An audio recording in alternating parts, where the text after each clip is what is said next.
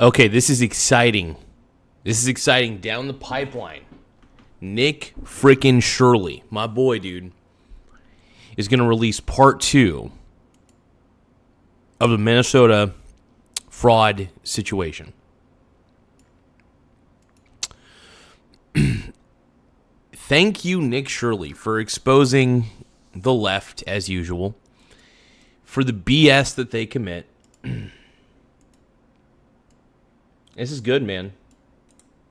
So, Nick Shirley is teasing us, not with his wang, but with his slang. Now, he's teasing us with... I don't know. I'm just excited, man. This is good, dude.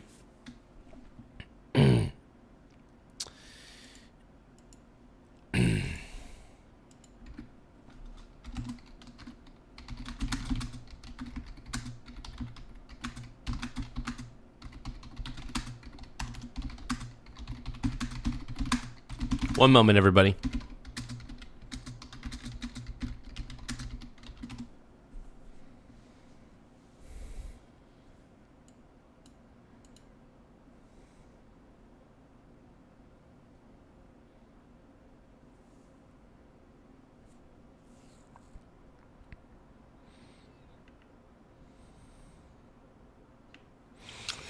Just a few moments, everybody.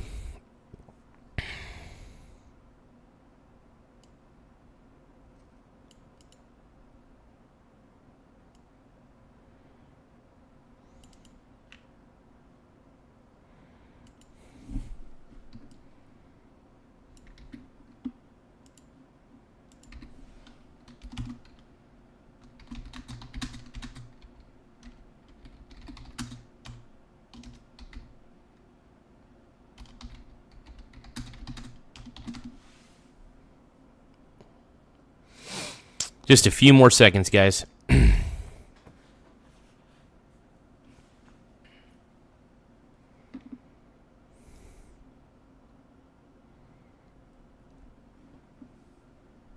Oh, yeah. We're ready.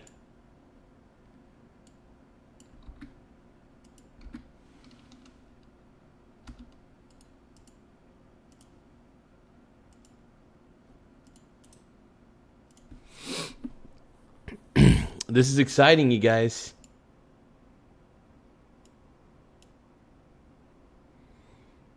Exciting. So yeah, I think what Nick Shirley has done is incredible, and from some of the articles I'm reading, I love how all these leftists, the left-wing media is like dogging on this guy. First off, he's one YouTuber exposing fraud, and yet all they could do is not focus on the actual fraud that's being committed. American people are pissed, and also people are tired of the left-wing media. They're tired of the mainstream media in general. I know I am. I can't stand Fox News. I can't stand CNN. I love independent journalism, straight up. And what Nick Shirley's done is freaking epic, and I cannot wait for part 2. Part 2 is coming down the pike, man. It's coming right down the pipe, dude. I wonder where he's going to release it first, though. Is he going to release it to YouTube, or is he going to release it to X first, or is he just going to upload them at the same time? He'll probably upload them at the same time, but this is going to be a huge blow. This is a huge blow to Tim Walz, dude. And when this comes out, there's going to be probably even more calls for his resignation, for Tim Walz to resign. I think Tim Walz is pretty aware of what the hell's happening. And we're tired of it. I'm pissed that 35% of their budget was federal funds. That actually annoyed the shit out of me. Archer says, simp scribe. Absolutely, brother. I need you guys to simp. I need more simps and I need more pimps.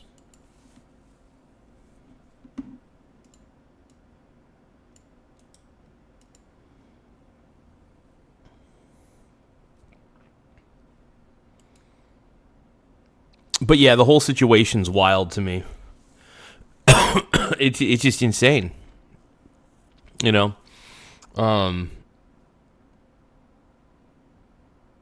by Garza's fresh fluids. Oh my god. Yeah. Simp scribers, dude. I want everybody to simp scribe. Now, nobody is buying my fluids. Why is that? Why are you guys bringing that up in the chat? Stop it. Nobody should be buying my fluids. That's freaking weird. You guys are sick, man. You brony bros are sick. What's up, Daryl Kid 210? How you doing, brony brother? So many brony brothers in here. But Nick Shirley is going to be releasing part 2 of this scandal. And he's exposed a lot, man.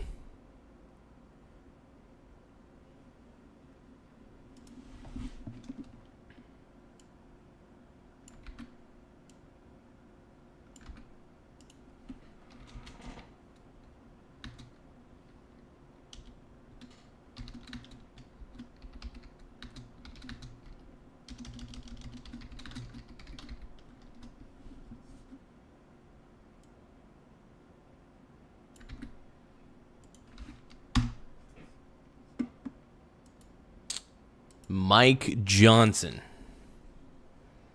That's hot. I knew a guy named Mike Johnson. I mean, I still know him. I just don't know what he's doing these days. I haven't talked to him in a long time. Total stud, by the way. Total stud.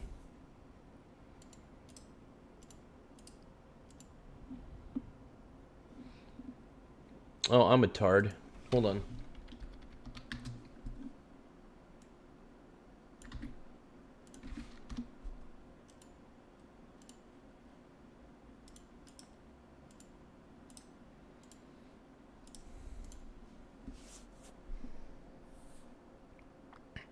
Give me a second, you guys. Yeah, yeah, yeah. Here we go now. Here we go into new days.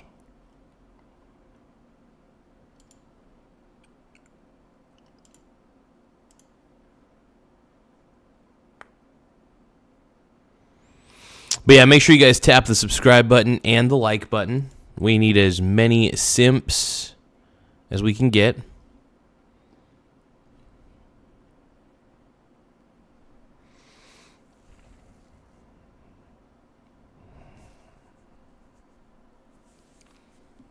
Am I the toilet seat guy? Maybe. You guys, come on. But no, seriously, the original Nick Shirley video was honestly amazing.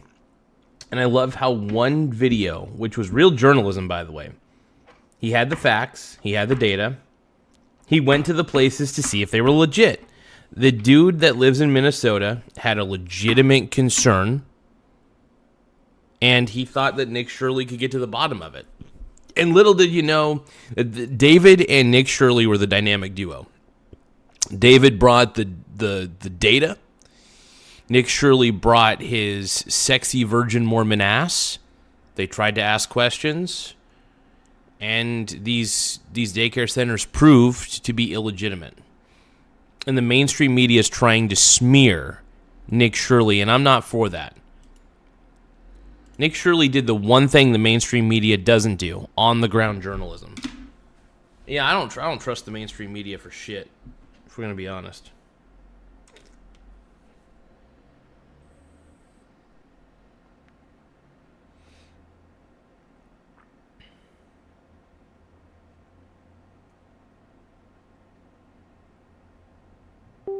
But I'm really excited, man.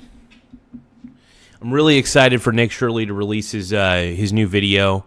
It's all the leftists who are trying to smear Nick Shirley for being a real journalist. Screw you. Citizen journalism's making a comeback. That's all I got to say. So we the people are tired of these annoying statesmanly politicians gaslighting us, making us feel stupid for actually questioning, which is a good thing. It's good to question authority, for questioning them.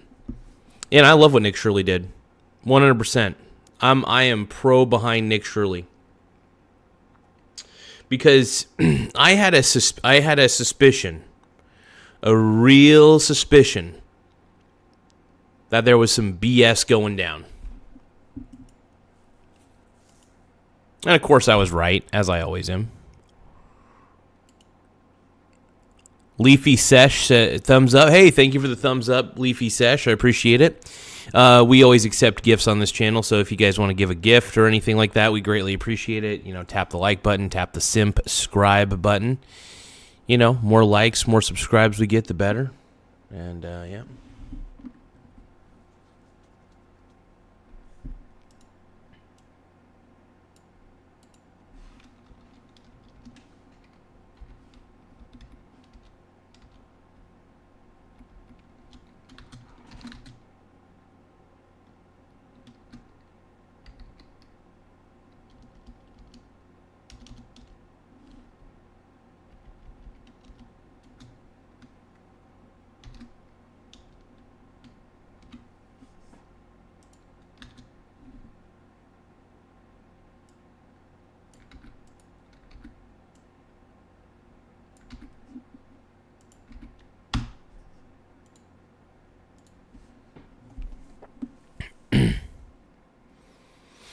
But yeah, I want to thank everybody who's coming in on the chat, liking the stream, tapping the subscribe button. So tapping the like button really does help, believe it or not. But also tapping subscribe goes a long way too. So the more simp subscribers we got, the better. Helps out a lot.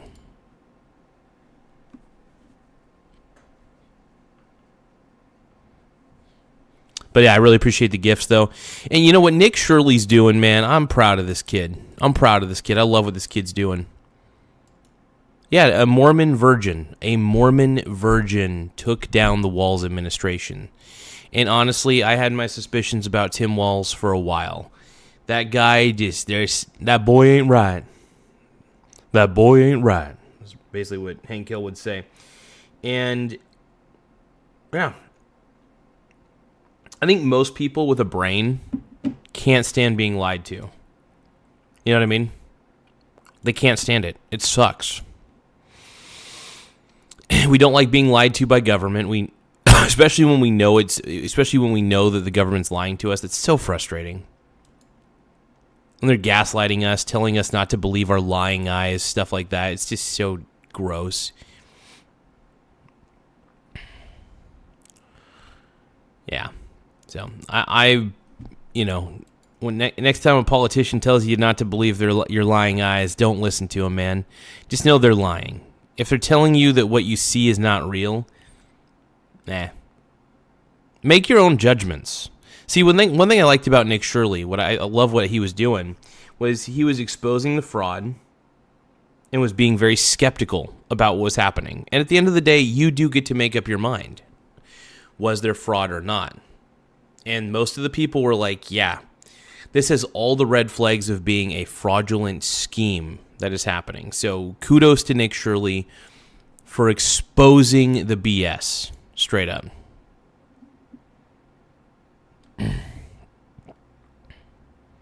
What's my favorite crime? Hell if I know. I don't know if I have a favorite crime. I try not to commit crime at all. That's I guess, jaywalking? Jeez. What kind of question is that? I don't even like jaywalking that much. I think it's stupid. Unless there's clearly no cars coming from both angles. That's a different story. But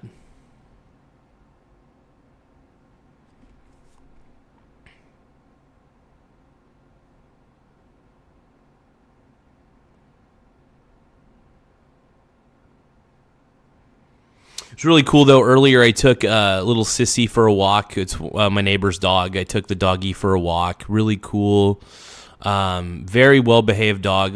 She's got the puppy energy. She still needs some training. I'm doing my best to, let her know what's good. Let's let her know what's bad. Really, keeping her good. She was really well-behaved when I went down to the park, though. Way more behaved than I anticipated she would. So, Sissy, this is a great dog, man. I actually released a YouTube short just a little bit ago of me walking the dog, and really cool. I enjoy, I enjoy hanging out with animals. Animals are so cool. They definitely speak with their eyes. You could tell how they're feeling by their expressions. So I really do enjoy hanging out with dogs, though. Dogs are so cool. Dogs, cats, all animals. I'm not crying about ICE.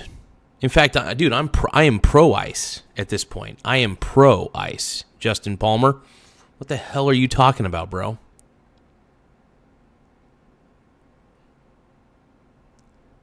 Dude, I love Trump. Are you kidding me? I know I look like a pussy leftist, but no, I'm a Trump dude. Justin Palmer, you moron. I'm here actually defending what ICE has done. I'm still not a fan of the ICE agent shooting 3 times. I think that was pretty messed up. No, I'm happy about what Nick Shirley's done, though, man. Nick Shirley's exposed fraud in Minnesota at a high level. I think it's good. I think Tim Walz is going to resign. I really do. I think the calls for him to resign are going to be so overwhelming that he's going to have no other choice but to step down. No, I'm not one of those pussy leftists, dude. By the way, I'm tired of the left. One of the reasons I do this show is so I could expose the hypocrisy of the left. That's the goal, right? I'm exposing the hypocrisy of the left. I'm exposing these Karens on the left for being what they are, Karens. And, and I'm tired of them telling me I'm wrong because I say you're wrong. They're like, look at all the proof I brought you. You're providing me CNN articles. That's not proof. CNN has been known to lie. So I don't trust any data provided by CNN, considering they also partner with Kalshi, which is a prediction gambling market, basically. So, yes, to hell with CNN. I really do think CNN is the enemy of the people.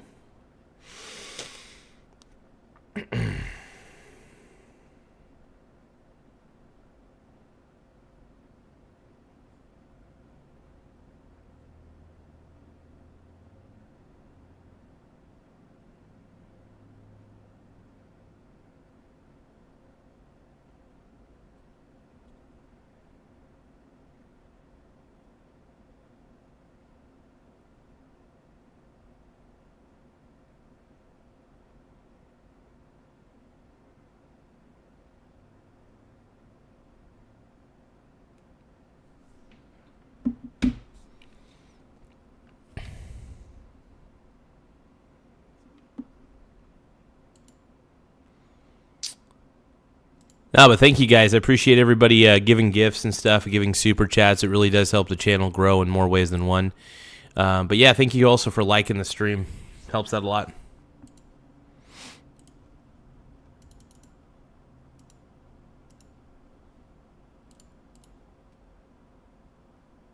But no, with everything that's happening, man, yeah, I know there's a lot of there's a lot of crybabies who use the vertical lives. I personally hate the vertical live format, but I know that's where all the eyeballs are at. And I'm sure there's a lot of leftists who doom scroll on their phones looking through live streams and being like, we're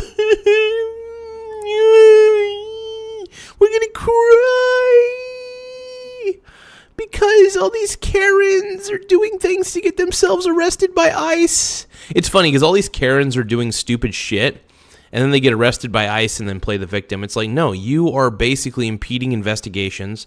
They're still a federal agency, whether you agree with them or not. So, yeah. Why am I blocking people? How am I blocking people? Dude, I don't... YouTube might block your guys' chat. I have no idea, but I don't block people.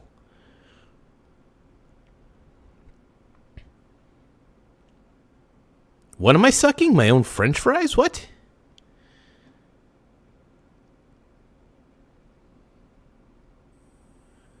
I'm blocking people because I'm scared?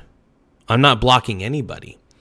I let you guys say whatever the hell you want on this chat. In fact, my chat might be the most wild, wild west chat on freaking YouTube. Are you kidding me? None of their comments came through? Well, what were they saying? And your friend is probably lying to you. Yeah, YouTube, Vacation Time, I agree with Vacation Time. YouTube from time to time will block out people's comments. That does happen.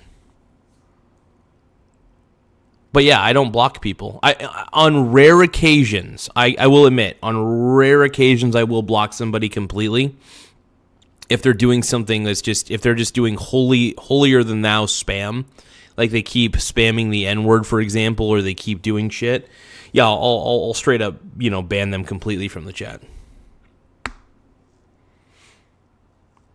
Okay, do you see my hands? Have them type in the chat right now. Have them type right now in the chat. Straight up. I'm not blocking them from typing. Unless I already blocked him before. It is possible I blocked him before because they were doing some stupid shit like putting the N-word several times on there.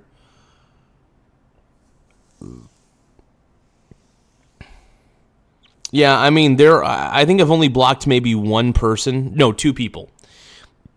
Two people in the history.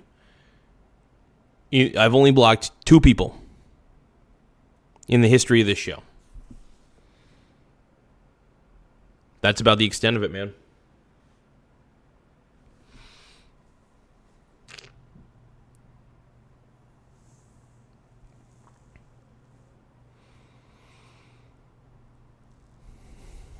But you guys do whatever you want in the chat, man. I don't really care. Like, I'm not here to babysit. I want people to look at. I believe the left promotes really bad ideas. So in all reality, I want the left to keep promoting their stupidity in my chat. I want leftists to promote their stupidity in my chat, so the world can see how dumb left-leaning people actually are. Now, left-leaning people hate people like me because I love freedom of speech. I love seeing stupid leftists try to censor people. I think it's hilarious because they know their ideas suck so bad, but they want to stand by their shitty ideas. So all they could do is censor people who do not believe what they believe. Straight up.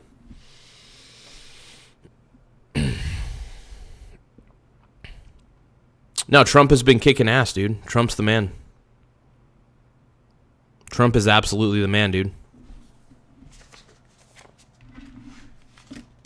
If he was a little younger, I'd vote for him again, if I could.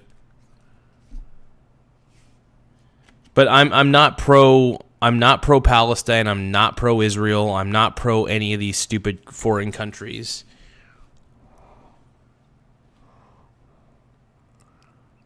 I know the situation that's happening in Iran. I'm kind of curious how that's going down.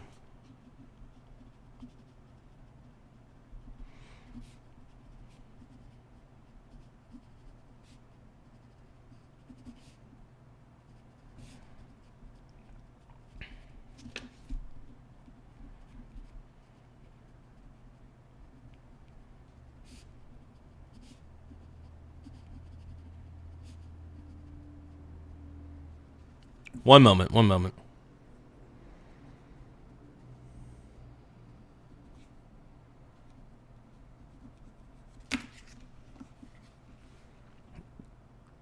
Vacation Time says, I hate freedom of speech. I fully promote pay for speech. If you don't pay, you have to No, I love that everybody can, say whatever the heck they want. That's the whole point that's why America flourishes. Everybody's ideas can be put out there. What happens is the worst ideas end up getting thrown out and the best ideas end up staying. Usually that's how it works in a true free marketplace of ideas. That's how it would work. No tax on overtime doesn't equate to no tax. It was just a deduction on your tax returns, but only if you met certain criteria. Got it. Crazy.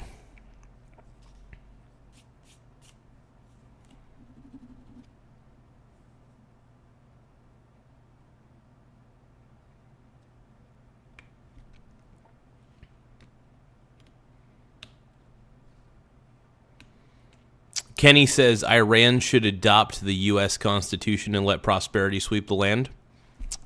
Not necessarily a bad idea there. I like where you're going with it.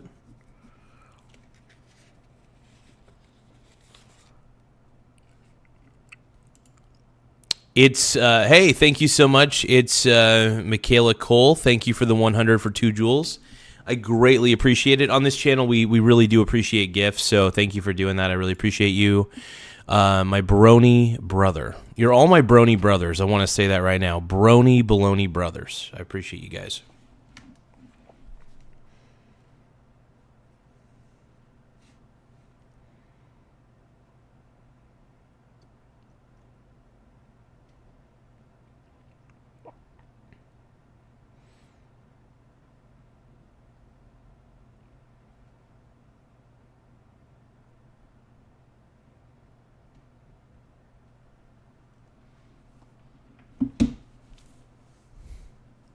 Darth Slayer says, I think we should replace the Constitution with the Trumpstitution. Oh, God.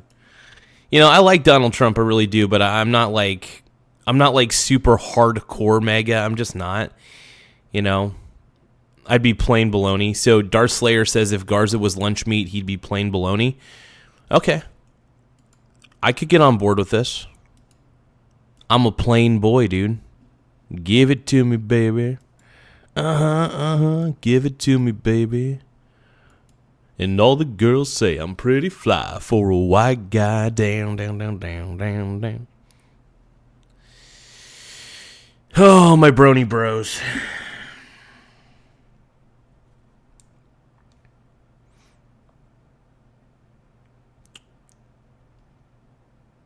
What's a boy to do?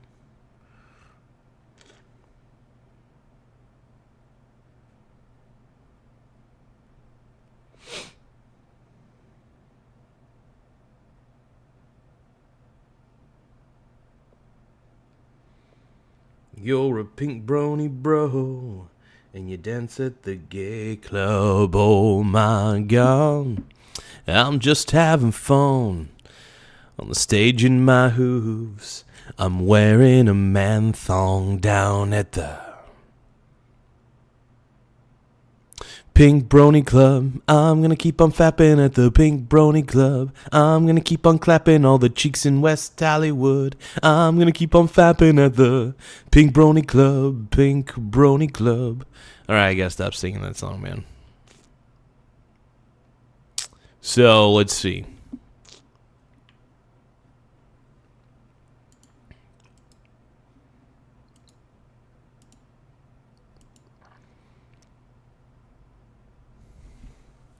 When am I doing the knowledge arc? I don't know, dude.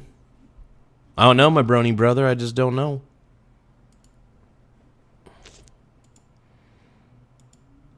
Yeah.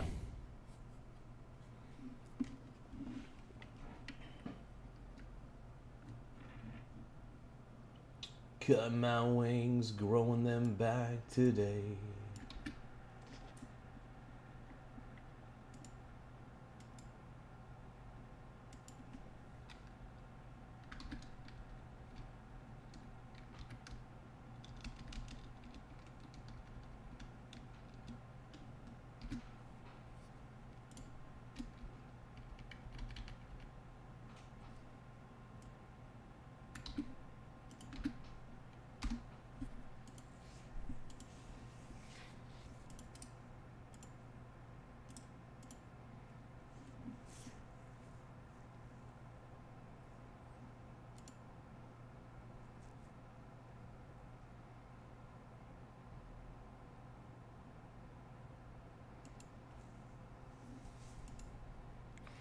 Some things in this world are just too obvious. Some things in this world are just too obvious. Like, one, Democrats love fraud, and collectivists tend to be into fraud and genocide, unfortunately. That's a typical personality trait with most collectivists and fraudsters. Yeah, I'm not a fan of collectivism. They tend to be too into eugenics and stuff. Not a fan of it.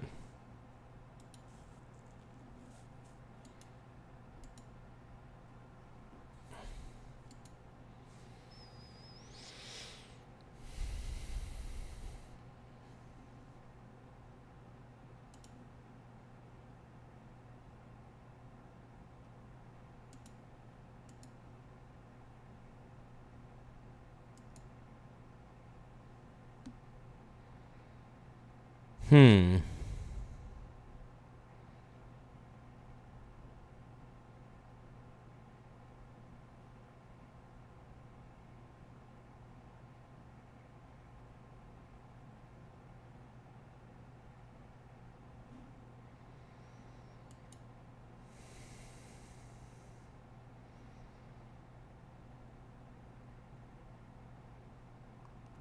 Ghost Samurai, what are you talking about, man?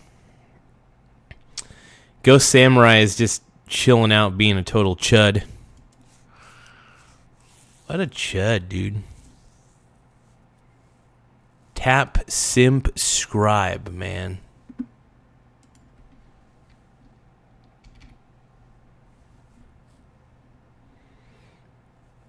$1973 Mach 1 Mustang and a 2002 Camaro. What a beast, dude. Vacation time is a stud, dude. Yeah, bro. Michael Saylor. Yeah.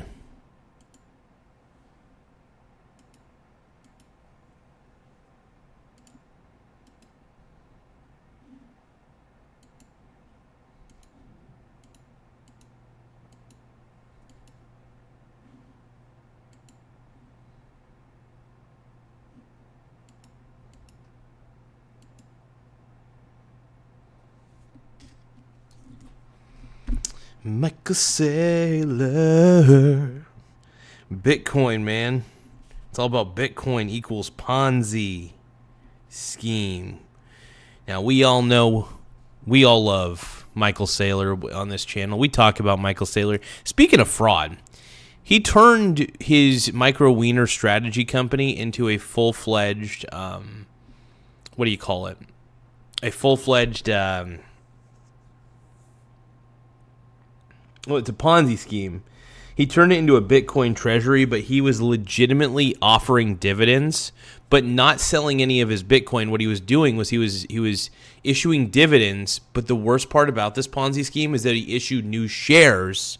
Get this, Michael Saylor issued new shares to fund the dividend that he was paying the shareholders. How insane is that? Tell me that's not a Ponzi scheme. This is why I don't take the SEC seriously, because they let fraudsters like Michael fucking Saylor.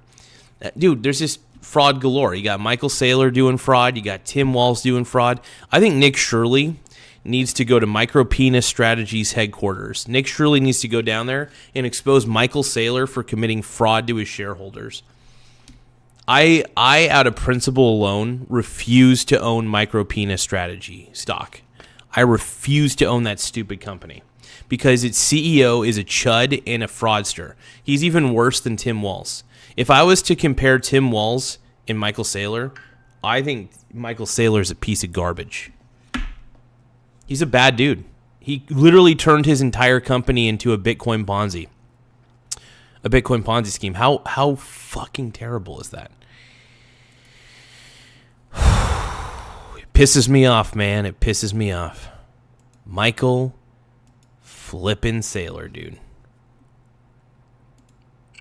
That's Michael Saylor for you, though. Kenny says, silver bars, baby. Bye, bye, bye. Hold. Hey, you know, honestly, investing in silver is a good thing. I considered swing trading silver by swing trading like a silver ETF, for example. That would be kind of fun.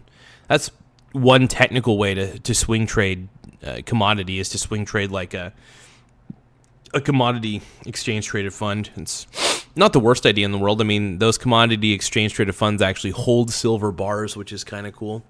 But yeah, no, I mean, what Tim Walz has done, I can't wait for Nick Shirley's second video. What do you guys think part 2 is going to reveal?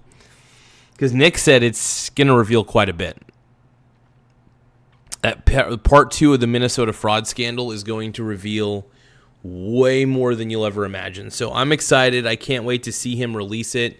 I know there's going to be terrible people who will try to prevent him from releasing it.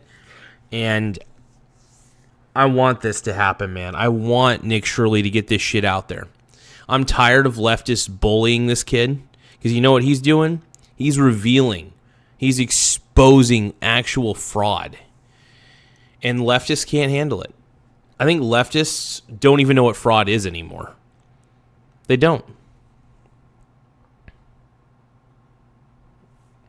Vacation Time says if you don't hold it, you don't own it. I mean, I own several companies through, buying up their shares. So when you own shares of a company, I mean, you own that company regardless.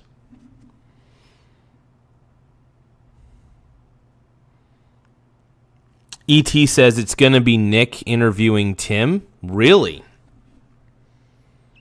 ET, are you screwing with me? Hold on, I'm going to look up Nick Shirley, Tim Walz, and see how true that is.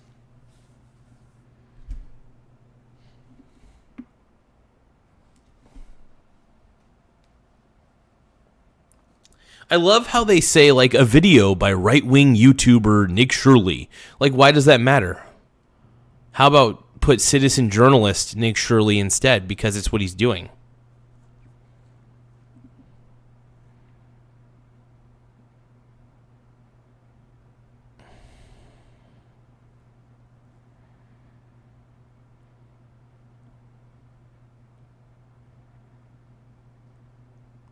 Yeah, citizen journalism restored my faith in humanity.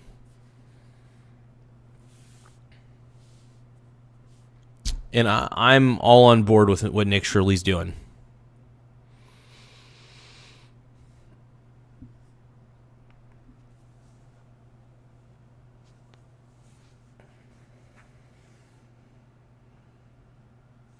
Sometimes when you know, you know.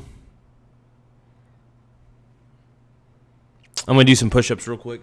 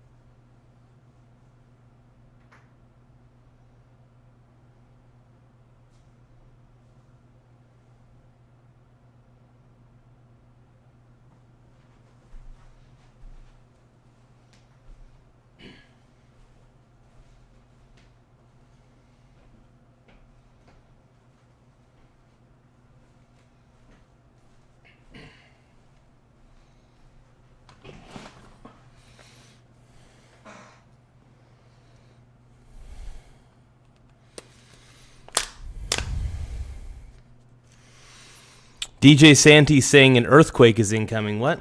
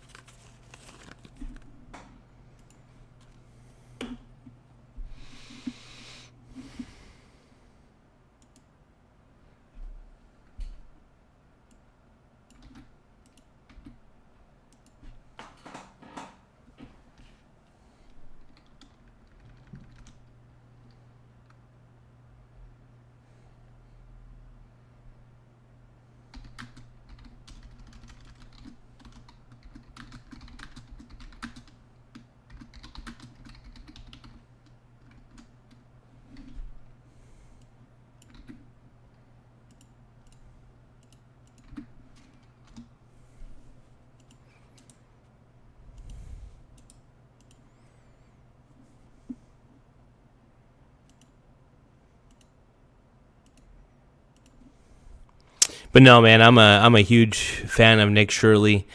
I think he's great. You know, and I think what he's done to expose our boy Tim Walz for what he is, I mean, it needed to happen, man. It needed to happen.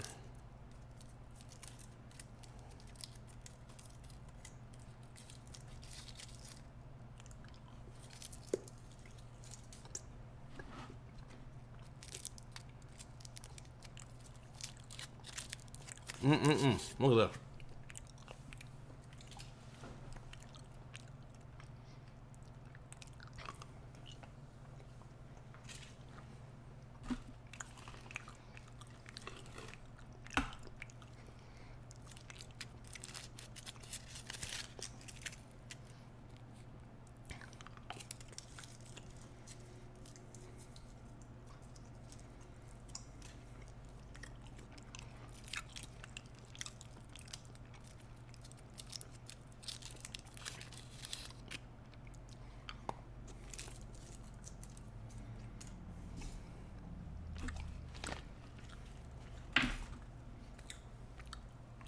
Here we go, man.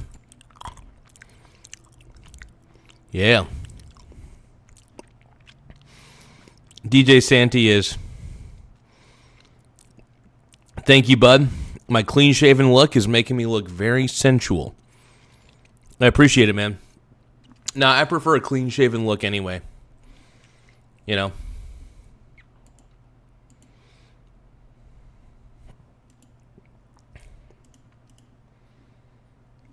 Tap subscribe if you love... By the way, tap subscribe if you love Nick Shirley. Dude's the man.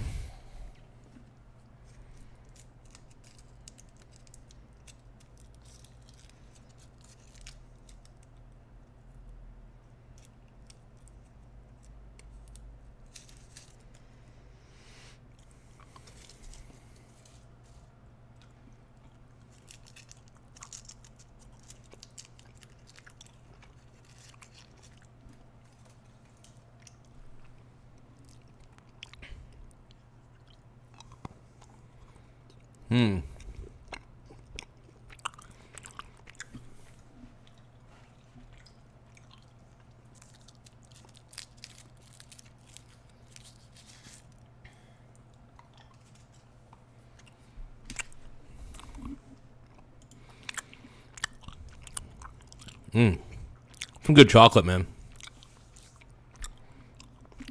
Oh, yeah.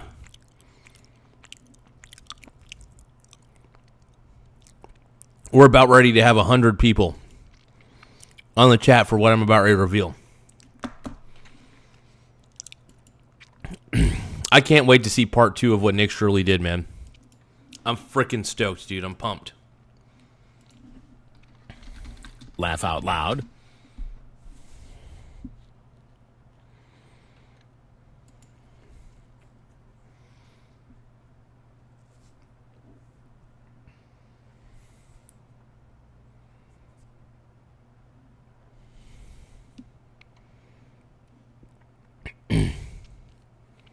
Anybody who's trying to... Look, I'm not saying that Nick Shirley doesn't deserve some criticism. I'm sure he made a few errors. But here's the thing. He exposed real fraud. He exposed real fraud, and I know you guys can't stand it. All you leftists can't stand the fact that Nick Shirley revealed true fraud in Minnesota. He exposed your guys' governor in Minnesota for being a total frickin' fraud, dude. I'm proud to be a bootlicker, dude. Jeremy Stark says bootlickers unite. You know what? I'd rather be a bootlicker than somebody who believes in communism and socialism. Because those are terrible flippin' ideas. I'll be a bootlicker. Why not?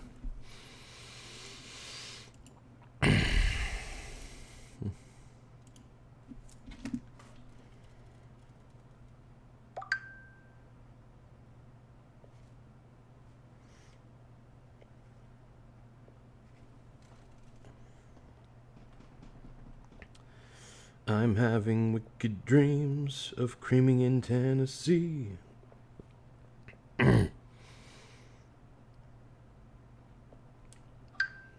I live down at the Quality Leering Center. Do you guys think, now that they closed down the Quality Leering Center, do you guys think I can open up a daycare down in I can maybe start my own fake daycare?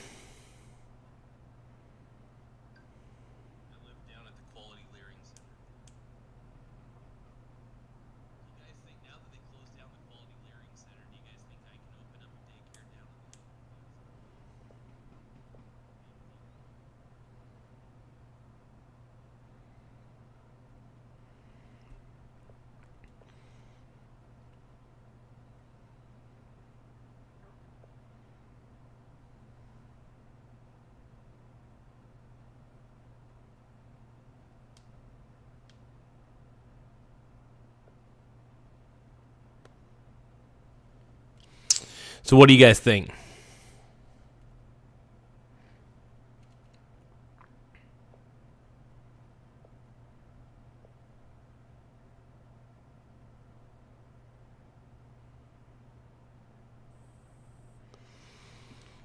Oh, Santa Monica, you've been so gay to me. But thank you, my brony brothers. I appreciate you guys subscribing for the love of my boy Big Dick Nick Shirley.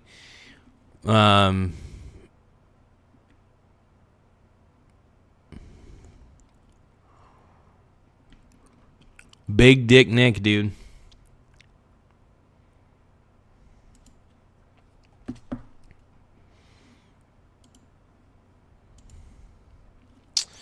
Don't forget to subscribe. DGP, what are you bitching about, dude? You're being ignored and I lost a watcher? Okay. None of your comments make sense, so I'm not acknowledging your comments, dude.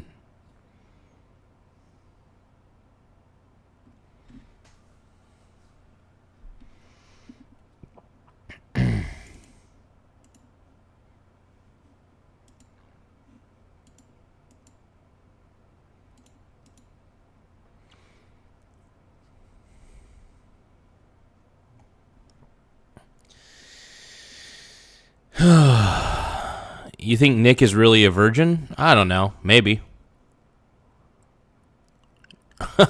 DJ Santee, you're the man. That's funny.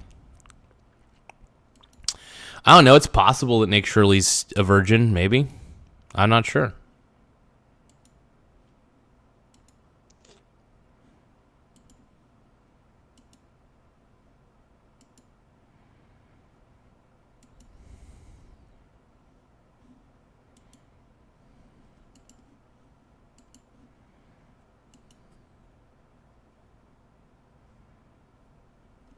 Hell yeah, dude. 1,466 views. Not bad at all, brother. Get it. It's a good amount of views. I like that. It's very sexy.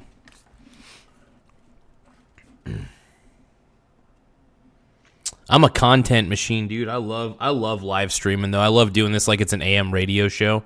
Because, if you listen to a lot of the AM radio shows, man, they just foamed at the mouth. They did their thing. They kind of come up with topics. They take call-ins, and I have the luxury of actually mooching ideas off of the chat during a live show. So it makes my life a little easier.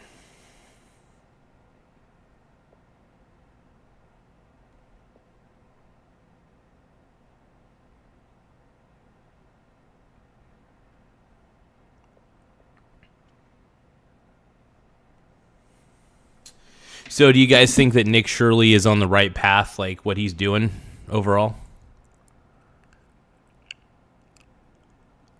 DJ Santee says, sing Pink Brony Club and shut the F up. I'm up and my balls are on the floor. Everyone is looking at me, calling me a whore. And I heard that there's a messed up place where all my brony brothers got their nuts up in my face.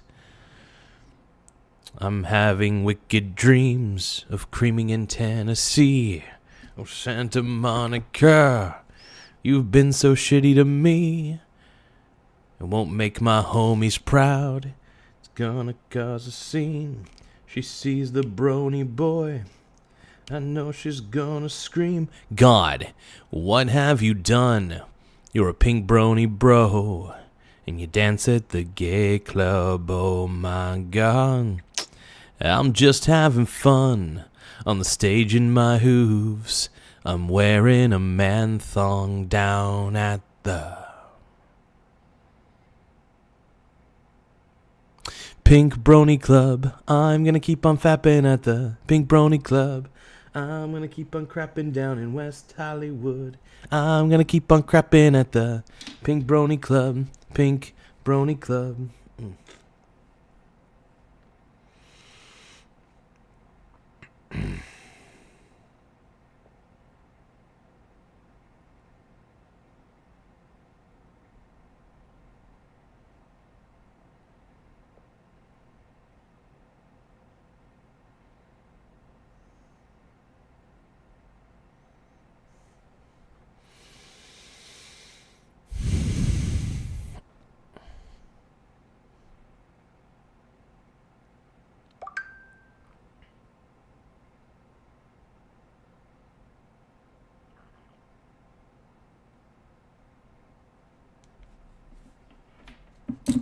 So on the itinerary for the rest of this video, we're going to talk a little bit more of, was Nick Shirley on the right path? I think he was. I really do. I wonder if there's any other interviews where he's been on.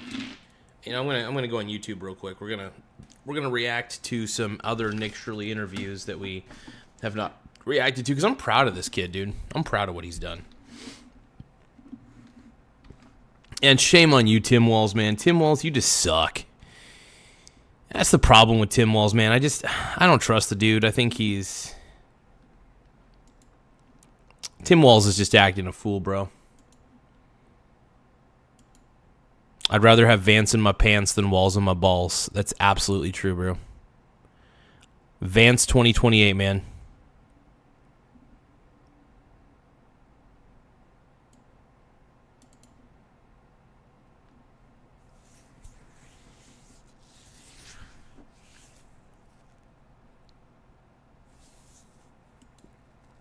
But thank you, everybody who's subscribing. I really appreciate it.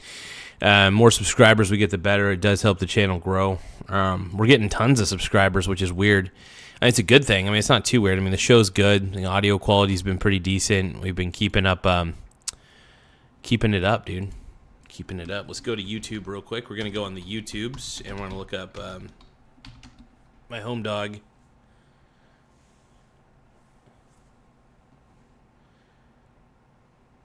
Oh, hold on.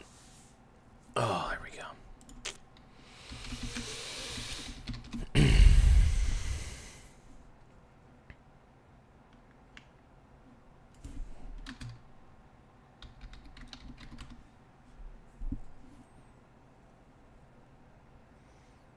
I didn't know he was on Sean Ryan's show. I'm not the biggest Sean Ryan fan. He's kind of annoying, but yeah, I mean, I'd watch it. Let's see. Okay, Andrew Callahan actually interviewed Nick Shirley. We have got to the point where I'm curious.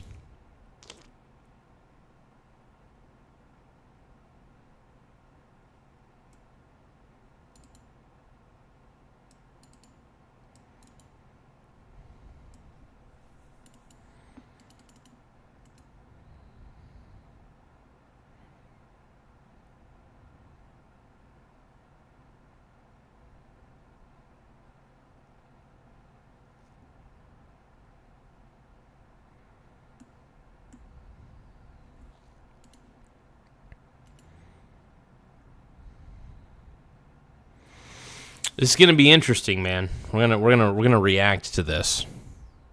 Let's get ready. I don't know if you're prepared. We're gonna watch this interview with Andrew Callahan. By the way, kind of annoys me too, but this is a very recent interview, so I heard a little bit of information about this. But let's roll. Minnesota is the most viewed video ever by a creator, longer than 10 minutes, than anybody other than the name of Mr. Beast. Altogether, it did around 500 million views. Who do you think were the main people who signal boosted the video and brought it into that true viral orbit? Elon Musk, who shared the video. JD Vance, he shared the video. No, I'm glad all those guys shared this video, man. This is great. Dude, Nick Shirley, dude, I just need to look up Nick Shirley interviews. This is great. You had the Attorney General. Well, she actually didn't share it. She reacted to the video a few days later. Literally, quite frankly, every account on X saw that video instantaneously. Health and Human Services, they froze all funding to childcare inside of Minnesota, and then they're asking for businesses to prove that they are legit businesses before they give tax dollars to these businesses that are not really businesses. As far as that main center that you visited, Quality Learning, aka Quality Learning Center. Yeah. Was there ever any kids there in the first place? No. So that daycare center, it's been operating fraudulently. It's actually had over 90 violations over the past few years. And the day that I went there at 11 a.m. Their operating hours are from 2 to 10 p.m., they're now saying. And that's actually not legal. So you said you went there at 11 o'clock in the morning? Yes. And their operating hours are between 2 and 10 p.m.? Allegedly. But if that is true, would it have made sense that you didn't see any kids there? Yeah, it would have made sense if I didn't see children there. Either way, whether I was there when kids were supposed to be there or not, why are all the windows boarded up? Or why are all the windows blacked out? Why is there no phone number that leads to anywhere? These businesses are supposed to... Yeah, and there should be some sort of receptionist, you know what I mean? Garza at 666 subs, tired, frosting, wired, El Diablo sauce, hashtag sauce stream. Oh no. This is interesting though. So this is the latest interview. Another podcast person, another podcast sensation interviewing Nick Shirley. I don't know actually how this interview actually goes. I don't know if he's fair with Nick. I hope he is. But we'll see. We'll see if he's fair with him. I call Nick Shirley at this point Big Dick Nick, because he's kicking ass, dude. He took down Tim Walz, man. Took down the Tim Walz. Walls of my balls, baby. Let's keep watching. be operating to serve children. People should be able to check in their child there and their children into these daycares. It's literally impossible. Did you see some of the footage released by CBS Minnesota affiliate station that showed kids entering and exiting the facility? Yeah, the one on the ABC. Mm-hmm. Yeah, so that one received over $1 million. It's licensed for 40 children. CBS, I believe, they go in there the day after I had posted my video. Obviously, they're going to have children there when they're getting all this heat. I take my kids here. Yeah, that makes sense. 2 o'clock to 10. Yeah, there's a lot of kids inside. Yeah, it's because it's a Somali-run daycare, so they're not allowing any. They're basically just watching each other's kids. The Somali community is pretty tight knit, man. So let's keep going. Same thing at that daycare. Why are all of the windows blacked out? This is a daycare. Why can't a lady just give me a paper? Absolutely, yeah. Why couldn't they give him any information on how to enroll a kid? There's so many holes. Not in Nick Shirley's story, but in these ran daycares. Why can't they just, you know what I mean?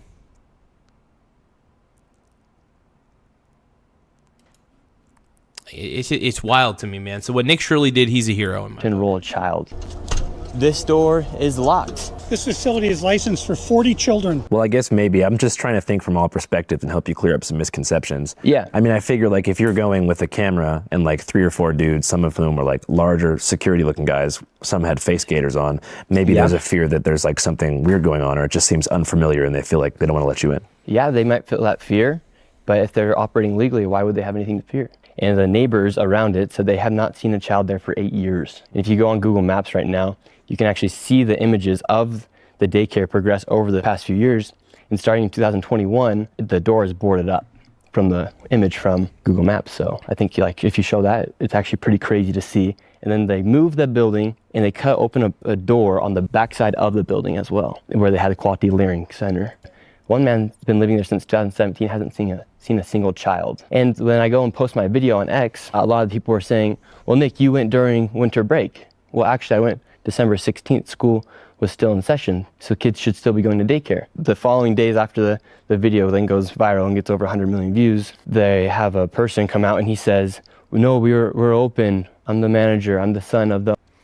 It's sketchy, man. I don't know. It feels like Channel 5 is this Channel 5 news with Andrew Callahan or whatever his name is, Callahan. I feel like he's trying to defend the fraud a little too much too. Like, I understand wanting to be skeptical about what Nick Shirley's doing, but how could you not watch that video and just be skeptical about every single place that he went to? The places were sketchy. They did not seem like daycares. They seemed like schemes. So, I don't know. Yeah, it's Andrew Callahan. I think I don't know. I think he's kind of a leftist. I think he's neutral. He's probably an independent. I don't know. The owners were. I like his New Balance shoes, though. I'm a big New Balance fan. I haven't worn any New Balance in a while. But whenever I do have New Balance shoes, I'm pretty, I get pretty hard. Open. At that same time, simultaneously, the lady who's in charge, the Commissioner of Children of Minnesota, says the daycare closed a week ago. Quality Learning Center, which Brown says permanently closed last week. While we have questions about some of the methods that were used in the video, we do take the concerns that the video raises about fraud very seriously. So I filmed my video. Daycare's allegedly. You should, because here's the thing. He did on-the-ground journalism. It's called on-the-ground journalism. That is very true. Like, what's wrong with that? He did the one thing that CNN, Fox News, and MSDNC refused to do. It's on-the-ground journalism. And Nick Shirley should be commended, by the way, because people are pissed. People saw that video, and they're like, dude, and they're not pissed at Nick Shirley. The majority of people are pissed at the Minnesota government, and the buck stops with Tim Walz. So why hasn't Tim Walz resigned, considering he's allowed all of this fraud to happen? Open. Then, a few days later, the lady says that the daycare was closed, while that guy is outside telling people that the daycare is open. I mean, it seems like that learning center has had a serious history of violations. Quality Learning Center, yes. Yeah, going back to 2020. Yeah, it's literally not a daycare. But how could they have violations related to childcare if there was no kids there? Yeah, the way they're operating inside of there, they had the violations. Those people are not able, they were operating fraudulently inside that daycare. But fraud would mean there's no kids, but the violations relate to like poor safety conditions that put the kids in danger. And so why would they be operating, and why would Minnesota continue to be giving them millions of dollars? Yeah, that's the thing. I don't even think daycares, if you're a daycare with a maximum capacity of like 40, 30, even 50 kids, why do you need $1 million from the government? $1 million per year. Some of them had like 1.4 million, 1.5 million. Those budgets are undeserved. Why would they deserve that high of a budget? They don't.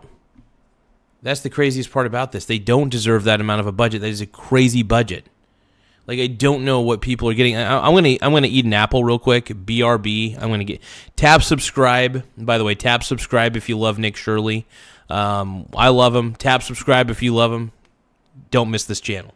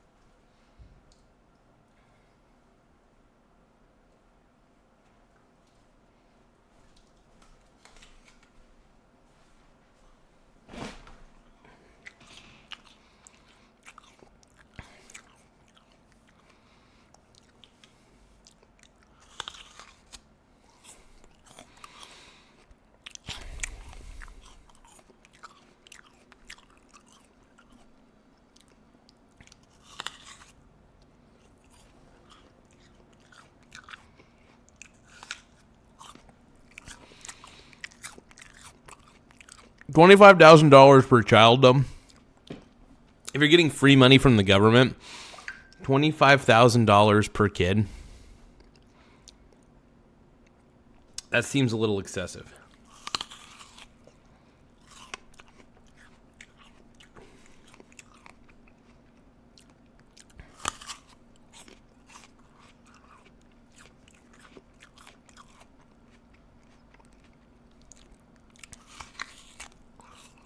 It feels like they're cooking the books, dude.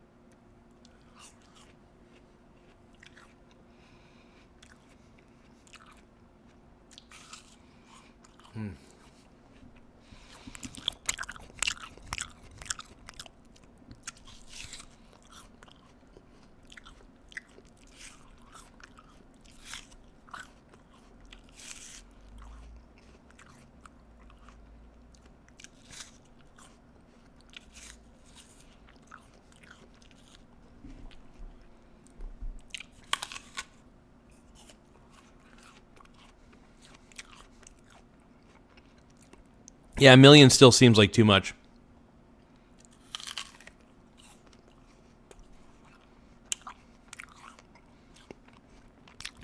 Considering how most of these places are ran.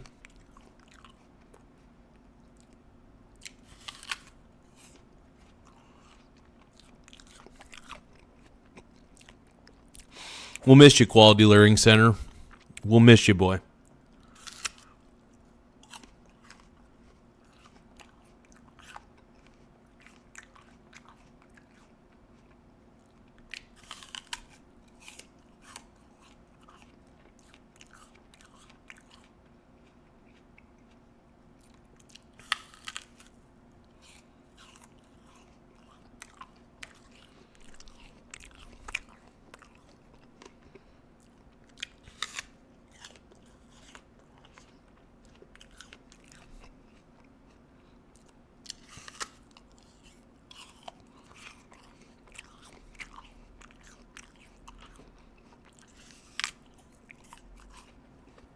I am an expert.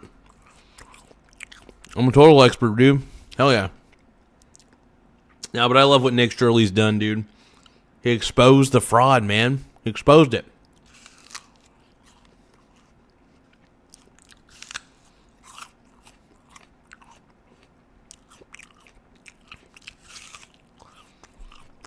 Well, considering the Somali daycare fraud's been called out, we all know that the millions of dollars they were given were not really being used at all.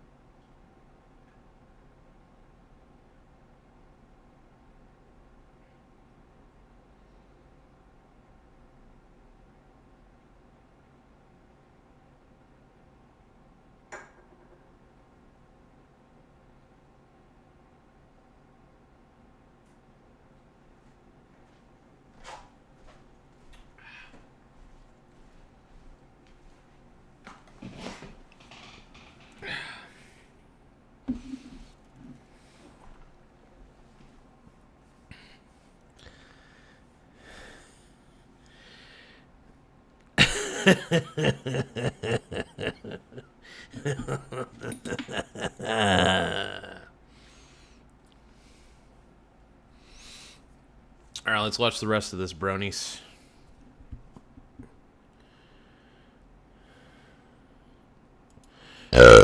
If they're receiving all these violations. That seems like a really valid question. Yeah. Why do you think Minnesota would be giving a daycare center with so many violations so much money? Well, that same man at Quality Learning Center who was saying that they were open after the commissioner was on the live stream saying they were closed a week ago was also partying with the mayor of Minneapolis. Is the manager of the infamous Learning Center in Minneapolis also one of the guys that was dancing in the back of Mayor Jacob Frey's election victory video? The one that went super viral where he thinks his constituents... The dude kind of looks like P. Diddy. Just straight up, this dude looks like P. Diddy. Which is tight as hell, dude. I love P. Diddy.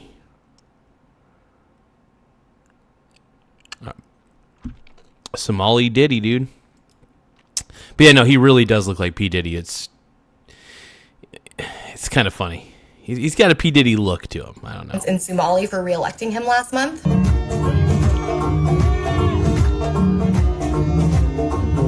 God, that mayor is so cringy, dude. Dude, this is just proof positive that white guilt, this is what white guilt has led us to. While many silver explorers struggle to secure financing or confirm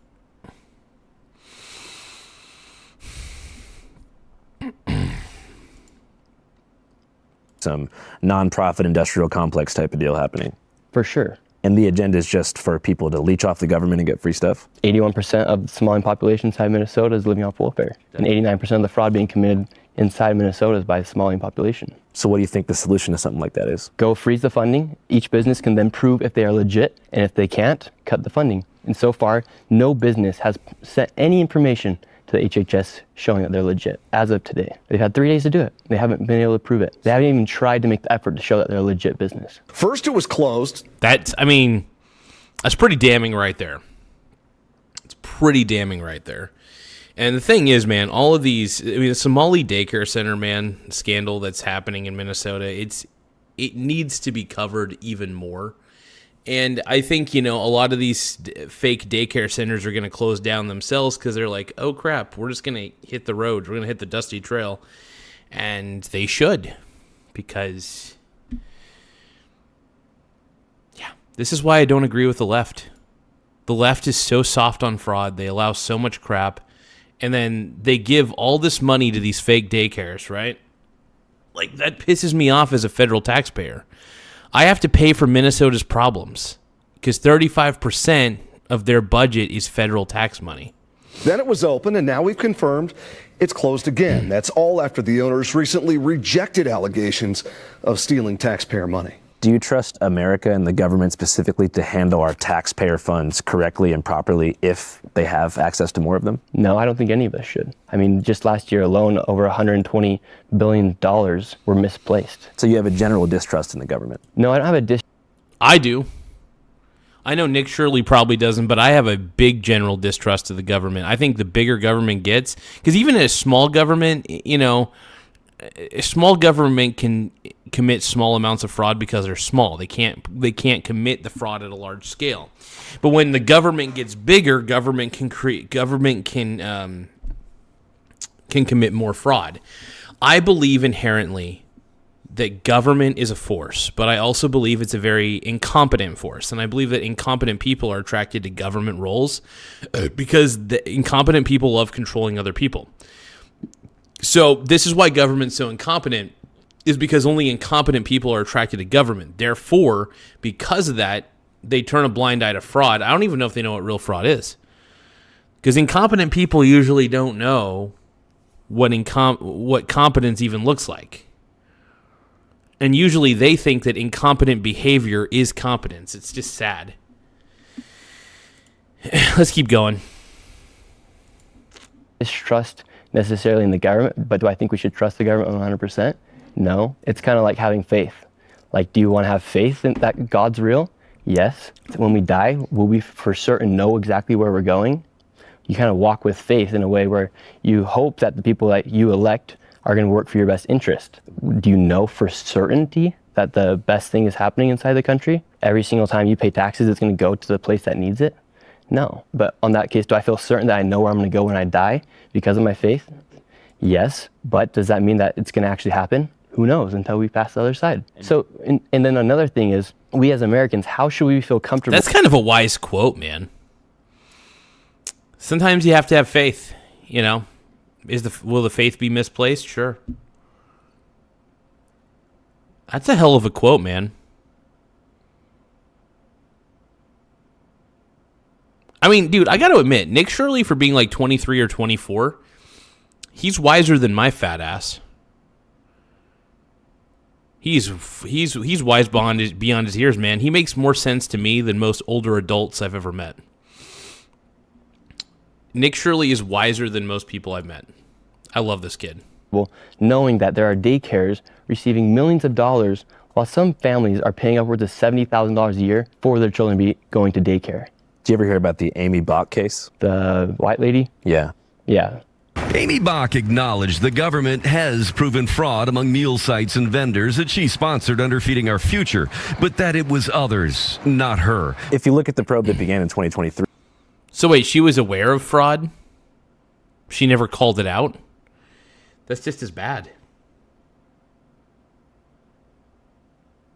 That's crazy. It's insanity, man. It's pure insanity. This is one of the reasons why I choose not to vote for what do you call it? I'm drawing a blank here. I have a major problem. I can't, in my heart of hearts, vote for Democrats because they're so soft on fraud. And most of these Democrats, I swear, they just got some sort of weird mental illness going on. Like Tim Walz, I feel like this is my opinion of Tim Walz, I feel like he's like mentally ill beyond all repair. By the way, we're almost to 6,600 and I'm going to show you guys a subscriber count real quick. We're almost to 6,666. We're currently sitting pretty at 6,664 subscribers. So make sure you guys subscribe to the channel. Look at that. Read it and weep. Read those numbers and weep. 6,664 subs. So yeah, tap the subscribe button if you want to see more. And if you love Nick Shirley, we've been covering a lot of Nick Shirley lately. So I'm very proud of this kid, and we're rocking it, man. As far as like COVID era, scamming and different types of fraud, there's been over like 60 convictions and millions seized from the fraudsters who took the money away. Yeah. But you feel like the state hasn't done enough. Well, Tim Walz has said they've been stopping to fight fraud since 2019, 2026, and they're still having millions of dollars being stolen. Yeah, it's still a problem. And a lot of these investigators turn a blind eye because, one, they're afraid for their life. Mainly, a lot of these investigators. So they provide false reports that there's no problem here. Let's keep going. Because they're afraid of the mob. And I can't say I blame them. So it takes outsiders like Nick Shirley to expose the insider fraud that's happening inside of a state. I want Nick Shirley to come to Oregon. Nick, I'm making a plea to you right now. Please come to Oregon. I'm pretty sure the same BS is happening down here. I would not be shocked, man. So come to Oregon, bro. Come to Oregon. Let's go. Because I swear, we're a Democrat-run state, and we're so soft on crime, it's disgusting. Billions of dollars. Breaking political news out of Minnesota. Governor Tim Walz, who of course was the Democratic nominee for vice president in 2024, has ended his re-election bid for governor. This comes as pressure has been growing around this widening welfare fraud scandal. We've got conspiracy theorist right-wing YouTubers breaking into our daycares. What? That pisses me off right there. It's like, dude, can you gaslight any harder than Tim Walz gaslights? I dare anybody, find me somebody who gaslights any harder than Tim Walz. This is the gaslighting king, dude. I can't stand this guy. I hope he resigns, and I hope he just decides to retire. That's the hope.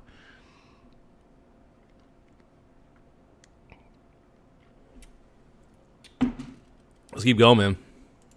Demanding access to our children. So I've decided to step out of this race, and I'll let others worry about the election while I focus on the work that's in front of me for the next year. I have quite literally saved America millions of dollars. That's why you saw the mainstream media attack me instantaneously after I exposed $100 million in fraud. Why would they not go investigate the fraud? Why would they investigate the person who investigated the fraud? Where does that 100 million? Yeah, by the way, we should be thanking Nick because he's actually exposing what is happening in shittily run states like Minnesota. States where they turn a blind eye to obvious fraud. By the way, we, the federal taxpayers, actually have to pay for this BS, just to let you know. So, like, I'm surprised this doesn't light a fire under some of your guys' asses. It should. Because what Nick is doing is the right path. He's taking the right path, man. Dollar figure come from specifically? Yeah, so you had all the daycares. With the daycares alone, you had millions of dollars in fraud. And then inside of the home healthcare businesses, they were warehouse-style industrialized buildings where you had 14 of the same healthcare companies all working within the building, and they could not even give you a rate. We know how expensive healthcare is, and they're giving these companies millions of dollars. And the man David, who's in my video, he's the one who has the statistics and has the numbers on how much these businesses were operating. It is far worse. Failed your prop challenge? So it's funny because he does kind of look like Cassidy Campbell, Andrew Callahan. He definitely has a Cassidy Campbell sort of look to him, which is pretty funny if you think about it. I mean, like, we'll show him here in a second. Imagine, you heard it's 7 to 10 billion and maybe more, and now he's an absolute American treasure. Feline Gaiman, dude, what up, dude? Publicly that Feline Gaiman says, Big Mike Garza back at the hard-hitting stuff. Absolutely, dude. I'm here to expose the BS, bro. I'm here to expose it. So, Nick Shirley's actually the one doing all the heavy lifting. I'm here just reacting to Nick Shirley's interviews with various podcasters and personalities, you know. I love what Nick is doing, dude. Big Dick Nick. It's more like 8 billion. How did you come into contact with David? He just messaged me on Instagram, and he said, Nick, I have the information about the fraud taking place here inside Minnesota. I've been looking into it for years. I have somebody from inside the Capitol who has given me the numbers of CCAP funding. I've been trying for years to expose this fraud. Nobody will listen to me. Please give me a call. Has he shown you that data? Yeah, that's what's inside the video. When you see the video and the screenshots of the CCAP funding, that's all straight from the Capitol of Minnesota. So who is David's source? David's source, he has somebody inside the Capitol. And you don't know who it is? And that's public information as well. Who is it? Who is the person's name? Yeah. The lady's name, I did not work with her. However... Oh, shit. We're getting some real insider information, folks. Like, who... The inside informant in Minnesota who gave our boy David all this info. Now, also, a lot of this info is publicly available on the Minnesota website, but is he going to do a reveal of the person? Dude, this person's going to get death threats. I don't want that to happen to him. They exposed fraud. It's sad because Nick Shirley's getting a ton of death threats, and it pisses me off. Leave Nick Shirley alone, dude. Nick Shirley's actually an American treasure. He's doing the right thing by exposing the fraud that's happening clear as day in Minnesota. The information that was provided, I can't tell you her name right now, but I could find it on X because... but she's also inside the government there inside Minnesota. But you like fact-checked all that and you looked it all up? Yeah, David, all those numbers are straight from the Capitol. So a couple days ago, Minnesota State Representative Lisa DeMuth said that her Republican caucus had been, quote, working with you ahead of your coverage. How do you respond to that? Yeah, I had no idea who she was. Our caucus has been working. That's funny. She said that she was working. Yeah, doubtful. The Minnesota, by the way, people like her are actively doing, I think a lot of people are actually actively doing the best they can to take credit for things they shouldn't be taking credit for. That's pissing me off, man. Working to expose fraud for years, including working with Nick Shirley. Minnesota House GOP leaders say they provided the YouTuber with information in the now viral video. So you feel like she's just clout chasing? Yeah, that's what I literally put in the reply in the tweet. Her campaign freaked out when I tweeted that. That's the lady who I was referring to earlier in this interview. So her staff... It's funny. He has no idea who the lady is. Yeah, I mean, I think, honestly, Nick is doing the right thing here. I think Nick is doing the right thing. Yeah, because Feeling Gaming, can't tell her name because that is doxing in a certain way. And she may not want her name to be revealed on this, possibly. Staff was the people that David had received the information from because David reached out, and she works inside the government, so she did actually a good job by doing what she's supposed to do by serving the people and giving that information. Yeah, it says that Harry Niska, a Republican representative who's a staffer for her, was the one who gave the intel to David. Yeah, that probably sounds about right. But good on her for actually caring about fraud. Fraud's been taking place for years. And it's really affected the city on that big of a level to the point where people like David are feeling it. Yeah, because what they knew is Minnesota is not Minnesota anymore. As far as immigration goes? Immigration goes, fraud, they just... Yeah, it's crazy. They'll tell him things like he's going to get Charlie Kirk or something like that. That's terrible, dude. He's a good kid. Like, he's doing God's work, in my opinion, man. I think it's great. He's calling out all the fraud. He's really investigating this bullshit, and it honestly lights a fire under my ass a little bit that this shit's happening, man. Pisses me off. Let's keep watching. It's released a new thing where they're giving people 20-week leaves for work leaves, and they've also raised property taxes. Meanwhile, you have billions of dollars, quite frankly, literally billions of dollars over the past few years going to fraud. It's not a hyperbole, it's fact. Government has shown that upwards of $9 billion has gone to fraud. I would vote for anybody but Tim Walz inside that state of Minnesota. Yeah, definitely. I'm glad you cleared that up because, it's like the same reason that people lost trust in traditional media is because they felt like there was no barrier between the establishment and, corporate news pundits. And they felt like CNN was an arm of the Democratic Party and then Fox was an arm of the conservative wing. So the fear now that I've thought about before, and I'm not saying this is happening, it will probably take like 5 to 10 years, is that somehow the political powers that be figure out how to use the independent creator economy like on a sleeper cell level to do their bidding for them. Yeah, that could happen. Like with influencer contracts and stuff like that. Yeah, you saw the DNC do that. All the people that are out talking against me, a lot of them have cut checks from the DNC. Through like a paid influencer program? Yeah, and it's public. I will say the Democrats are smart to do that, but hey, here's the thing. You got independent dudes like Nick Shirley who want to get to the truth, and the sound of an American good for him, man. man. Hard at work. Want to be a part of it? Do something like that? No, never. Hell yeah. Like, why? I don't need it. I make enough money doing my videos off YouTube, and the people that support me, like, why would I ever turn against their best interest? And yeah, dude, that's awesome because you can't. It's so cool. Nick Shirley's gotten so rich from this. You can't buy him. You can't buy my man, dude. You can't buy my man because he's got integrity, something that a lot of these leftists don't have. You can't buy Nick Shirley. I'm telling you. Maybe you can. I don't know. As the Ferengis say, every man does have his price. But Jesse Ventura. I'm Jesse Ventura. Minnesota, Jesse Ventura. I do like Jesse Ventura. He's a little bit of a madman leftist, but I do have mad respect for Jesse Ventura, though. Mentioned that the mainstream media is you can't buy Nick Shirley, you guys. You can't buy Nick Shirley. You can't buy this dude. You could probably buy me, though. I'm anybody's dog for a bone. Just kidding on that one, though. I'm pretty right-leaning at this point in my life. I'm pretty anti-Democrat. So when I see real journalists like Nick Shirley do their thing, I think it's cool. I think it's cool to expose fraud. I think it's badass, dude. So good job to you, Nick. Big Dick Nick, dude. Big Dick Nick. That's all I got to say. What are some of the things they've said? Like, what's their main point of attack? Yeah, if you listen every single time they bring up Nick Shirley on these news sites or the internet or on their TV, they'll say right-wing YouTuber, MAGA YouTuber, conservative. Yeah, I noticed that. They'll call him like MAGA, right-wing, stuff like that. They're trying to basically delegitimize him. And you can't really delegitimize this guy because he's more the sad part is he's more legitimate than mainstream media. And people are starting to realize that mainstream media is maybe actually, you know what, honestly, it's not starting to. A lot of us have realized for a long time that the mainstream media is absolute dog shit. And that's the thing. We don't believe you, CNN. We don't believe you, Fox News. We just don't believe you. We don't trust you. We don't want to listen to you. We don't want you to tell us who to vote for. We don't want you to tell us who the devil is. We basically don't care what you have to say because we don't trust you. That's the point. I don't trust CNN. I don't trust MSNBC. I don't even trust Fox News.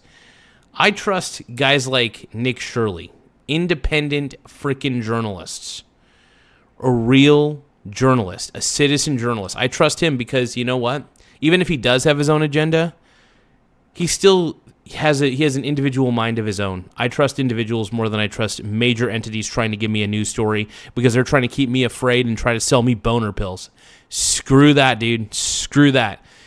Quality Leering Center, baby. Let's go. Journalist Nick Shirley. It's right-wing journalist Nick Shirley. Yeah. MAGA influencer Nick. Oh, Feline Gaming, not Feline Gaming, sorry, Cheesus. I moderate the left-wing news subreddits. Just kidding. I'm not dumb enough to go on Reddit. I mean, I do like occasionally going on Reddit when I need to troubleshoot a certain problem, so I will go to specific subreddits because they do have interesting information on there. Like when it comes to like solving a programming issue, like a C++ issue or something like that, like I'm running into an issue. But yeah, other than that, Reddit's only good for troubleshooting and seeing if other people have solutions that maybe you hadn't considered. Nick Shirley. Yeah, when I interviewed Hunter Biden, they did a RV YouTuber was the one they would use for all which actually sounds pretty cool. Like I'd want to be that, but I'm not that. And then like liberal. They called him an RV YouTuber. That's funny, dude. Podcaster, and in the Atlantic said Gen Z influencer. So yeah, it's just like they're so mad that we have the opportunity, people like me and you, to upload a video and to get more views than them. Essentially, we're a threat to their entire industry. That's why they hate us. That's why they will never give us credit. And so when they see me doing what I'm doing, yeah, it's a level of jealousy. CNN is jealous of this guy. They're even jealous of Andrew Callahan. The mainstream media doesn't like the truth. In fact, you could argue that the mainstream media is about anti-truth. They are about lying to you. And here's the thing: if you lie to people and make the world seem glim and bleak, you can sell more. You could sell more antidepressant medication. You could sell more Viagra medication.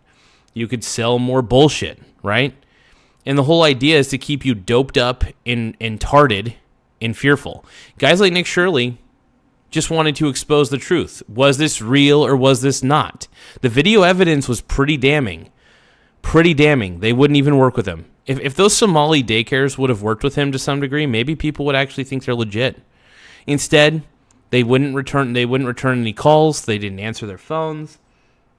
Everything about it was sketch, and we appreciate you, Nick. They see me get more views than they will get onto their website for the whole entire year on one single video. Yeah, it's going to make a lot of people mad. So-called evidence comes from a man who has posted anti-Muslim and anti-immigrant content in the past. What's wrong with that? What's wrong with exposing those communities too? Seeing a pattern is not racist. Just to let you know. Seeing a pattern is not racist. And if it gets investigated, it gets investigated. Sorry. White guilt is taking over America, and it needs to stop. If you are suffering from symptoms of white guilt, I don't know what to prescribe you, man. Maybe you're just fucked, and you'll always be a Karen. CNN's Whitney Wild speaks to the man behind that video and takes a look at his claims. We're from CNN. Can we talk to you? This is MAGA YouTuber Nick Shirley. Yeah, so going back to the first time we met, so what do you remember about that first interaction? I had just started making YouTube videos again, and I was all by myself. You were going to Amfest, so was I. I was going to interview people about what's happening here inside the country, and I thought I had no idea exactly what I was walking into. I just knew there was going to be a lot of people to interview about what was happening inside the country. I thought it was like called America Fest, so I had no idea what Turning Point was. I had no idea who Charlie Kirk was at that time. It was funny because I'd watched you before on All Gas No Brakes, and you're always in that beige suit just moving around and doing your videos, and so I was like stoked to see it was great meeting you the first time. I remember I first saw you and you were setting up a tripod, and I was like, yo, what should I do? And you told me, you were like, you should go cover the border. And I told you, I was like, I want to go to Nogales to cover it. And you were like, no, you should go to Lukeville. Yeah. So you were the one who actually sent me in the right direction to do that. Yeah, you actually said, hey, can I get that information?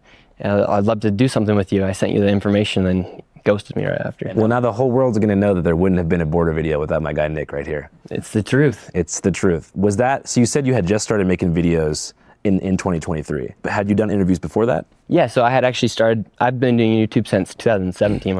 I kind of want to get that Quality Leering Center shirt so bad. I want the Quality Leering Center shirt.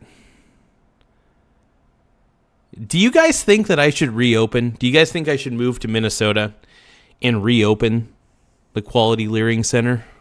and teach people how to invest? Maybe that's what I need to do, dude. I need to open up the Quality Leering Center.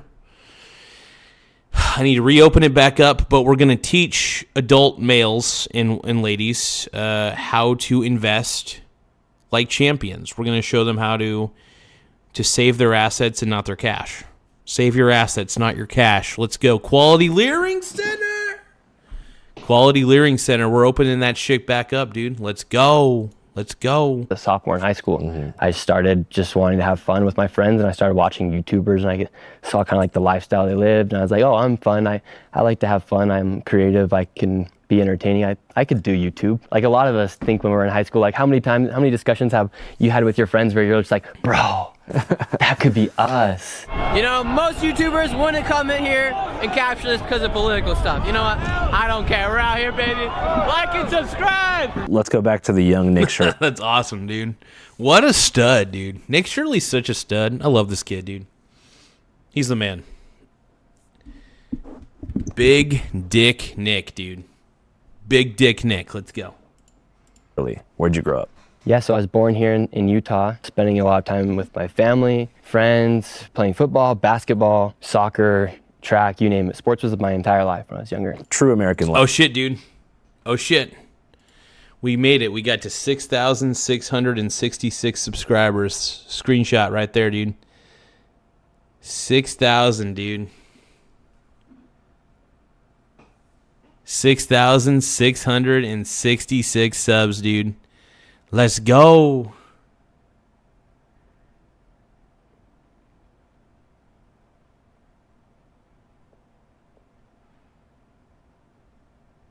That's exciting, man. That's exciting. Life. Yeah, true American life, going to church, getting decent grades, having fun, hanging out with friends, riding your bike around. And you said the church. What kind of church? Yeah, so member of the Church of Jesus Christ of Latter-day Saints. Is that the same thing as Mormons? Yeah, but we don't call ourselves Mormons now. Because of South Park? No, it's just we're not Mormon. We don't follow Mormon. We follow Jesus Christ. So we actually want people to refer to us and know us as members of the Church of Jesus Christ. So Joseph Smith is not a prophet. Here's how you can take advantage of IUL to build Joseph Smith is the GOAT, dude. Joseph Smith inspired me to start my own fake. Joseph Smith and L. Ron Hubbard are kind of my idols. I always thought it'd be cool to start my own religion, but then I realized that if I started my own religion, my followers would probably kill me after like 5 days. They would kill me. I should never start a religion, ever. I almost feel like I may have accidentally on YouTube started one, and for that I apologize. By the bronies of Latter-day Saints. The brony Latter-day Saints. To Jesus. Jesus is a savior. Oh, okay. He's also a prophet, but he's also our savior. He's your savior. He's my savior. He's everyone's savior. Thank you. So what do you think is the main thing people get wrong about LDS? We're Christians. We're just people who love God and love Jesus. And yeah, we do follow higher standards. No drinking, no smoking. Okay, so he's not a Mormon. But LDS, I still consider Mormons. I still consider Mormons at this point, so whatever. I know sex before marriage. Go to church on Sunday. Follow the 10 Commandments. Follow the Bible. We follow the Bible. One of your earliest videos that you now deleted was about some of those loopholes. Oh, yes. About soaking. Have you ever thought about soaking here at BYU? No. Because there's a lot of misconceptions on that, and that's not right. Soaking's not right. Is it real, though? I interviewed people at BYU, and they might have said it was. So you think it counts? Yeah, 100%.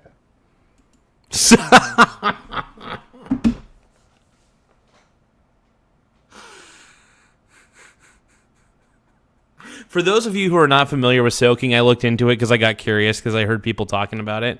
So for those of you who don't know what soaking is, so like let's say like you have a bunk bed, right? And you have you and your buddy, and then there's a gal that you're going to sleep with, right?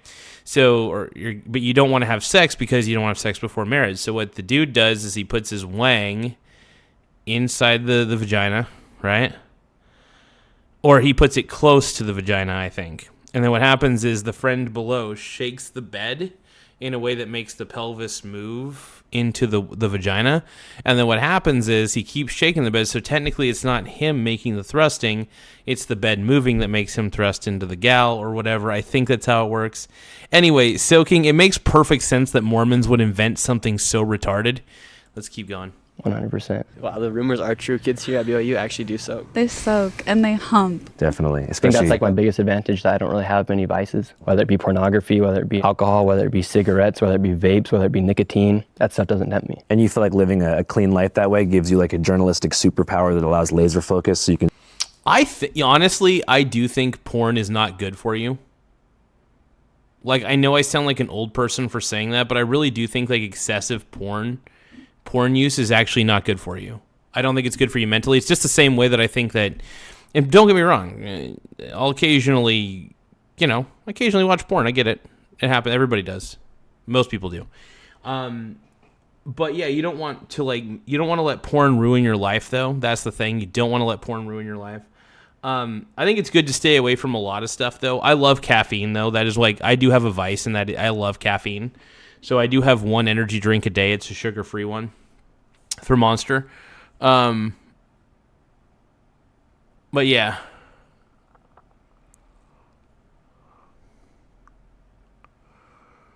But yeah, overall, it's like, I can't believe we're at 6,660. Oh, we're at 6,667 subscribers. I appreciate it, you guys. Thank you, my brony brothers. You just become a content machine? No. It's kind of what you're doing.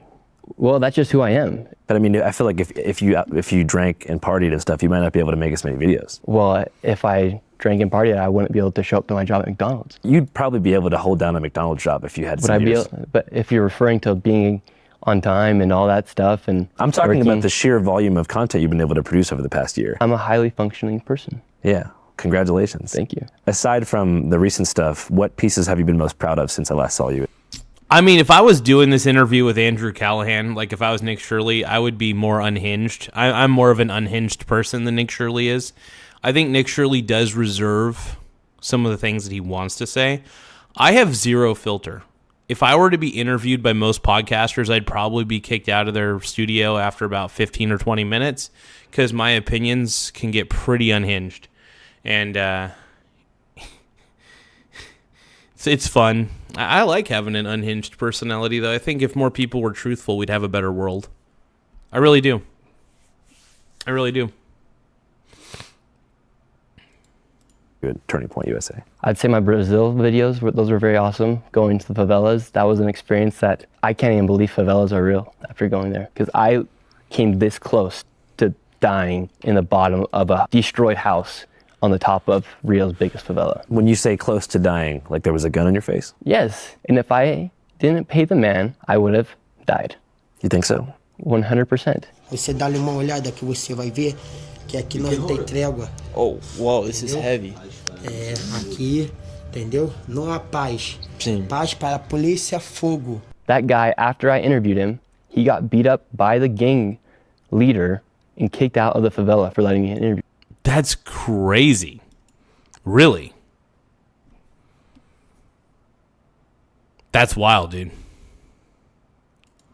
Him. Some other unknown, or perhaps known by some, Nick Shirley lores that you've met deceased rapper YBC Duel. Yes, I did meet him. It was Brandon Buckingham. Yeah. I had no idea who he was. A special guest right here. Oh, we got a special guest too. Listen, Talk to him. this is Nick Shirley from Salt Lake City, Utah. The Latter-day Saints, the Mormons. You ever heard of the Mormons? This is the first Mormon, the first Church of Latter-day Saint member ever to be out here in Philly like this. Just like that. Just like that. And he feet on land. Look at his sneaks though. Do you want to take a second to touch on something that I think is... The only therapy I need is seeing my dividends come into my freaking brokerage account. That's BetterHelp. I honestly think therapy's ruining people. I honestly thought I might have needed therapy, and then I realized all the people that do go to therapy are neurotic pieces of shit. That was an equally, I would say, or similarly dangerous Yeah, scenario. no, I'd say the America hoods are about just as dangerous as the favelas. For instance, Chicago, you have armed militias walking around Chicago as well. Same within Philly. Think about how many young people are dying because of gang violence. Like, I loved your video you did in Baltimore about them kind of combating that and showing that like community really can make a difference and people really need to be looking out for one another because it's not worth dying for. So going back to high school, right? So you said that after high school you went on a mission trip, right? Yeah. Where to?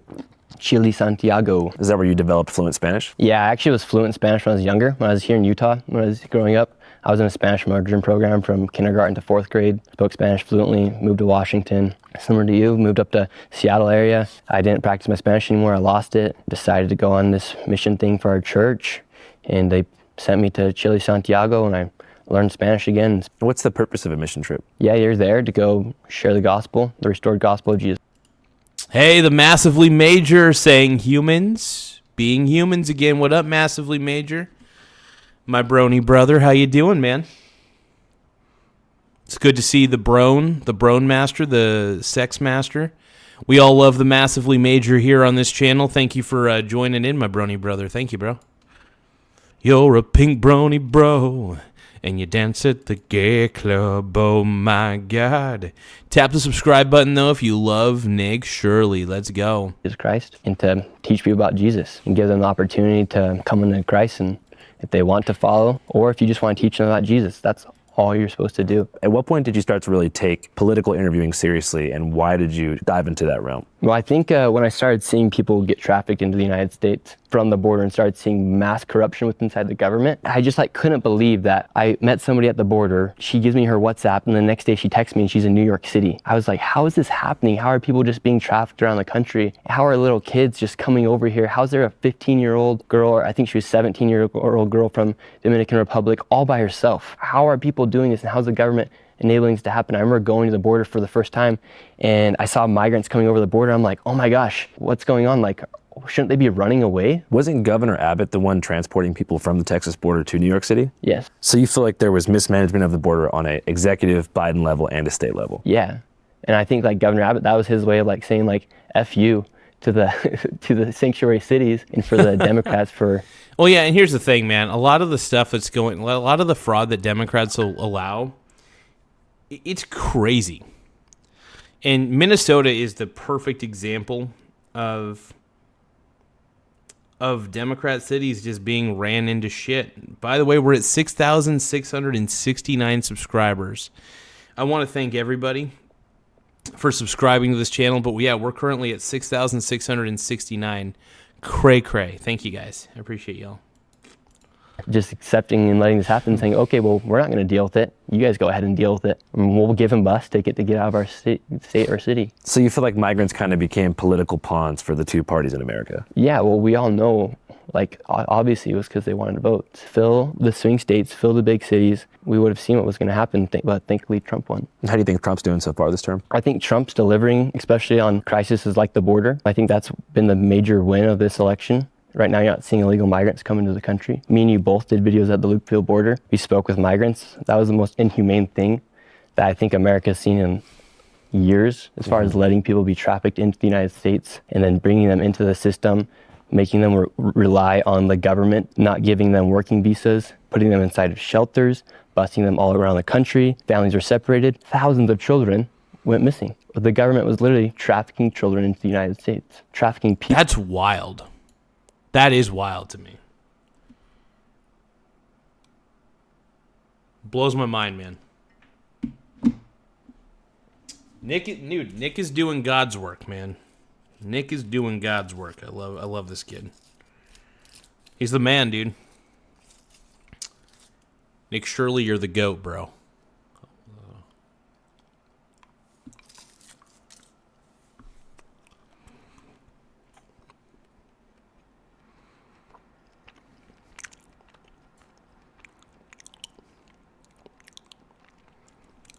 Yeah, Minnesota blows, dude. People incentivizing them to leave their houses in Colombia, leave their house in Ecuador. And then yeah, unfortunately, I live in Oregon. It's a pretty place, but our government is ran like absolute dog crap. And come to the United States, and you're living in a shelter in New York City.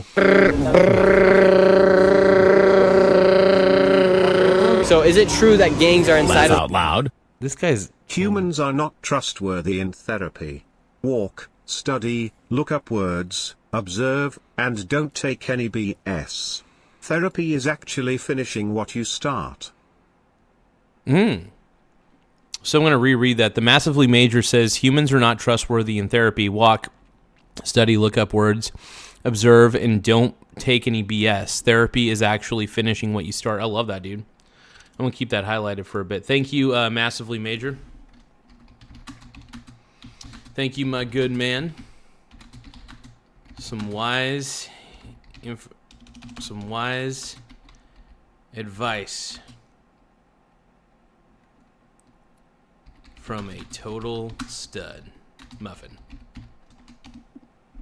There we go. Let's give it up for Massively Major, everybody. Thank you, my brony. We love you, dude. I love replying to the messages, too. It's very fun. So we're going to keep that up on the board for a bit. To the Roosevelt Hotel. File your taxes 100% free. No. Yeah. Get out of here. I ain't filing. I mean, I am going to be using TurboTax, but I use TurboTax Premium because I got 1099s. Venezuelan migrants who are potentially dangerous gang members of the gang Trinidad outside of the Roosevelt Hotel in New York City. Most of these migrants, they came here, they thought life would be good, and they end up getting put inside the shelter and became essentially slaves to the system in a way, where they're relying. That's crazy, dude. Massively Major says, let's get on a plane to Minnesota. I don't know which is worse. Here's the thing. At least in Oregon, I will say this. It's not as cold on the coast of Oregon as it would be in Minnesota. I would not live in Minnesota because that's where all the crazy leftists live, and screw that. Too many crazy leftists live in Minnesota. Hell no. Hells to the no, dude. But Massively Major, I like where you're coming from. Relying on the state to give them money. They're relying on the state for housing. They're relying on the state to give them a work permit to be able to work. Like, that's not right. That's pretty mean, if you ask me. Well, I suppose the reason they hopped the border in the first place because the immigration system is so backed up, right? No matter how much money I make, even if I were to make $1 million from YouTube, I refuse with every ounce of my being to subscribe to YouTube Premium. The only way I will have a subscription to YouTube Premium is if it is quite literally given to me for free by YouTube. That's the only way I'll have a YouTube Premium. If YouTube Premium wants me to have... if YouTube wants me to have YouTube Premium, fine. Give it to me for free. But no matter how rich I get, I don't like wasting money. And I consider subscriptions like YouTube Premium to be a waste of money, including Spotify Premium. I'm fine with the ads. I really am, man.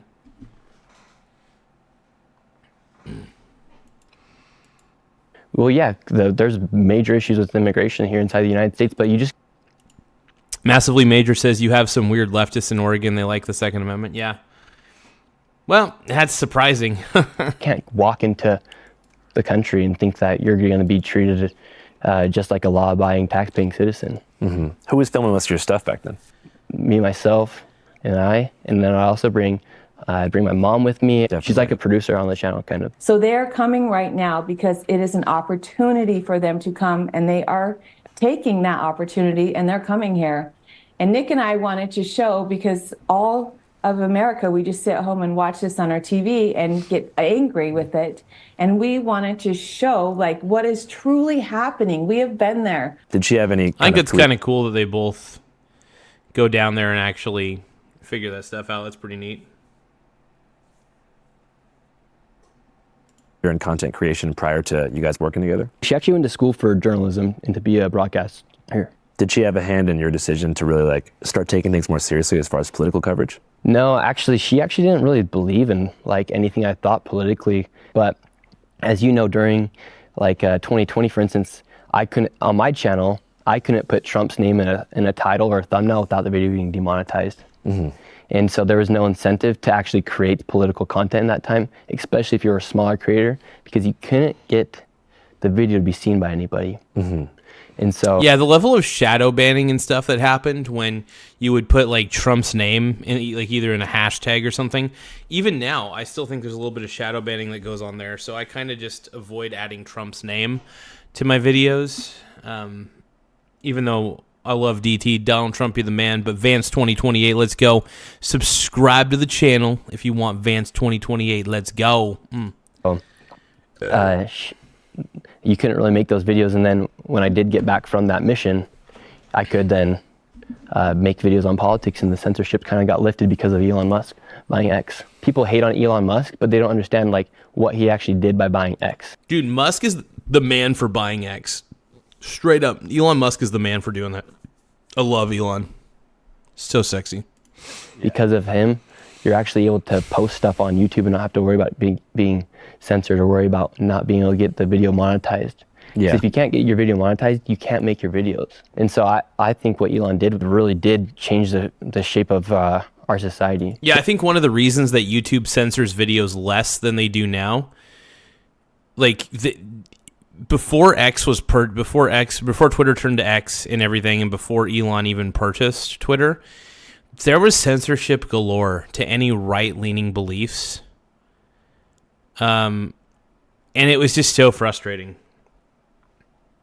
And now YouTube has changed its tone because they realize that if they censor too many people, they're all going to either go to Rumble or they're all going to go to X, because content creators don't like to be censored and they don't like to be demonetized because they have beliefs that differ from what is popular in Silicon Valley when it comes to politics. It's funny, now Silicon Valley seems to be pretty pro-Trump, which is hilarious, and I love it. So, go Silicon Valley. I mean, they're kind of pussies. They go where the wind blows, but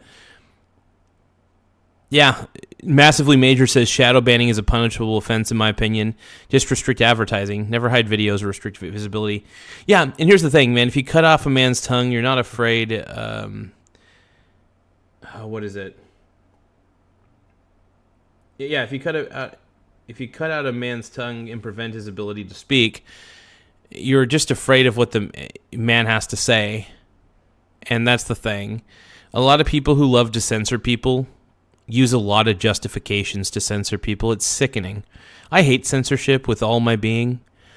I think even bad ideas deserve to flourish. I hate communism, for example, but I think people should learn about communism, even if it's a shitty idea, and people should be able to learn for themselves how shitty of an idea it is. And if they think it's a good idea, okay, good for you. But I want people to be able to have the ability to hear ideas that, I don't think there should be such thing as a banned idea. I believe in freedom of thought. I believe in a free marketplace of ideas, and I believe even bad ideas can be studied.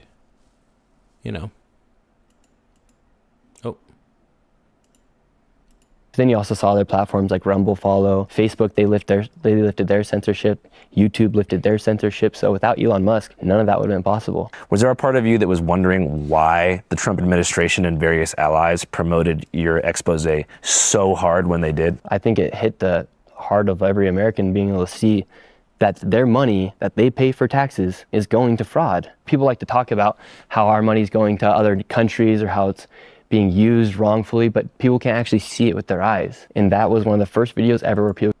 Yeah, and that's the best thing about what Nick Shirley did, is he removed... How do you say it? I wouldn't say he removed the blinders. Yeah, I guess you could say he removed the blinders, making it to where we could see where our money was actually going. And if this shit is happening in a blue state like Minnesota, it's probably happening in Oregon, it's probably happening in California, probably happening in New York. It wouldn't surprise me. But yeah, that's the thing. So I like what Nick Shirley's doing, the fact that he's uncovering the BS that's happening. And look at this little screen cap here.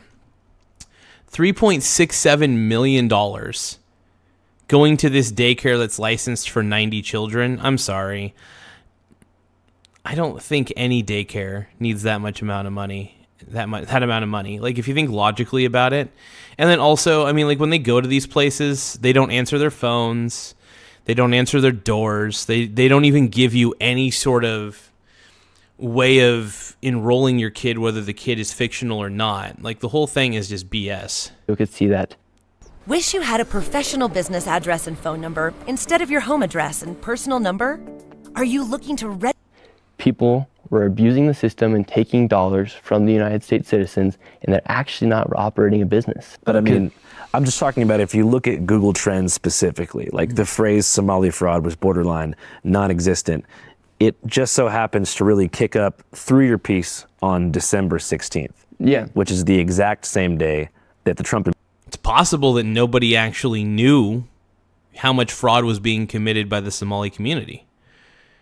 That makes perfect sense to me why it would jump up, because Nick Shirley put this situation on the map. That's why I trust independent journalists. I trust this guy more than I trust Fox News. I trust him more than I trust CNN or MSNBC, man. And also Andrew Callahan. I love that he's also an independent journalist too. I think it's great. Administration and Kash Patel released the redacted Epstein files list that by all people was seen as like a disaster, with hundreds of pages of blacked out stuff. Billy, this fraud has been going on for years, just to let you know. By the way, there were oversight committees and they clearly weren't doing anything at all, because fraud like this has been happening for years upon years upon years. So that's an invalid argument at that point. Was there a part of you that was curious if maybe there was people in the GOP who chose to signal boost your piece as wide and far as possible in a way to distract and move the goalpost away from that? I don't know.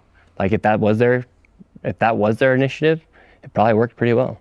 But I just posted my YouTube video, and that's the beautiful thing about the internet, is you just post and see what happens. Every week I've been uploading video. To me, that was just going to be like another YouTube upload. Like I didn't know that it was going to be the most viewed video ever on X. You're trying to say that it was some coordinated attack to get people's eyes away from Epstein, but the majority of the traffic, it has over 600,000. I think it has over 600,000 likes. So it wasn't just Elon Musk who was sharing the video. It was everyday Americans who were showing that video because they're sick. Hey, what's up guys? Channel 5 Live reporting here from the new mobile editing studio. So statewide fraud is a serious issue. Defrauding people is bad and not cool whatsoever. And I tend to think that it's a good thing when citizens and citizen journalists put elected officials...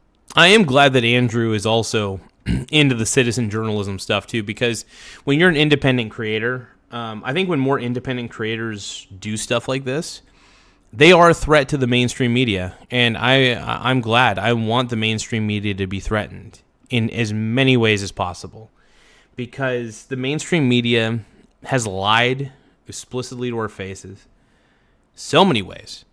Like, I don't trust the mainstream media for the life of me, and yeah, I trust guys like Andrew Callahan and Nick Shirley more than I would ever trust a paid shill from CNN.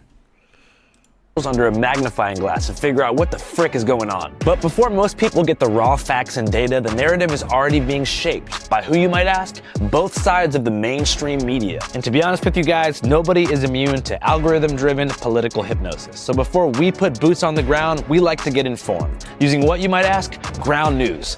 Ground News is a dope-ass news aggregate that compiles stories from all across the political spectrum and figures out who's saying what. And here's the problem, though. Ground News aggregates news from several different sources, but the problem with those sources is, are they actually, like, is it all mainstream media?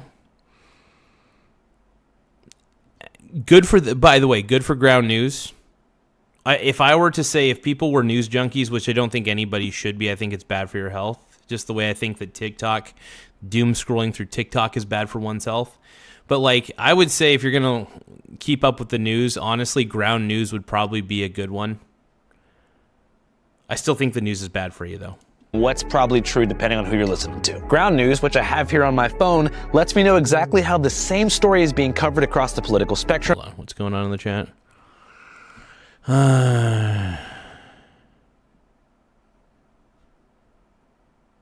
It also reminds regular citizens that anchors and respondents are nothing but citizens on a budget. No, they're employees for a major conglomerate. They're still citizens, but they're employees for a major conglomerate. I don't trust CNN or Fox News or MSNBC to do real journalism, because they're not real journalism. They're there to sell you a Viagra pill. They're there for their sponsors. They're not there to tell the truth. They're there to sell you a boner pill or an anti-anxiety medication. That's why most people who watch the news tend to be fearful and paranoid. Fox News, I can't stand Fox News. I watch that for even 15 minutes and I'm like, this sucks. CNN, MSNBC, same thing. Mainstream media outlets are meant to keep you fearful and honestly stupid. Don't know what else to tell you guys. With added context like media bias, factual reliability, and information about what billionaire investors actually own the outlet that you are consuming news from. For example, as we can see here, when it comes to Minnesota daycare fraud, the right-leaning Christian Post headline reads, "Minnesota fraud scandal exposes the real crisis facing the West." On the more left-leaning side, you can see NBC LA here says, "Trump admin says it's halting federal child care payments to Minnesota after viral fraud claims."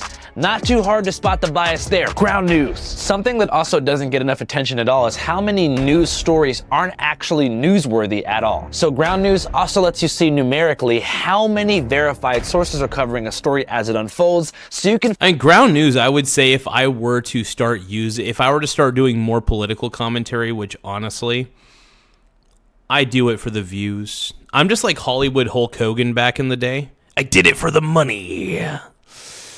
That's how I am. I want to be the villain.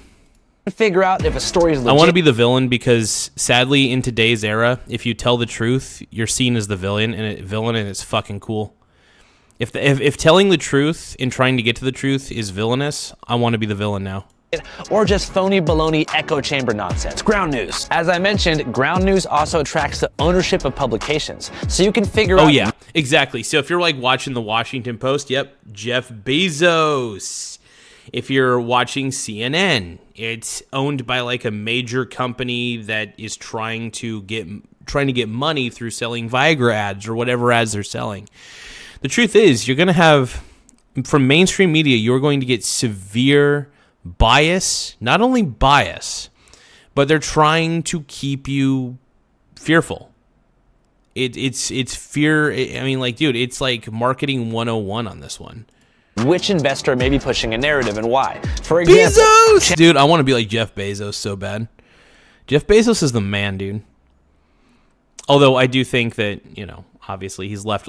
Jeff Bezos is about as left-leaning as they come, but I'm still gay for Jeff Bezos. Channel 5 is owned by one man, me. So when you're watching this, you know that it's kind of me going into this. Take it or leave it. Ground news. And guess what? You can subscribe right now for 40% off the unlimited access Ground News Vantage plan, which you can buy for yourself or send as a gift. Either way, it'll come down to less than $5 a month. Just scan the QR code on screen here or click the link below to sign up. I really believe... Do you guys think I should sign up for Ground News? Honestly, if Ground News gave me trending topics to talk about for the show and it gave me more viewers, probably be worth the $5 a month. I don't know. Honestly, I just have to look at Google Trends and I pretty much figure out what the top stories are, and then I just kind of make up my own opinion based off of a couple headlines. I'll read a little further into it, sure, why not? But usually you can kind of use if you studied humanity long enough, because I've studied humanity, you kind of get an idea of what's really happening. You may not always be right, but at least you have a general idea, and that's all you really need. Like, most of us are going to read the news and not know what to do with it anyway. It's not useful information to any of us at the end of the day. Even what Ground News is doing, and I hope that you do too. All right, back to the cabin in the wilderness of Utah where Nick Shirley's hiding out. Like, what are they known for? Africans? No, Somalians. Well... Say the thing that's on top of your head. Captain Phillips. Yeah, exactly. But I'm also an American who doesn't know any Somalis. Well, actually, I grew up with a few in Seattle, but I'm not like very in tune with the culture. Yeah, and so why is 89% of the fraud happening inside Minnesota by Somalians? Yeah, and why have apartment companies? Yeah, I mean, Nick's pointing out something pretty real there. It's not racist to notice a pattern. This is the one thing I hate, is when people are like, but it's racist. Why is it racist? To point out that 89% or whatever the amount that of the fraud is done by a majority of a certain culture? That's not racist. It's called a pattern. It's called a pattern. And there's zero. It's not racist to notice a pattern. For example, 80% of white men love Dave Matthews Band. 80% of white men in their 30s that are 30 to 40. I'm making up a statistic out of my ass, but let's say this stat was true, right? Let's say this stat was true. 30 to 40-year-old males, 80% of them love the Dave Matthews Band. and they flick their bean to the Dave Matthews Band. Now, let's say that stat was actually true. Is it racist for me to notice that one particular racial group is into Dave Matthews Band? No. Because if it's true, it's true. And I'm assuming 80% of white males love either Incubus or Dave Matthews Band. I love Incubus. I love both of those guys, by the way. So I'm a part of the 80% out of this fictional statistic. But what I'm saying is, let's say that statistic was true, though. If it's true, and you notice there's a pattern, and you happen to notice a certain racial group, in this instance I used white males, is it racist? No, it's a pattern. Let's keep going. Complexes and locations inside of Minnesota, white people have been pushed out. White people? Yes. Inside these apartment complexes, you will not find a white person living inside of Cedar Riverside, for instance. Where'd they go? They got pushed out. Like to low-income areas? They got pushed out of, I don't know where they went, but they're not there. Cedar Riverside was originally housed. I don't know where they went, but they're not there.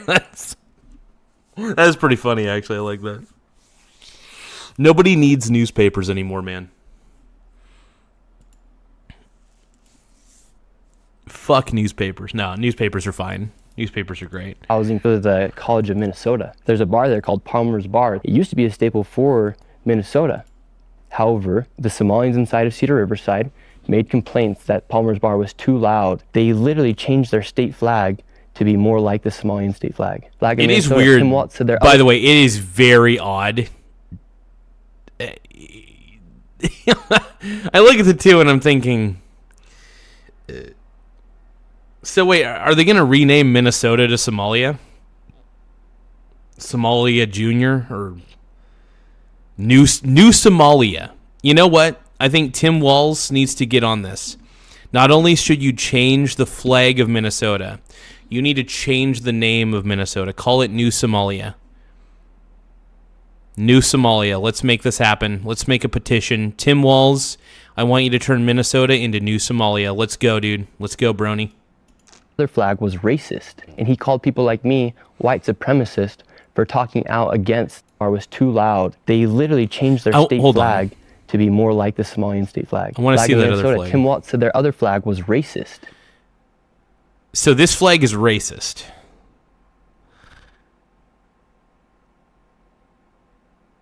Okay, where's the racism here? Flower, there's a guy on a horse, okay. And there's a guy plowing the fields.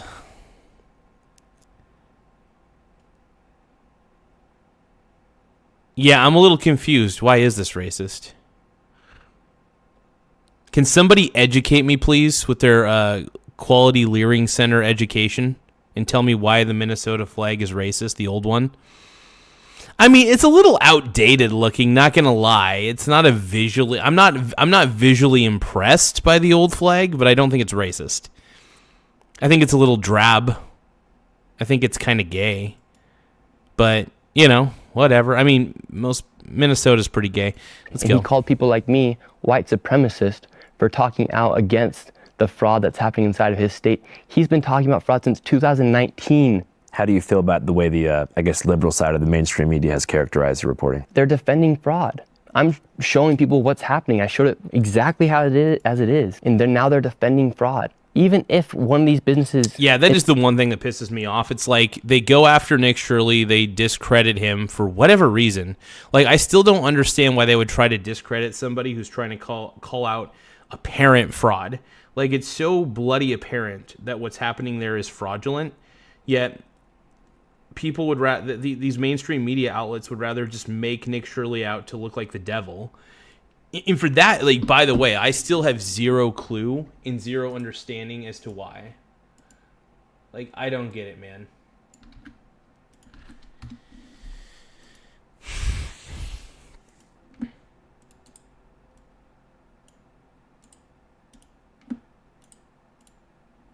No, I think what Nick is doing is fabulous, and you know, to those of you guys who don't, you know, whatever. I think Nick's, you know, I call him Big Dick Nick, dude. Big Dick Nick. Let's go. It's operating. Why should any American be happy or be satisfied with daycares ran by all Somalians receiving millions of dollars. And, and out of the population of Minnesota, I believe it's around 5.8 million. You have not seen one single Minnesotan say that their child was inside those daycares. I've seen a couple interviews with people who are saying their child was in the daycare. Who are they? Somalis. Yes. Why isn't... Hello. My name is Adam. Yeah, I noticed it's all. By the way, in all those mainstream media clips that they show, like, oh look, people are going to the daycare, but notice how they're all Somalian parents and Somalian children. Huh. Not one white kid? White people, black. I'm just like, not one white kid, not one Hispanic kid. You know what I mean? They're all Somalians. So it's like, it all seems like they're all just watching each other's kids, is what that sounds like to me.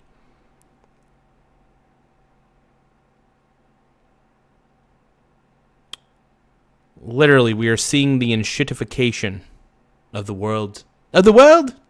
I don't even know. This is so crazy, man. This is wild to me, bro. People, Mexicans, Asians, why aren't they saying, oh, these aren't fraudulent daycares? Wasn't it a predominantly Somali area? Why are all the daycares inside of Minneapolis? There's white people, there's Mexicans, there's Asians, there's everybody inside Minnesota. In Minneapolis, how come no other person has said, no, this daycare is legit, here's my child? I don't support our money going overseas to Israel either. I don't support our money funding Ukraine. Exactly. Yeah, exactly. Stop giving money to Ukraine. Stop giving money to Israel. Stop funding these BS wars. It needs to stop at some point. But what I can actually see with my own eyes is the money coming here inside the United States that's being spent fraudulently. People don't understand that. What do you think is the biggest thing you risk doing this type of work? People have doxed me, there's death threats. I have 24/7 security right now because of how crazy people are mad at me for exposing fraud. What are some of these death threats? Like, what do they say? One person's... The Massively Major says Nick is a total peak beta, but he's an alpha sigma compared to CNN. I can get down with that. Sent me a photo. You can grab it from my ex and put it on the screen. He said, this is going to be you on April 27th on the side of a highway. And it was a photo of a man with his head decapitated. That's so messed up, dude. Another person openly said, tick-tock, tick-tock, Nick's Shirley's time's coming. Why are Democrats calling me a white supremacist for talking against fraud? Yeah, dude, honestly, and just because, by the way, they're pissed because it happens to be Somalians who are committing the majority of this fraud. In liberals, I call them bleeding heart liberals. If the pattern goes against their white guilt, they will call you racist. If the pattern, the pattern that Nick Shirley found inflames their white guilt within their soul, and then they get mad at Nick Shirley. Get mad at yourself for not acknowledging that patterns exist in certain cultures. By the way, certain cultures are coming here because they're promised free things, mainly through the Biden administration and other stupid administrations. Stop promising all this free shit and we won't have so many people trying to claw their way into the country.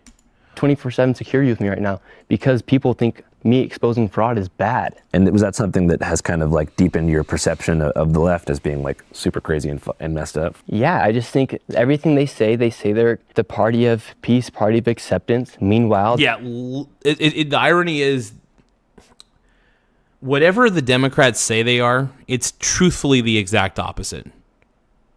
They are rarely the party of peace because they do the most looting and they do the most riots. They also... vandalism galore. By the way, with that whole Tesla thing, when all the leftists were upset with Elon Musk and they were vandalizing Teslas, I was like, oh, go figure. That pissed me off. I was like, dude, you're vandalizing people's personal property because you're a fucking baby? I really do think that Democrats are children who were either never spanked as a kid or never mentally grew up, because it's like they all seem to think that tearing things down is the right direction. It's not the right direction. They don't create anything. They just bitch and complain and destroy. And guys like this are just here to like expose fraud. That's all he did. And if you're throwing death threats at this guy for being honest, yeah, you're a moron. And this is one of the reasons why I don't vote I don't vote Democrat, because it seems like only the crazies vote Democrat these days. It does. That's my analysis of it. Is it right or wrong? I mean, it's my analysis of it. It feels right. Not only does it feel right, my instincts, my observations don't seem to lie. They call people like me fascists and Nazis. Yeah, they call me a fascist. Meanwhile, they won't let me speak. One lady. Exactly. That's fascist behavior. Not if you don't let somebody speak. That if you are intentionally trying to censor them and trying to prevent them from saying what they want to say, that is fascism. And this is the irony of the left. The left is the modern day leftist is rife with irony. Rife with irony. And it's insane, man. Oh no. Hold on.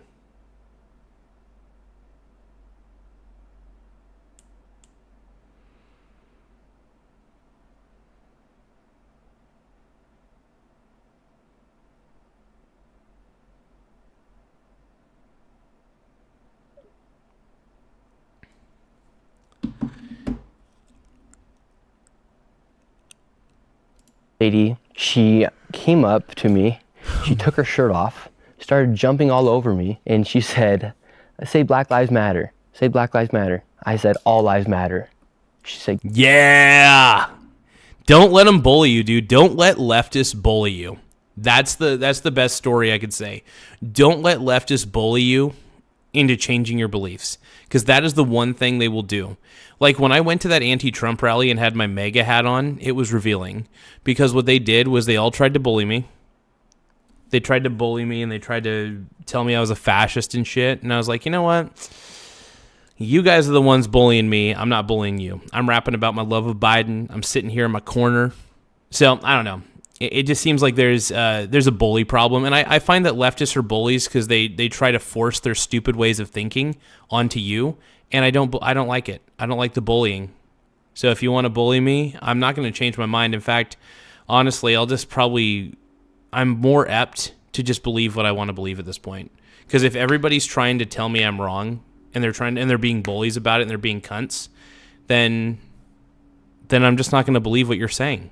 I'm going to believe that you're lying to me because you're trying to bully me into changing my ways.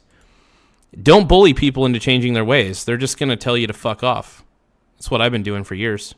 Get out of here, white boy. Because people used to bully me all the time, and I used to take it. People used to think they could step all over me, and I used to take it because I was afraid of not having friends and stuff like that. And then I realized, you know what? The best thing I could do is not give a shit if I have friends or not. Like when I was younger, I used to be so worried I would never have friends, and I would let people step on me and take advantage of me and do terrible things. And then I realized, I was like, you know what? I'm just, I'm going to be me. I want to do what I want to do. I'm going to follow my goals. I'm going to follow my heart. And if people want to try to bully me, like at those rallies, yeah. Let them try to bully me, man. I ain't going to budge. What they're saying does not make sense. Black Lives Matter. My life matters too. No, it doesn't. Well, I think it was probably... No, it does. Oh my God. See, this is why you can't reason. You can't reason with the collective. The collective will raise their pitchforks, and this is why I feel uncomfortable with most collectivist concepts, because collectivists are the first to raise their pitchforks and eviscerate you. I don't like groups.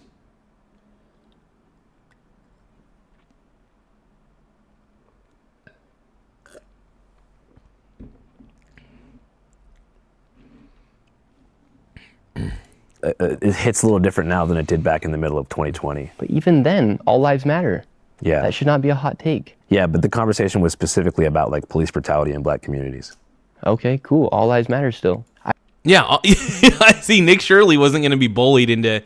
Yeah, dude, all lives do matter. Absolutely.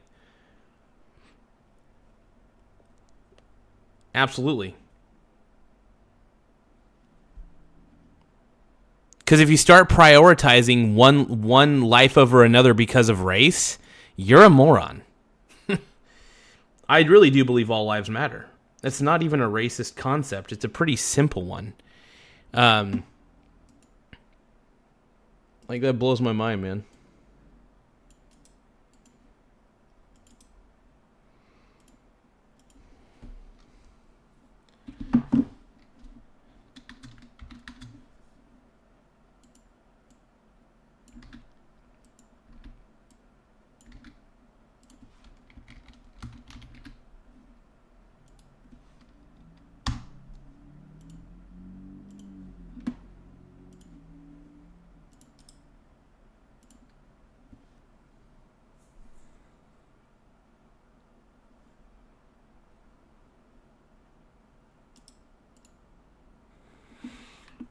Yeah, no, so like I said, leftists will try to bully people and force them to get into their stupid frame of mind.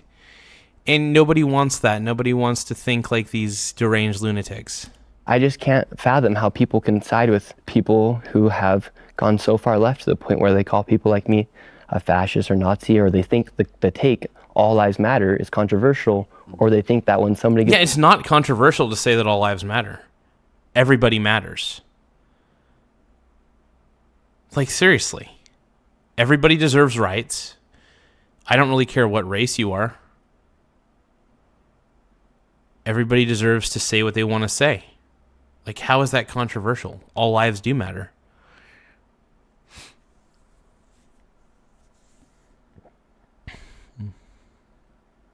Massively Major says strong individuals can make strong groups, weak individuals make weak groups. It's supported when they've been here illegally is a controversial take. It's going to CCOP. How did you end up down there? Yeah, so on the topic of immigration, I was doing these videos and I was seeing these cartels come, these caravans come through. I was like, well, I'm going to join one of I'm going to join a caravan. Like, I'm going to join in their journey. So I was looking at the map and I thought El Salvador would be like a perfect section point to go join a caravan. Yeah. It's kind of crazy idea to go join a caravan. No, it's a sick idea. At that point in time, I wanted to see what's happening with the immigration. And so I thought, okay, I'm going to go to El Salvador. I'm going to go speak to people. I'm going to find a caravan, and I'm going to go from El Salvador to Mexico and make it all the way to the United States. I get to El Salvador, and they're like, no, we don't have any migrants here. We just actually put all our gangs in the prison. Like, we're thriving. I had to change my plan to make a video about how one country actually solved migration to the point where they're actually having people come back to their country versus leaving. And you finally got up in there. Yeah, I'm still the only American to ever go in, and you actually asked for the contact, but I couldn't give it to you. Yeah, you know what I was thinking about, man, is like, on that note, how do you think I could like build more credibility on like the more conservative side of the aisle as far as interviews go? Don't be afraid to say, what are Somalians known for? When you know the answer inside your head, but you're too afraid to say it. Well, I just don't know if it's based on a stereotype or if it's not. You know what they're known for. You said it. What, Pirates. So you're scared. I'm not scared. I just want to I'd have to go and talk to them. I'm not scared. I don't want to go out and say things about people if I don't know the community. I gotta go to the restaurants. But, you know, stereotypes do have an element of truth to them. I'm not saying that they're fully accurate, by the way, but stereotypes do have an element of truth. They don't come from nothing. You know? Honestly, I see nothing wrong with stereotypes, just as a heads up. I think they're funny.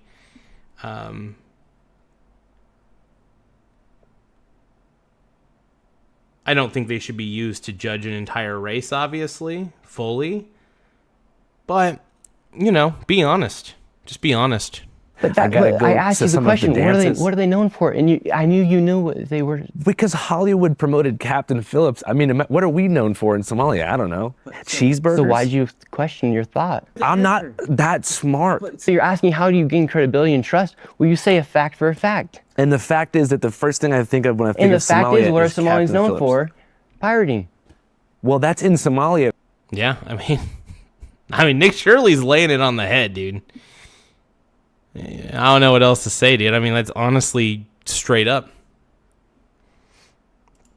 There's no pirates in America. Who's stealing all the money in Minnesota? Not the same as a pirate. That is.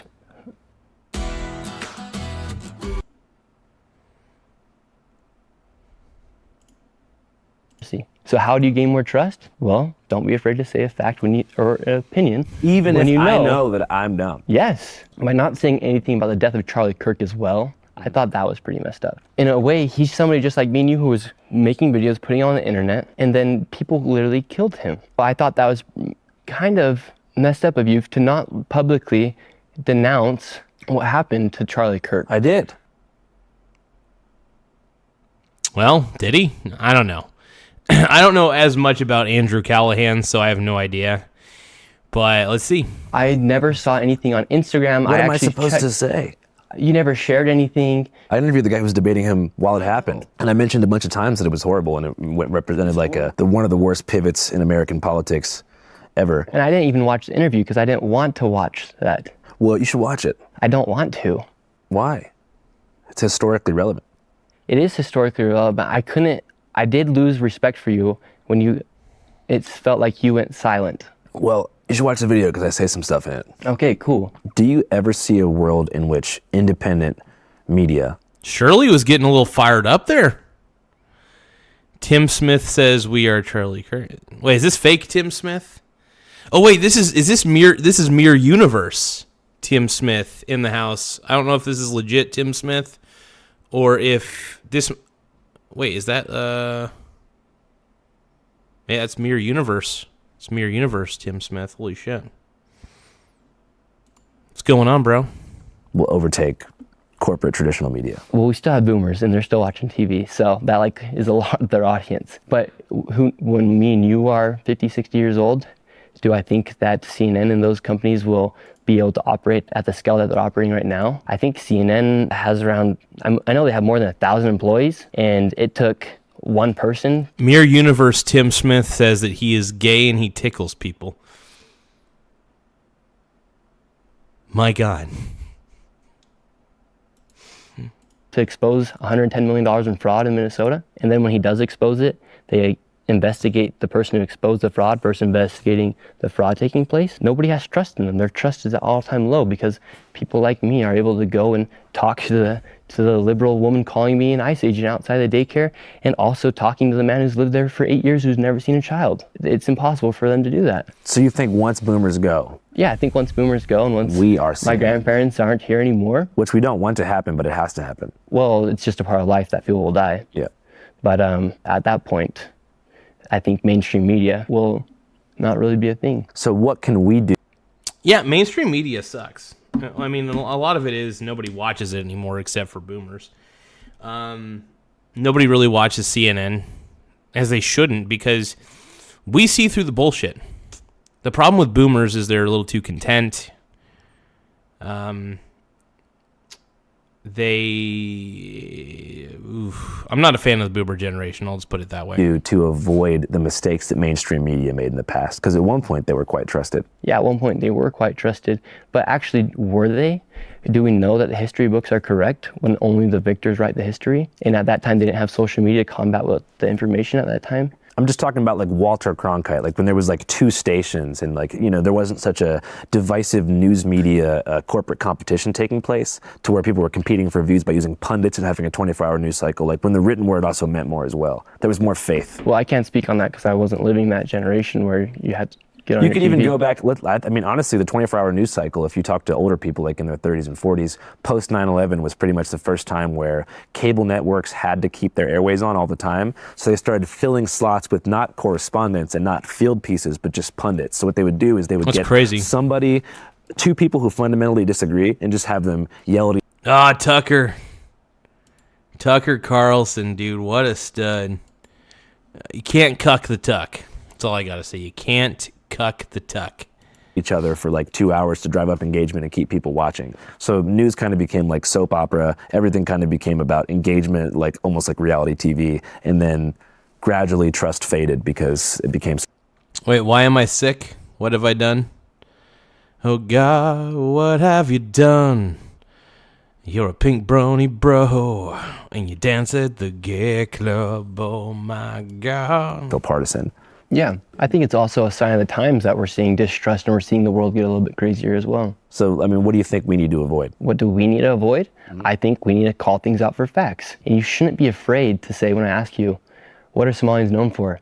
you're afraid of your viewers watching this video calling you a racist or Islamophobe. No, to clarify, you knew that word, Andrew. You knew you were saying pirate. You knew in your mind. Well, you're asking pirate. me to think in a stereotypical mind. What do I think comes? What's the first stereotype? To say it, though. You're asking me what's the first stereotype that comes to mind when I think about Somalia. I said, what are they known for? They are known by Americans who don't know Somalis. And what are they known across the? The Massively Major says, I personally dislike all journalists, but if you let them all go at it, they'll expose the bad stuff and hopefully get rid of it. Exactly. Here's the thing. One of the reasons why I love independent journalists like Nick Shirley is they're not trying to sell me Viagra. They're not trying to sell me an antidepressant pill. So I know for a fact that they're not necessarily trying to sell me fear. They're trying to get to the bottom of what's happening. And yeah, I'm angry. Very upset. Because it's like 35% of Minnesota's budget happens to be federal tax money. So like when I'm paying federal taxes, all I know is, like I always say, the government is a black hole for your money. And yeah, it's insane.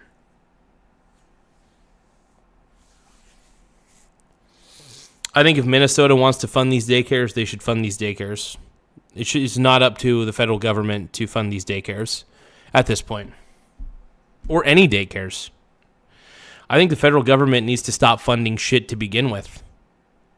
Minnesota needs to take care of Minnesota's problems. California needs to take care of California's problems. And Oregon needs to take care of Oregon's problems. Simple as that. Let's go. The West? I'm so sick of the money being funneled from Washington, D.C., and most likely laundered, by the way. And it makes me angry. It does upset me. It actually upsets me.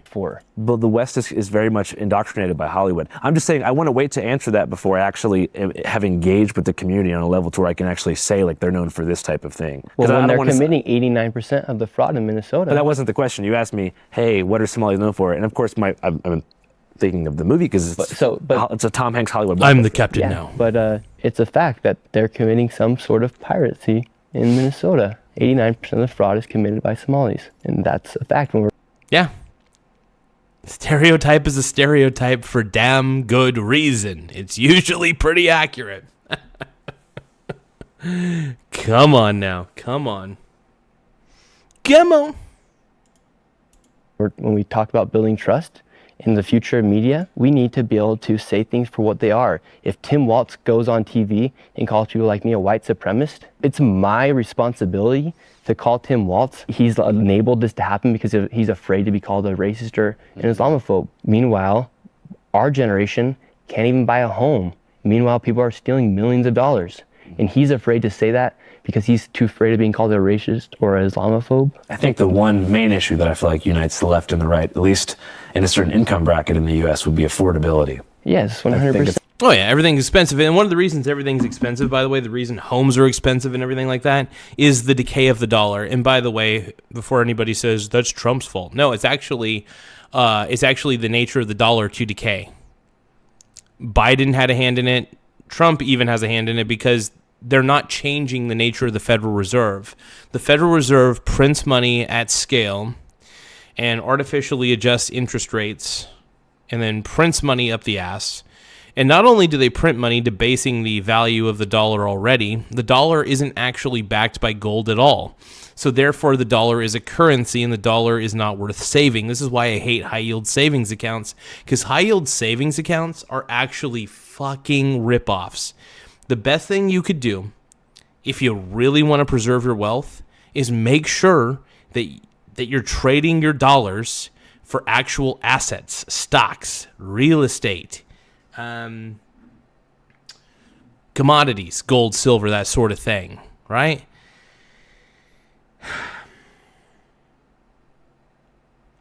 This is the problem. This is the problem that we have right now.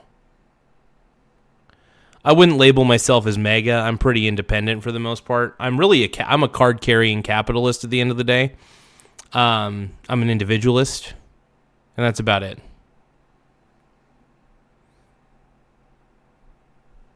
Yeah, Screw treasury bonds, by the way. I don't invest in treasury bonds. I mean, I do have I'm not going to lie. I got a couple ETFs that happen to expose me to treasury bonds, and I just accept it for what it is. But, like, overall, I do not seek treasury bonds at all. I think treasury bonds are absolute garbage. I don't trust American treasury bonds at this point. I trust actual assets like stocks, real estate, gold, and silver, because the government can't print those things. They can't print stocks. They can't print gold. They can't print silver. They can't print real estate. If the government can't print it and it's actually valuable, I want it.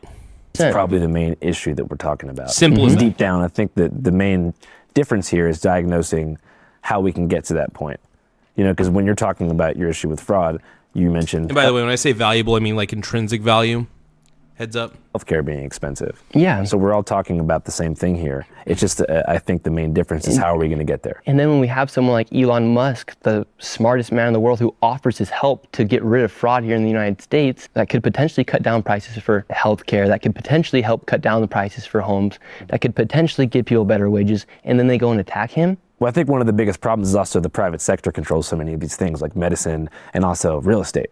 Like, it's not like home prices are going to get knocked down because the government has more money. It might be able to help people not have to pay so much in taxes. Yeah. It might help people to be able to take their dollar to buy the next thing. $120 billion in 2024 going towards fraudulent activity here in the United States. And then we go and attack that person who's trying to combat that. Well, I guess one of the fundamental questions... No, we should be thanking Nick Shirley. We should be thanking this guy. Straight up. Get on your hands and knees. No, I'm just kidding. But no, I think that he... I think what Nick has been able to accomplish has been extraordinary.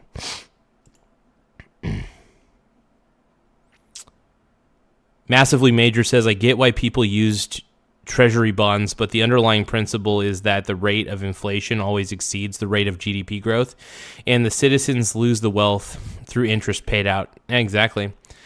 I personally don't like treasury bonds. That's why, like I said, I have a very diversified portfolio of stocks. I prefer equities because there's more growth, there's more reward, and honestly, equities are more inflation-proof than bonds. Bonds, you know, I like to have them in my portfolio, yes. I don't have a lot of bonds, but I do have them. That's the way I see it, man. That I mentioned early on in the interview is like, do you trust the government to handle a surplus in tax revenue if fraud is eliminated? Say that question. Like, let's say like fraud is totally eliminated and the government has like an extra stipend of money that they have that they could technically redistribute to things like making medicine cheaper and helping us pay rent. You think that the government would actually do that? Like, do you think they would genuinely? I don't trust the government to do that because I know that the problem is people, like I said earlier in this show, incompetent people tend to be attracted to government because incompetent people tend to like to control other people because they usually can't control themselves or their own outcome in their own life. So they tend to try to control others and how others think, and they tell and they nanny other people what to do. That's the problem. That's a big issue. I mean... Yeah, I mean, the thing is, my goal is not to rack up debt, though. My goal is to rack up assets because I refuse to be a wage slave. I refuse to be a debt slave at this point in my life. I'm an owner. I'm not a debt slave. I'm an owner. I'm not a debt slave. Straight up. Owner. I own assets, and I'm happy about it, brothers. Plus, bonds are not only taxed federally, no state or local taxes, says vacation time 24/7. Okay.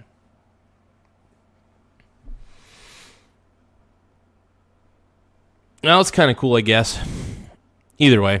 I don't know. Truth be told, I don't really give a shit if I get taxed. I mean, I hate getting taxed, don't get me wrong. I just want profit. Profit, man. Social programs that help change the affordability crisis? I think so. And that kind of goes back to having like faith that we hope our politicians are going to do better and work for us and us not be working for them. Trump's the only president of our lifetime who's actually not even collecting a salary, other than what people will say he's. And that's the thing about Trump. He's not collecting a salary because he doesn't need to be bought. He's already loaded. He's already rich. Trump can't be bought. Lifelong politicians can absolutely be bought. Bernie Sanders, Joe Biden, Kamala Harris, Hillary Clinton, Bill Clinton, lifelong politicians can be bought. Guys like Trump, whether you like him or not, can't be bought. And there's a certain appeal to that.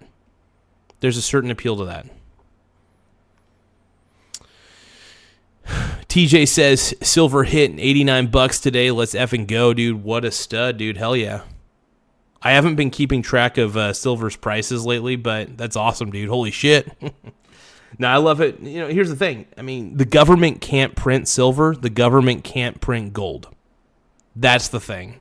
And because the government can't print those things, and gold and silver have actual utility in the real world, that's actually, I would rather hoard gold and silver than hoard cash. Straight up. I think the ultimate savings account is gold and silver. I think if you want to really fuck yourself, have a high yield savings account. Even a certificate of deposit, I think, is a fucking ripoff. Certificate of deposits, in my mind, are a big ripoff.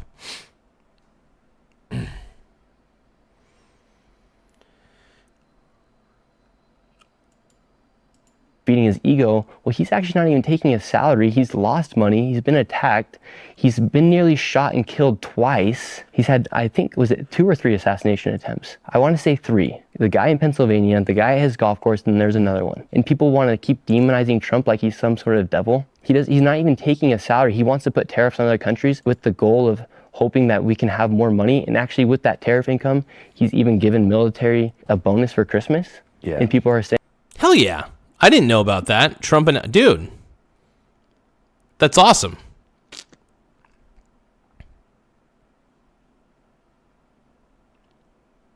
Stocks Family Farm says, hoard XRP to the moon. Hodl. Oh, God. I will say this. I hope XRP goes up only because I love you, TJ, even though I do think I think all crypto is a Ponzi. But I hope for your sake XRP goes up.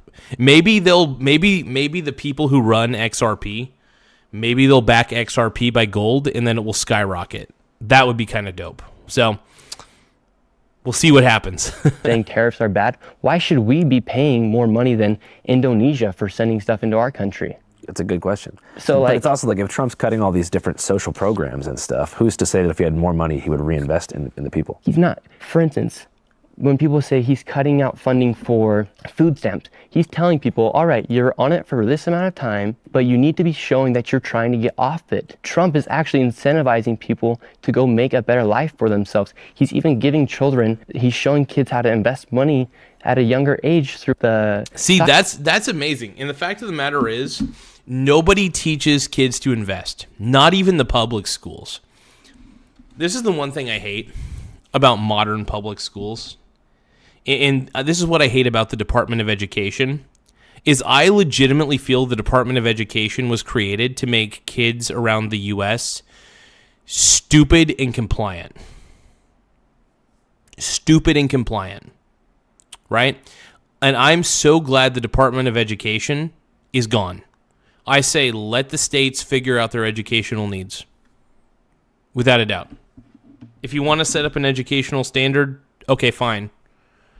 But there's no need for the Department of Education to be funding all these frickin' schools. If Oregon wants to fund Oregon schools, that's the way it should be. I really believe most services, most services per state should be ran by the state.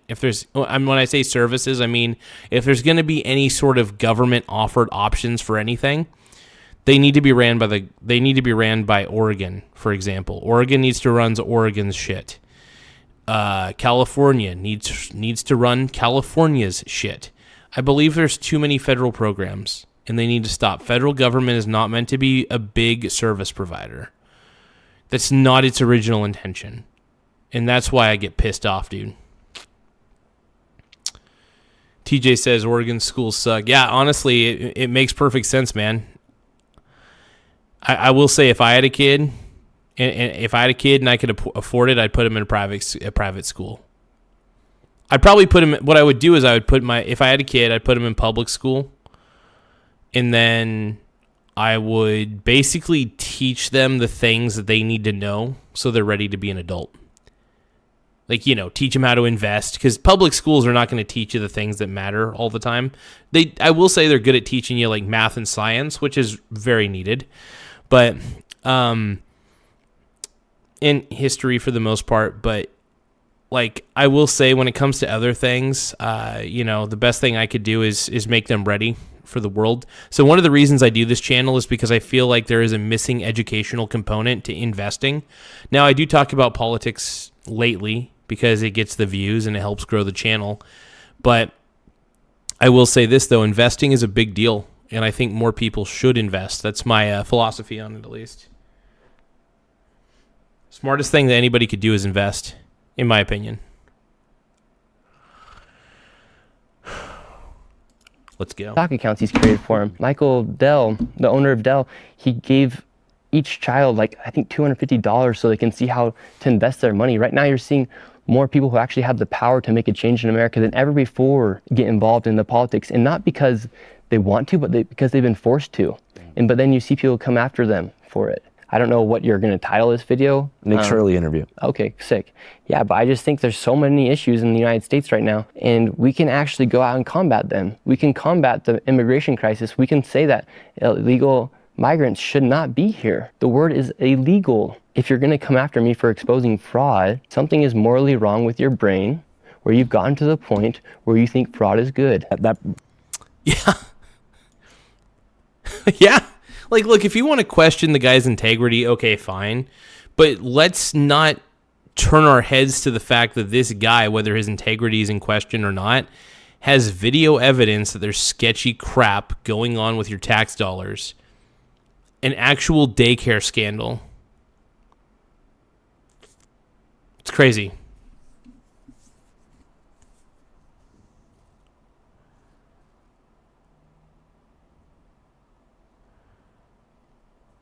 Oh, heck yeah, dude. She's got 5 ounces of silver already? Dude, that's amazing. Hell yeah. Dude, that's freaking cool. Hey, 5 ounces of silver, man. That's not bad at all.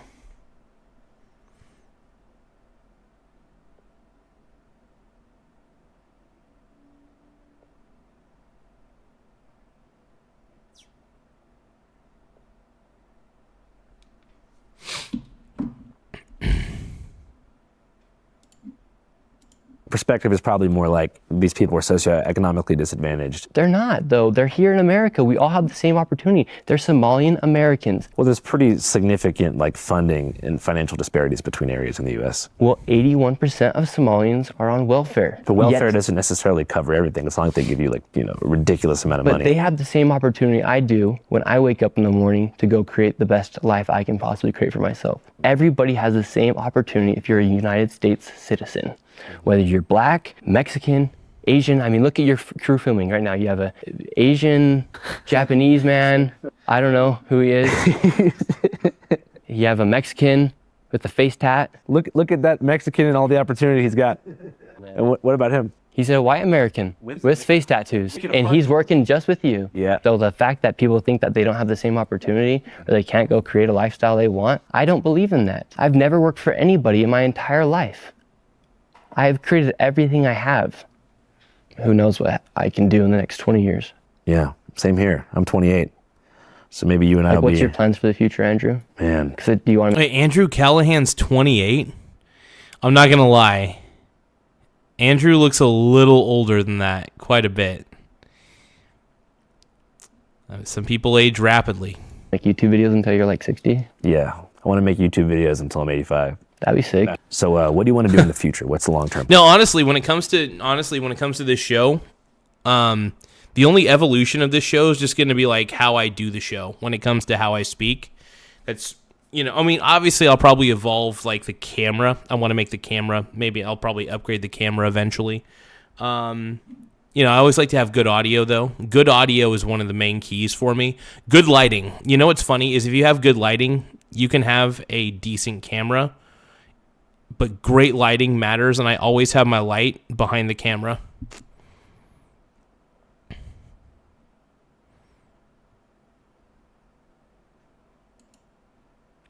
Catch you later, partner. Catch you later, Mr. TJ. Let's keep watching this, man. Long-term plan would be, I think what you just saw is actually creating change inside of America, a video that actually created change. And so I'd like to continue making the world a better place, whether it be through cutting off fraud or speaking out against corruption or helping the old lady next to me. And are you ever worried the Matrix will come for you if you continue to accrue power and influence? Well, they are. Like, when you say the Matrix, like I think that's like the mainstream media or people, but like, who do you think the Matrix is? I think it's the C-suites of the corporations that own the major news channels. Yeah, I mean... Yep. Like, Andrew Callahan laid it spot on, dude. These guys are the problem. The guys that own the major news sources like CNN, Fox News, and MSNBC. They're the ones who just want to spread fear so they can get the pharmaceutical money for putting pharmaceutical ads for certain drugs. They got to keep you dumb and fearful, man. So, as I always say, if you want to stay dumb and fearful, man, keep tuning into CNN and Fox News and MSNBC. They can try, but that's why I think it's so important that we have platforms like X. Say the mainstream media hates you, you can still make a business off of people who support you. Is there any coverage that you regret at all? Yeah, there actually is some coverage I think I've messed up on. Or not that I necessarily messed up on, but maybe not have been totally informed, which is hard because when you're making a YouTube video every single week, you just can't be like the expert on every topic. So there was a time when I went to Ukraine and I made a video and I was missing, I kind of like... Rolling sound, what?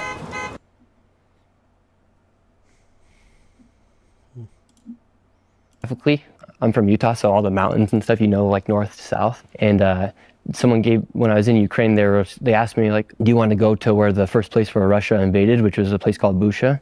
And I didn't know, whether I was north, south, west. And then somebody interviewed me after, because I had criticized where U.S. tax dollars were going. Somebody interviewed me after asking me, did you go to the east? And I said, well, yeah, I went to Busha.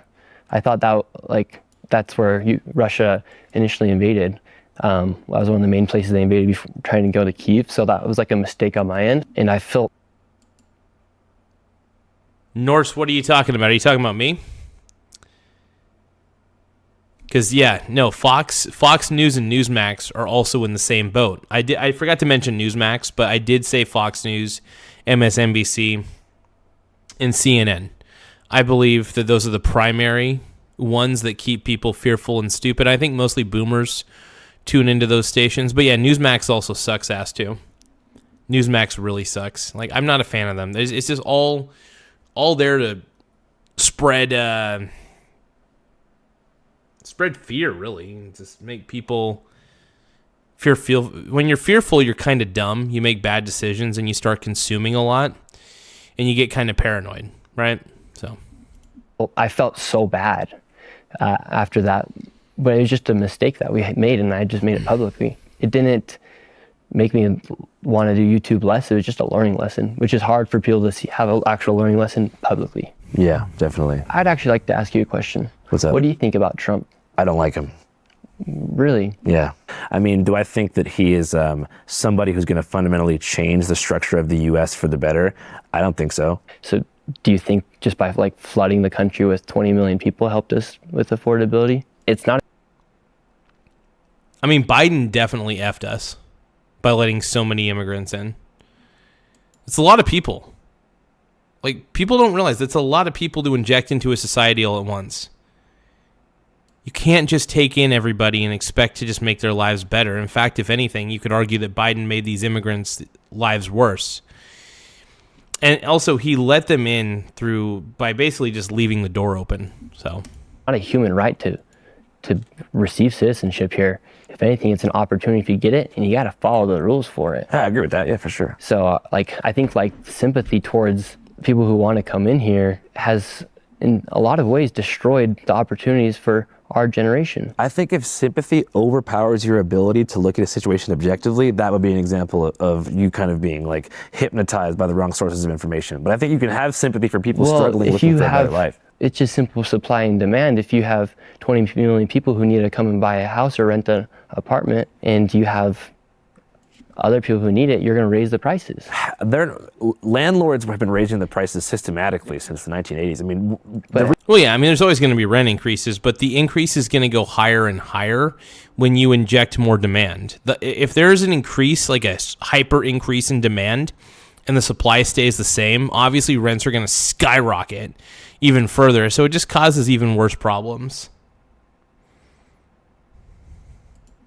The reason you can't buy a house is not because of an immigrant. I mean, they want us to think that because it's an easier scapegoat. Well, if you look at the graphs, when you receive all this immigration, the price of homes has gone up more than normal. I don't think those two things are connected. If you look but just based off simple supply and demand. Those you can. If you bring in 20 million people, they have to be able to sleep in at least 10 million different locations. Yeah, but we have 340 million people. I mean, I'm just saying home values rising and rent rising is a result of like greedy developers, landlords doing price gouging, so many factors. Like I'm from Seattle, a city with not that much immigration from the border. And since 2013, before all of this stuff, like rent had doubled because of Amazon moving their corporate campus downtown. H-1B visas and all that stuff. No, I'm saying Amazon as a tech company themselves bulldozed my home neighborhood, built apartments for their workers who are legal, and most of them are from the US, but from surrounding suburbs. And none of us could afford to live, so we had to all move to other low-income areas around, or just build our own way and move into an RV like I did.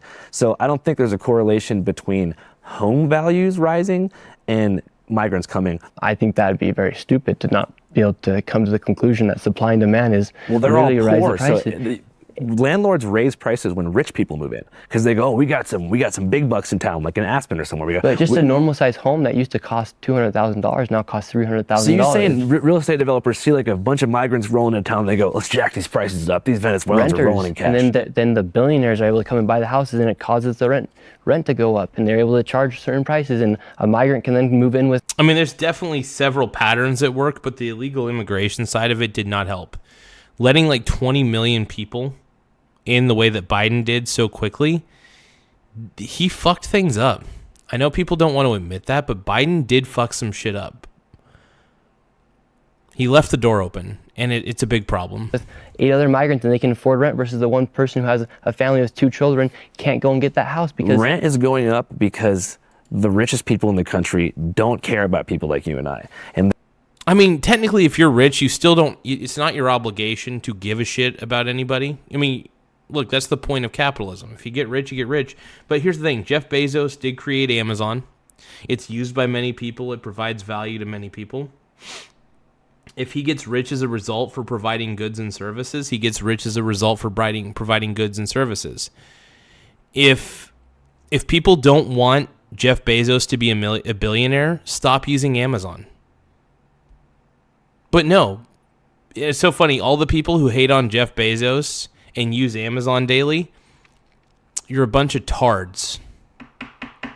And yeah, dude, he left the door open. Straight up, dude. Left the door open is what Biden did.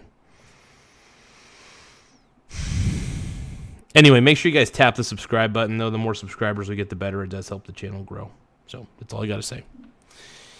We'll keep watching. This is getting hot and heavy. I'm getting pretty revved up. They're interested in making as much profit as they can and keeping us as poor as possible for as long as they possibly can until regular people can figure out how to get control and get a foothold in the government. I think that they want us to blame migrants because it's easier for them because they don't threaten their power either. So if they can keep us bickering about whether or not this migrant group got here the right way, then nothing will ever change and we're just going to be here forever. I would beg to differ, but I do think there is corruption within the billionaire class here inside the United States. Just on a matter-of-fact basis, that the issue of supply and demand instantly comes into place when you bring in 20 million people. If anything, wouldn't they lower the rent? No, because then they have more competition and they can raise the prices. I just don't think that immigrants are increasing the density of New York City. When you bring in 10 million people, there needs to be 10 million locations. Not 10 million, there needs probably 2 million. Still, That's a lot of infrastructure to be up. That's a lot of building to take place. You're going to be able to rate. It's just a supply and demand issue. Yeah, I just think we fundamentally disagree on that, knowing how just greedy developers are in general, you know. If people aren't able to afford it. Everybody's greedy. Some people just have more to work with. That's my philosophy on it. And whether they have more to work with or not, it doesn't make them bad or good. I mean, everybody's inherently greedy. I mean, why not? Everybody's just inherently greedy. I think that's great to know.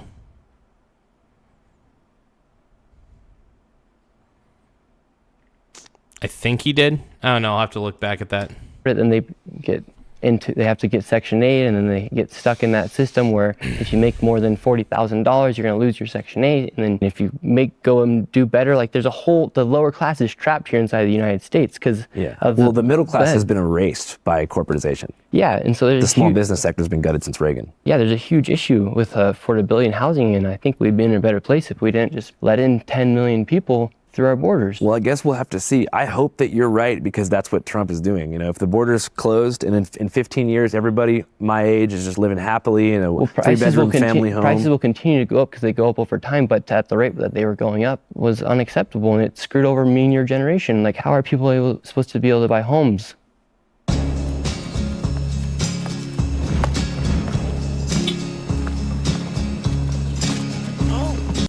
We can't. Exactly.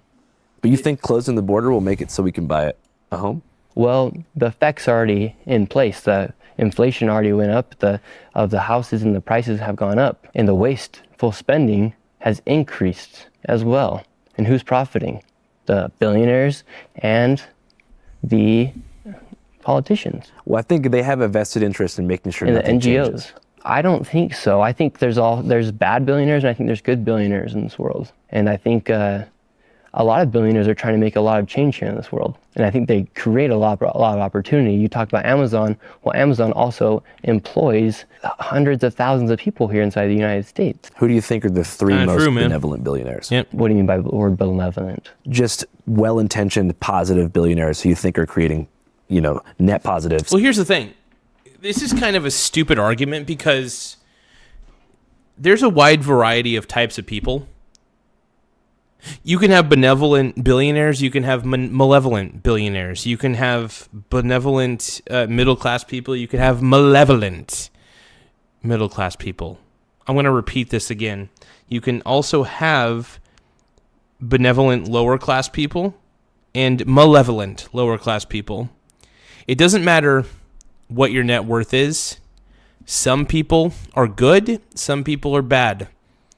Don't know what the actual percentages are. I'd like to believe more people are good than bad, hopefully, but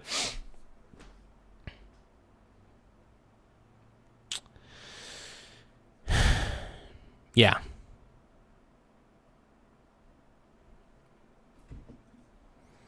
I don't know. It pisses me off in this sense is that just because somebody's richer than you doesn't mean that they're an evil person. There are plenty of decent billionaires out there. There's also plenty of shitty billionaires out there. There's also plenty of shitty poor people. There's plenty of good poor people too.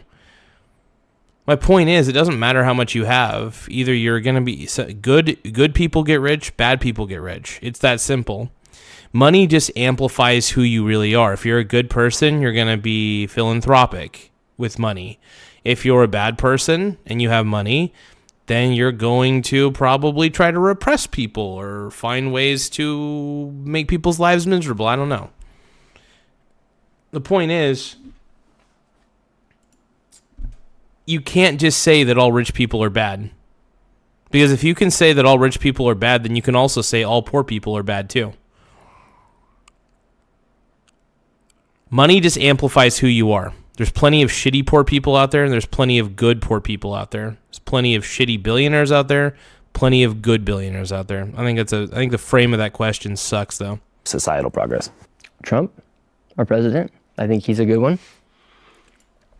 I think Elon Musk. I think what he's doing is creating innovation. He provides lots of jobs to people. I think that's a good one. And then the third one, I'd have to think about that. Like, I think David Sachs, he's looking for innovation inside of AI and crypto. Mm-hmm. I think that's a good thing to be happening. I think all the guys on the All In podcast. I had a conversation with them on their podcast. I think they're looking out for the best of America, and I think a lot of the people are. I think a lot of the billionaires are actually trying to make a difference in this world with their money they have, because you don't need $1 billion, and they know that they are able to use their resources. Well, then to create change? Why do they virtually get, By the way, dude, Nick Shirley exposed an entire community of frauds. So you know what?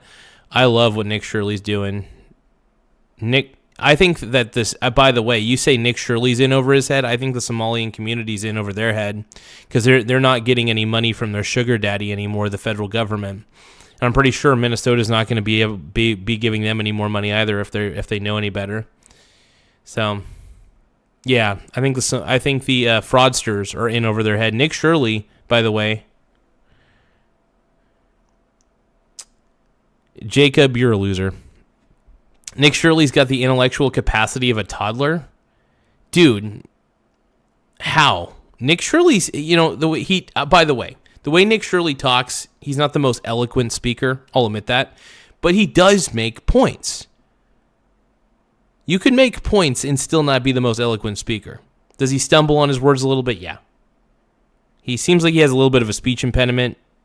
Okay. But he still conveys points very well. And he's not apologizing. And I'm proud of him for not apologizing to the woke-ass mob and all the fraudsters that are defending the fraud. Taxed almost nothing, while the basically bottom 99% have. Feline Gaiman says, lol, you got some cucks in the chat, dude.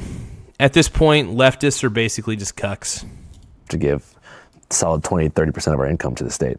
Yeah, it's unfair for us. And I call them cuckatoos. Just keep going. But that's also how businesses are set up. So if you're running a business, Elon Musk, they had to actually add on an extra number inside the IRS so he could pay taxes. Yeah. So people are mad at him for making money. Yeah. I mean, I fundamentally hope that everything you're saying is true, just so you know.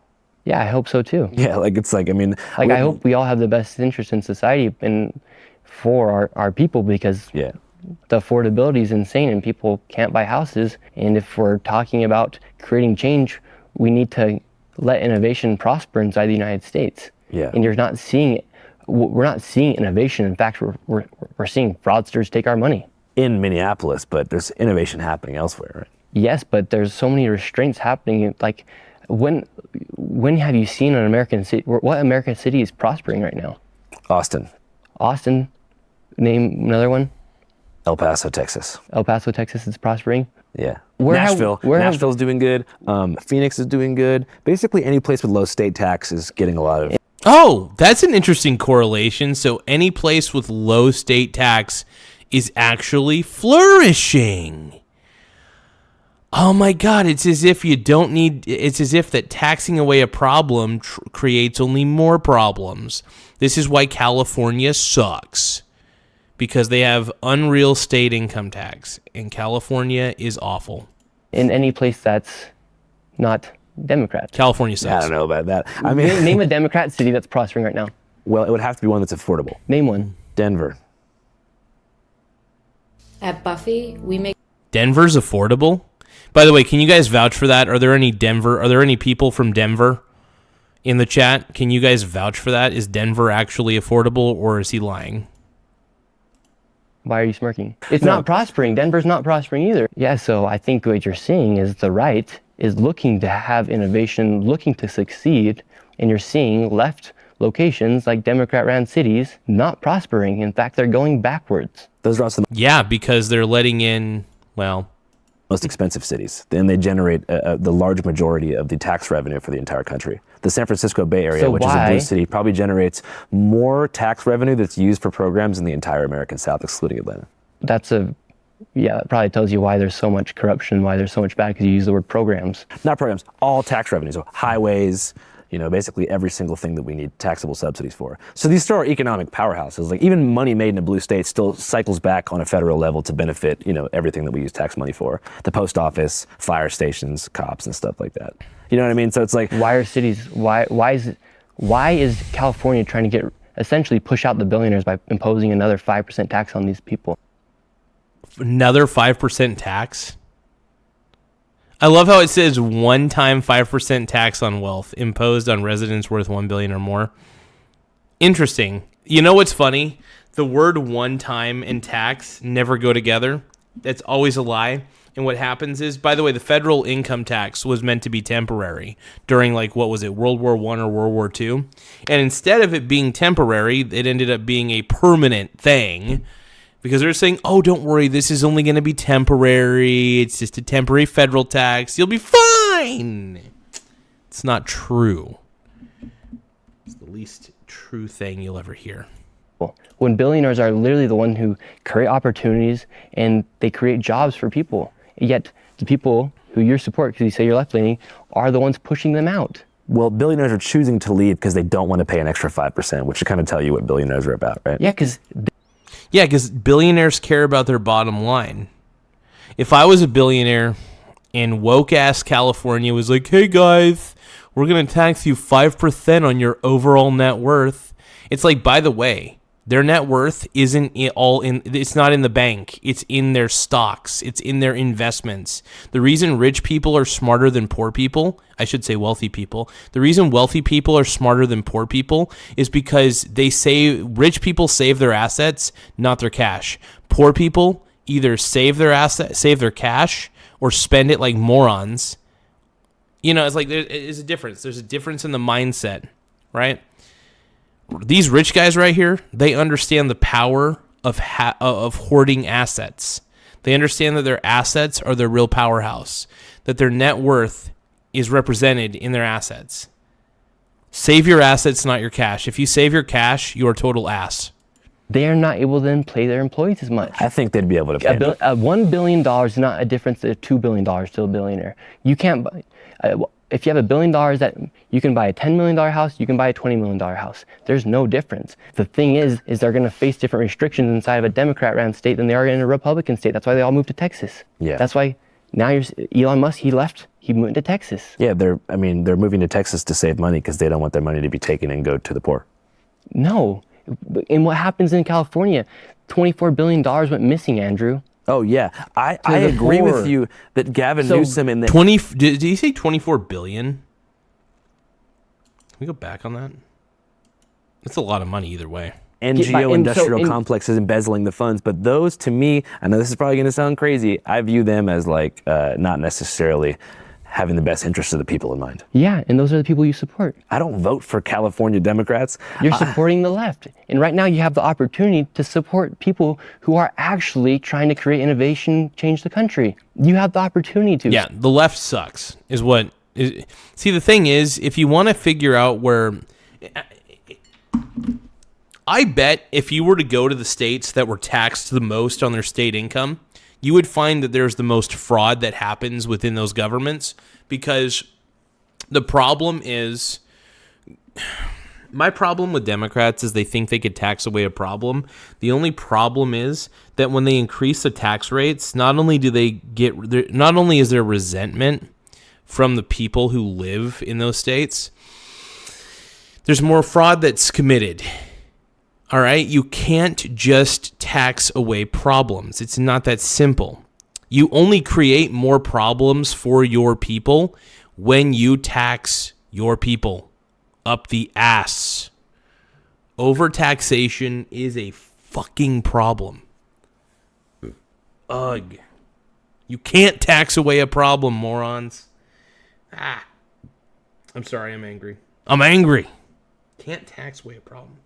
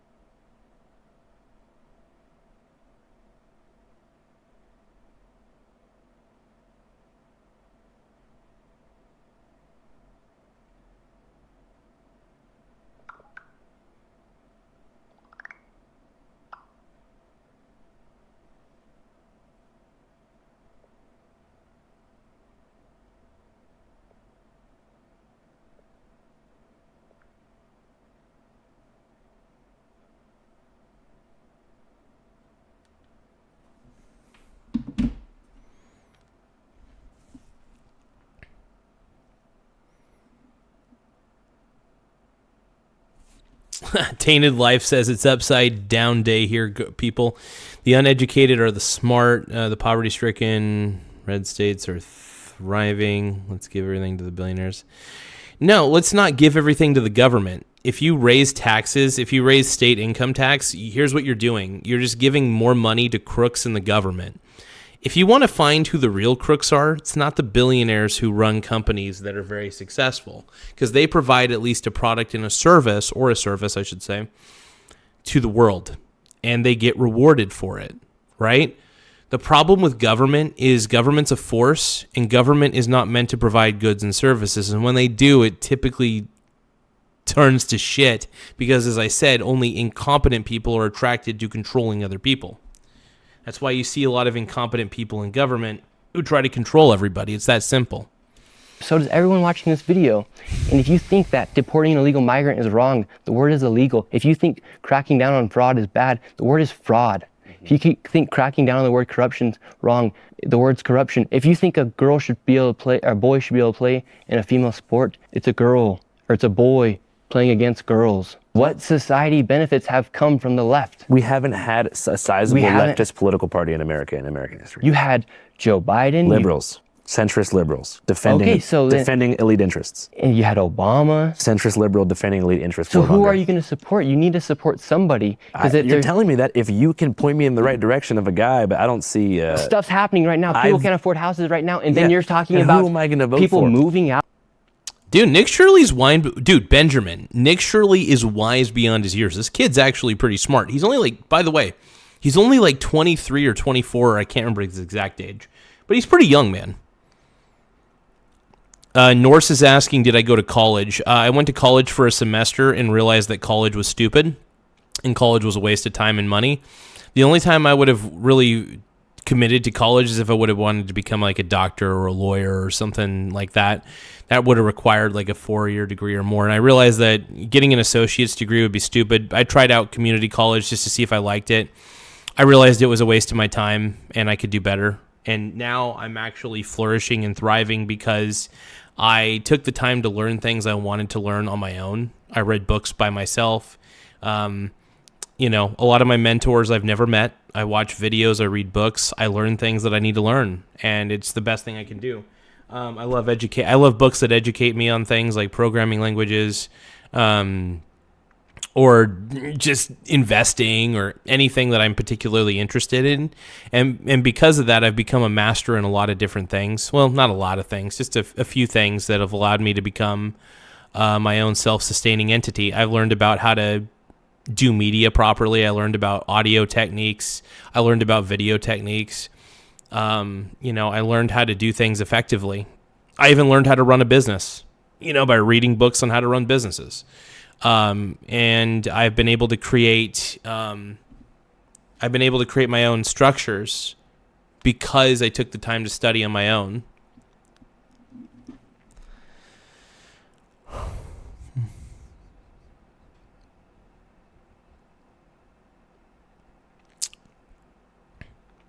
Yeah, no, here's the thing. College is for stupid people. I honestly believe that here's the thing. For the most part, college is for stupid people. If you're going to college and you have a plan to become a doctor, lawyer, or a nurse or something like that, you're a smart person. If you're going to college just to party and pay to party, you're an idiot. Because a lot of people go to college and they don't know what they're doing there. They don't even know what they're majoring in. They have no idea why they're there. And then on top of that, they're getting student loans up the ass, and they're idiots. Yeah, so I was able to get rich by not having student loan debt. I was able to get wealthy by not having student loan debt. Straight up. Suck it. Out of California, no, I support, you're talking about programs. I support. That's the reason why it's California's one of the most expensive states in America. I support voting on a local level, especially. I think that's probably the most important thing you can do. So I support voting on a local level for sure. And if we want to create change nationally, if you have to support somebody, you have to choose. Now we have to choose. So if you have to choose between the Democrats and Republicans. Well, you just said yourself that the corporate media machine is on the verge of collapse. What makes you think the two-party electoral system is going to last any longer? Quite frankly, it'll be impossible for an independent group at this point in time. I think in 50 years when the boomers are gone, mainstream media will die. But As of right now, they're still going to thrive. And right now, in this moment of time, we have to choose who's going to create the most innovation and change and make America a more prosperous country. But Trump can't even release the Epstein files. He has released. I don't know, dude. I don't think 4-year degrees are as powerful as they used to be, if we're going to be honest.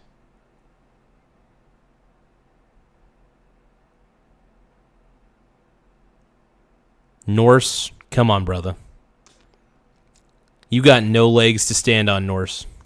Released them, and he did react, and that was that's his Achilles heel, is this Epstein file thing. Yeah. So we can't do anything about that, but what we can do is talk about fraud.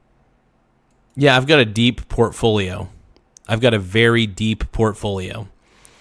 I've been accumulating stocks, a well-diversified portfolio for years. It's deep. It's deep as hell. We can talk about homelessness. We can talk about all of our money going to, like we can talk about going back to fraud, about 7% of our taxes going to fraud. We can talk about how $24 billion went missing for homelessness in California and how they're incentivized to keep people homeless so they can continue receiving money from the state. Yeah, that's all true. Right? Mm-hmm. So we can actually do stuff that creates change. We can't tell Trump to go release the Epstein files. And it's just because you support Trump doesn't mean you support everything he does. But he's the man in office right now, and you do need to think who's going to be able to create the change, and how are we supposed to be able to do it? Well, he's in office, so I'm saying now is the chance to prove to people like me and like other people that positive change can happen. And if he does, it's Team Trump I would forever. say he's trying to, Yeah. but you're seeing what happens when he says he wants to go deport illegal migrants. Leftist judge block his orders, or when he wants to deploy the National Guard to Chicago to make it a safer place, Democrats weaponize it. Like, do you agree that Chicago's a safe place? Would you agree that the west side or south side of Chicago is a safe place? I think that the west side and the south side are not safe places. However, I'm not sure how deploying the National Guard to that particular ICE facility out west is going to change the situations in O Block or somewhere like that. Okay. So to all the people who are dissing Nick Shirley in the chat, you guys are morons. You guys are morons because this guy exposed actual fraud happening in Minnesota. And why are you guys not cheering this kid on? He's just a young kid. He's like 23, 24. He's exposing all the garbage that's happening. Come on.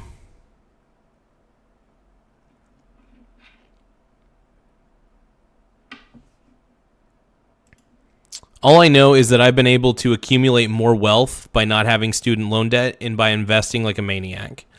All I did was I learned how to invest, and that's the simplest thing you can do. Investing is not hard. Investing is fun, actually. And if you just don't spend your money on anything stupid and just keep investing, you'll have dividends forever.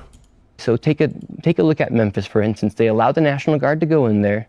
Or if you take a look at Washington, D.C., they allowed the National Guard to go in there, and crime significantly went down. In 2025, murders are the lowest they've been in years. Well, they've been declining steadily since '94. It's the lowest they've been in years. One thing I want to push back on, too, is the conservative narrative that America was at its most dangerous point before Trump started cracking down. If you look at a graph, homicides have been trending downward since the mid to late 90s for a long time. We're actually in the safest time. Every single year gets more safe than the last. And of course, there are certain cities like St. Louis, Baltimore, Memphis that will always have some degree of violence.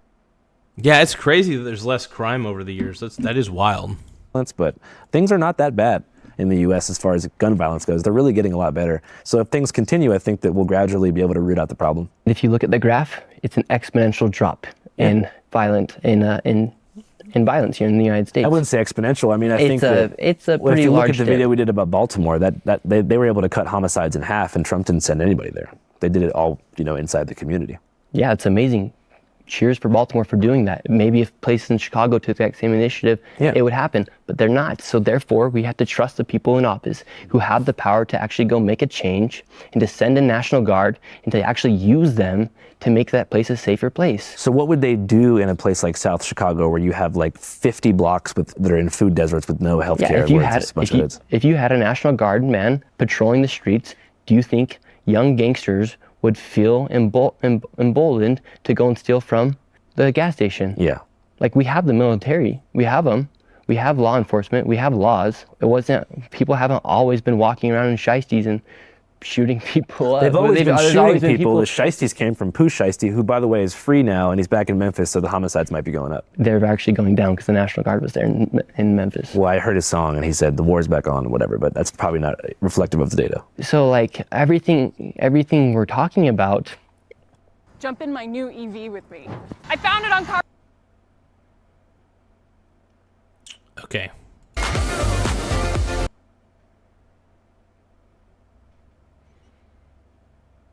Oh, hey, you guys, I'm too poor to afford YouTube Premium. Just kidding. Trying to make a difference here in the United States. And we should also be trying to create change with our platforms and with our journalism. What I just did is I exposed fraud. And I love how everybody's just like, you're too poor to afford YouTube Premium. No, I'm smart enough to not waste my money on stupid subscriptions. One of the reasons why I was able to get to rack up my portfolio the way I did is I actually looked at what I was spending my money on over the years. And then I just cut back on stupid shit. Once you cut back on stupid shit and you just start investing like a maniac and really commit, yeah. I would rather have a diversified portfolio of stocks than my own home. I would rather rent the rest of my life.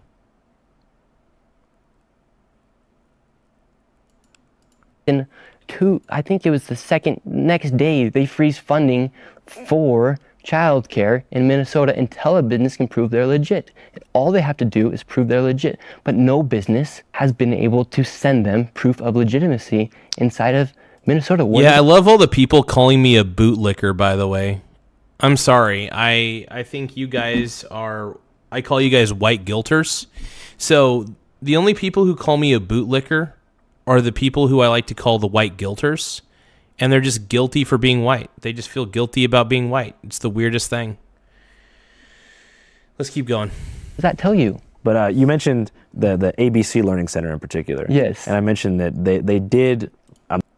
By the way, Crack AG says, I'll own nothing and be happy, losers. Do you realize that I told you guys I have a massive portfolio? I have a massive portfolio, diversified as fuck, with tons of stocks. Are you kidding me? And I get dividends all the time.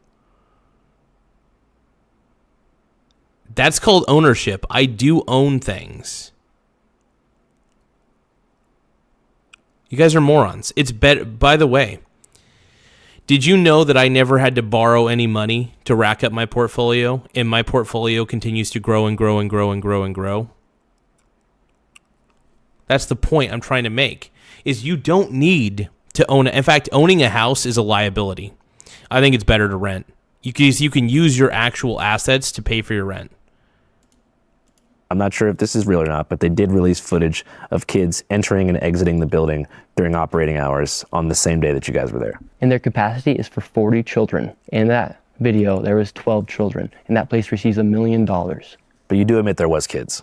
Yes, and I don't doubt that there are kids inside of some of these daycares. It'd be very stupid of a business receiving millions of dollars and not to show face with a few kids. It'd be very stupid.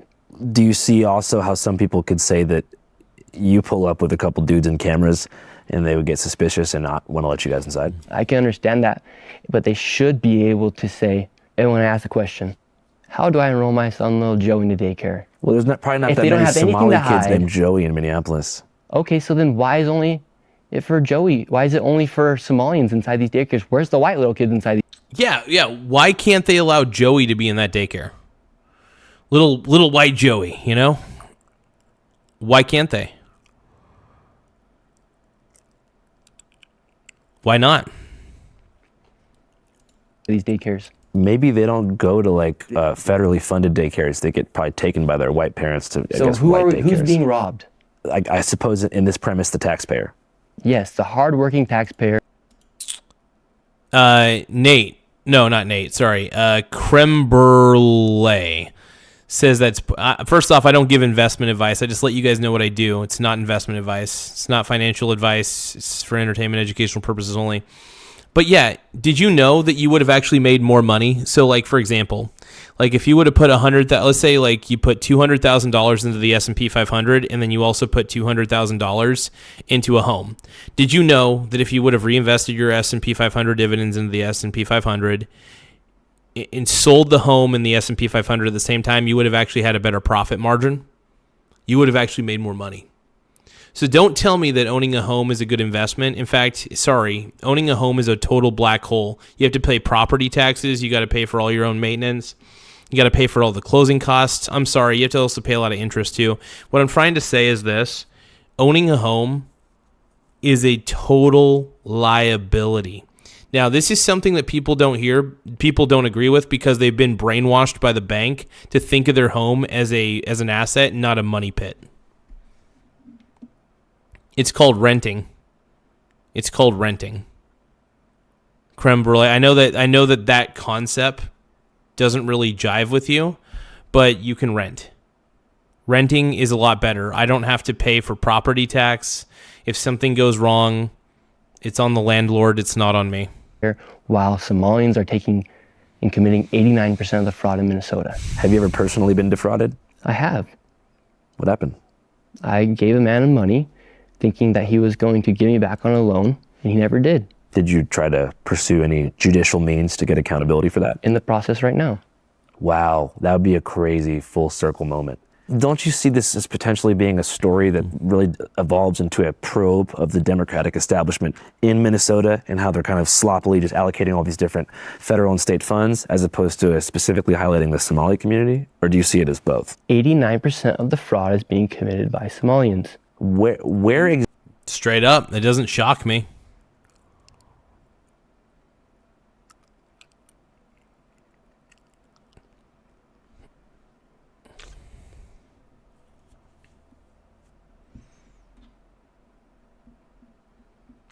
Renting is also honestly, renting has been a lot cheaper for me too.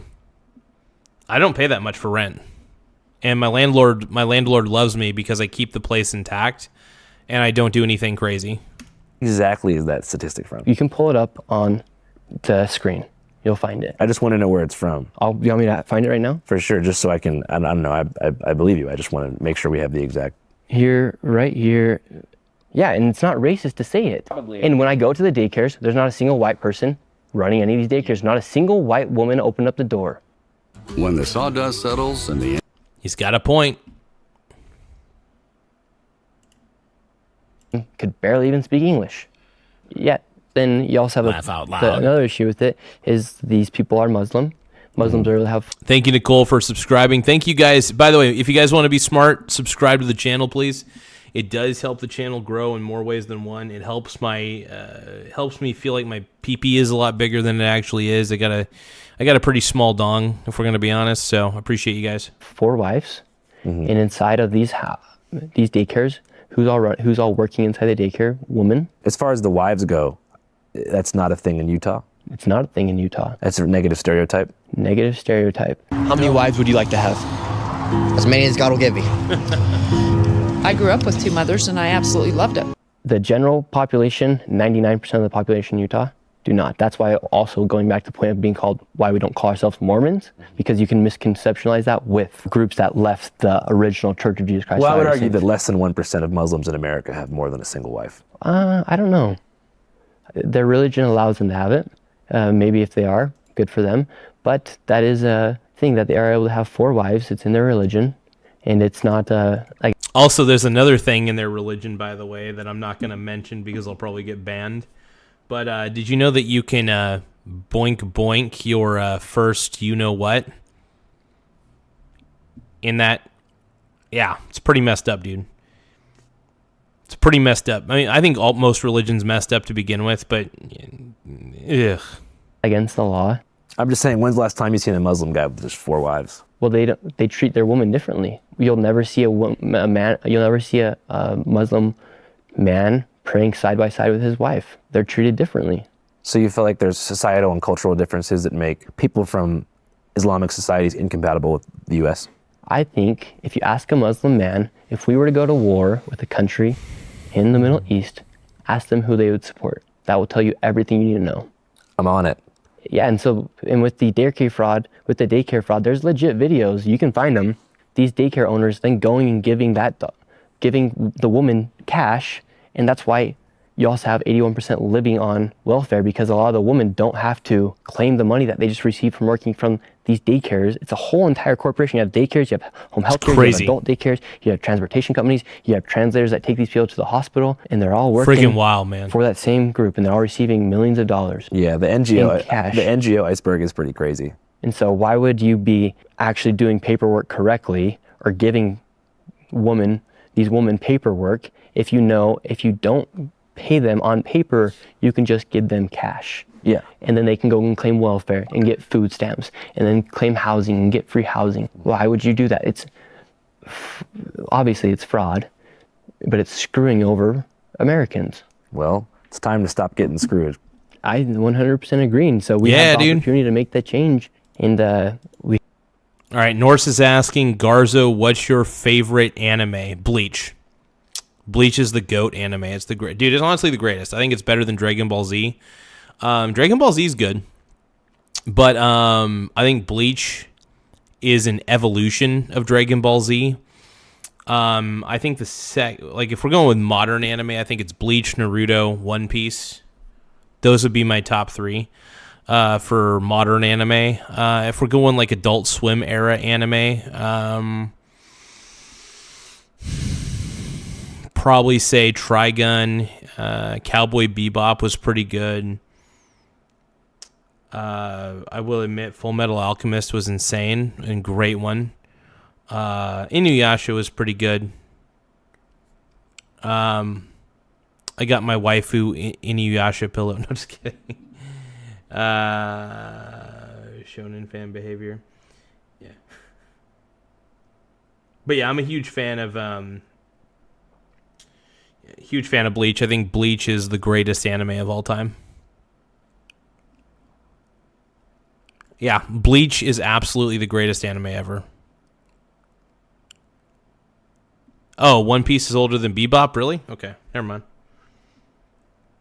Yeah. We have to do it, or else we're going to keep getting screwed. We're going to keep getting screwed. And, I think that's the Nick, Shirley, Andrew Callahan message, is whoever you are, stop screwing us. Yes. All right, bro. Appreciate your time. Channel 5 Live Worldwide, Hollywood. Good shit, dude. That was a hell of an interview. That was a heck of an interview, bro. So let's get this back here and let's set up the frame real quick. There we go. We'll just make these two sexy studs be on top real quick. They're the tops and I'm the bottom.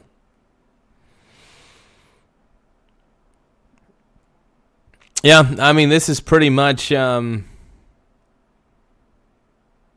so overall, I think what's happening is, people are tired. People see this fraud and they're like, "Damn, we're tired of it. We don't want to be funding this garbage anymore. We're done with it." And can you blame people? I mean, like, seriously, man, people are tired of being like fleeced. It's like a legit fleecing of America that's going on right now, and people are feeling it. They're just mad. And you can't necessarily blame them.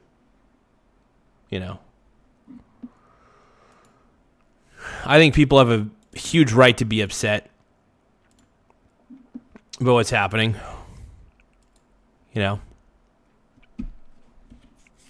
I'm pissed.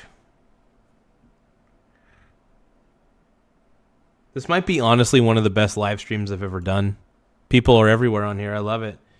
Well, I'm getting a lot of hate, though. I don't know what's up with all the haters, but there's a lot of haters coming in, and guys are being nasty and not very nice.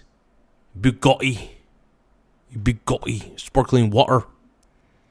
But yeah, no, I think this is kind of fun. And what other Nick Shirley interviews can we watch? This is great, man. I want to look for the more recent ones, though.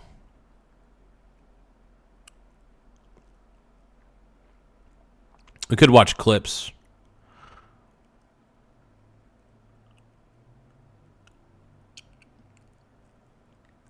Now, we already reacted to that one. I think we might have reacted to the PBD one. I'm not sure.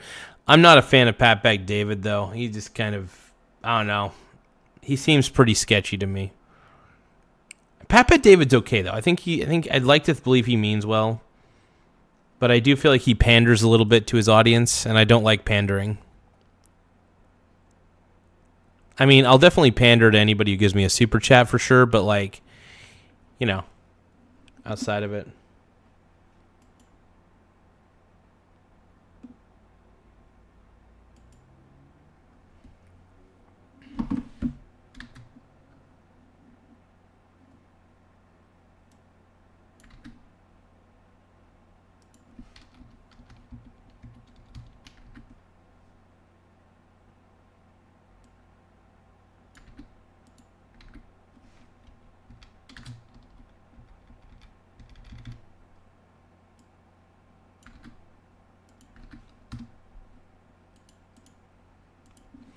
Doing something real quick here, you guys.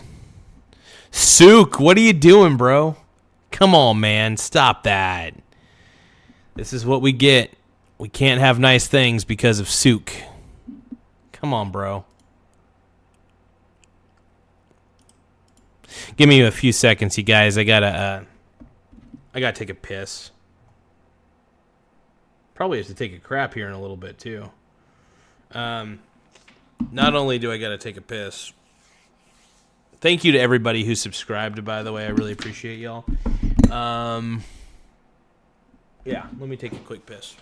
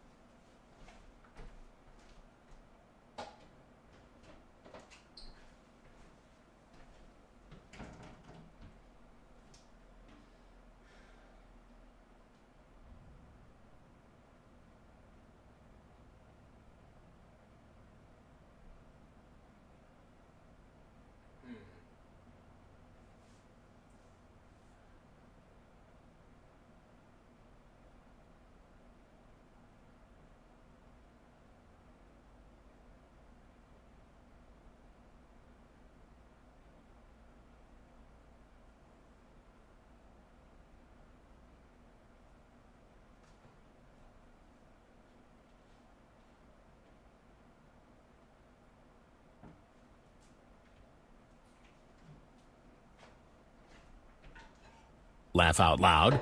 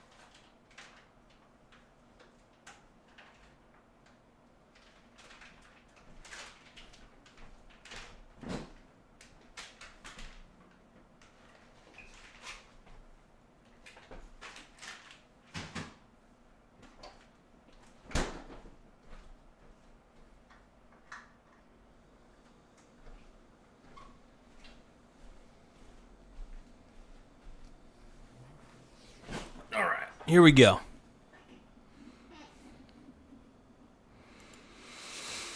Okay.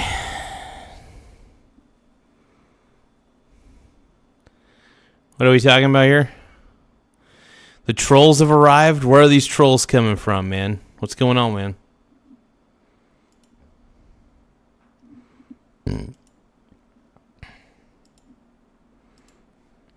All right, let's tune into a few more Nick Shirley vids. I'm kind of curious here.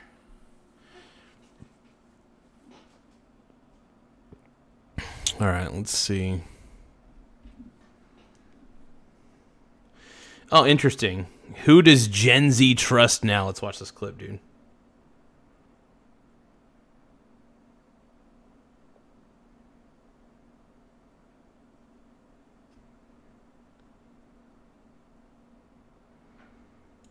Do you follow Nick Fuentes at all? Yeah, Nick Fuentes, he's extremely entertaining to watch. He's actually like a comedian when he talks.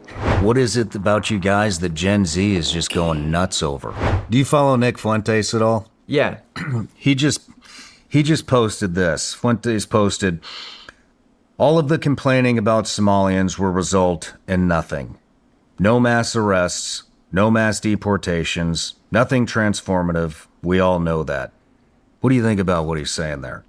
I think you're seeing the government. They've never done anything. They've never launched a full investigation, multiple investigations, within just a few hours of a video being released. Yeah. So right now, yeah, the Trump administration has a lot of things on their hands. Right now, they have Venezuela.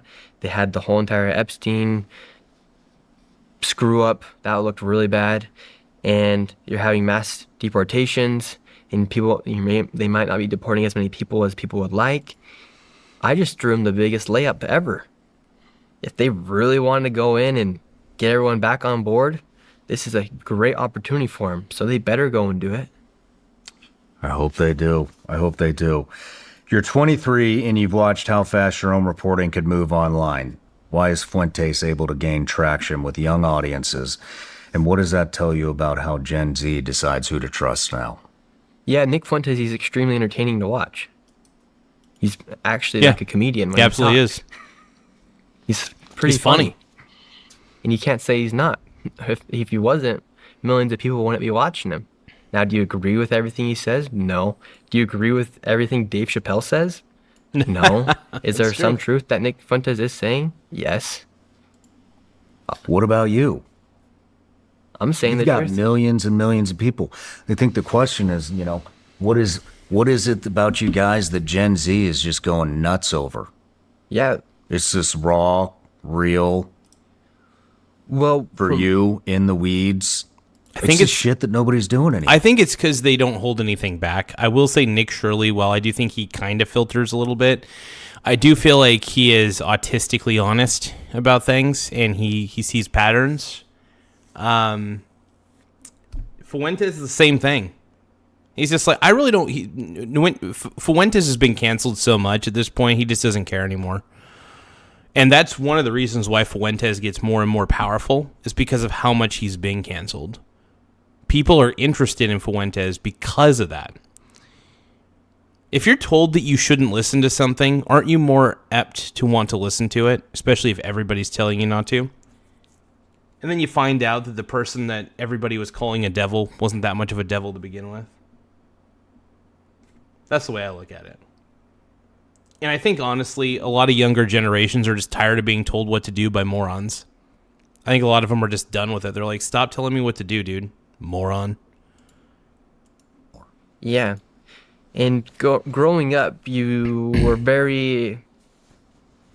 It's hard to go out and say what you want because you're worried about people coming after you. And so when you have people like Nick Fuentes who are just saying things as they... And it's a relief to hear Nick Fuentes just say whatever the hell he wants. Like, I think that's the way it should be. It's awesome. As he wants to say them, people are going to get attached to that. And for me, if I'm going out and showing people things for what they really are, and I'm not censoring people out of the conversation, people are going to like that because they want that realness, because they want to feel represented. They don't want to feel like they're having one conversation with their friend in the car, and then they have to go at the dinner table and have a different conversation. Do you think Damn, that's spot on, bro. Do you think Gen Z... That is actually pretty spot on, man. Holy shit. I love it.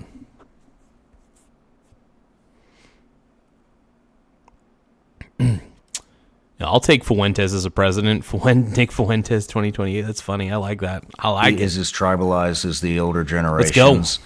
Or is Gen Z solely interested in just the truth? They're just so tired of all the bullshit from both sides. I think they're just tired of being lied to. If we're going to be honest, man. I think most of the younger generations are just tired of being lied to by stupid ass boomers, you know? And that's the thing. People are done. People don't want to be lied to.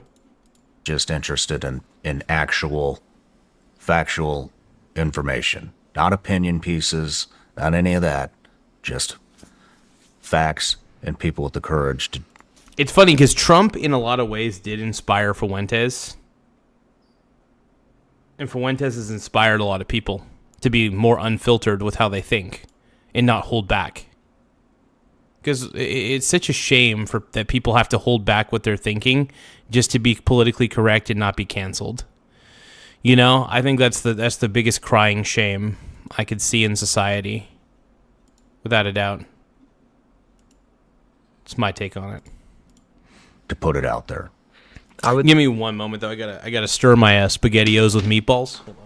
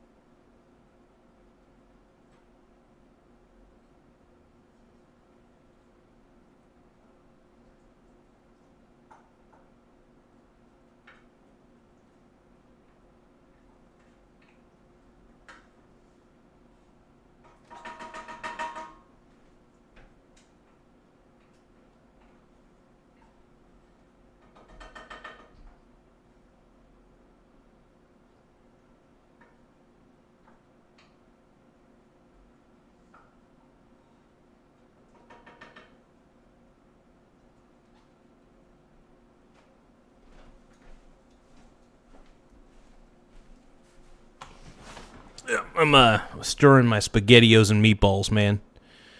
Had to do what I gotta do.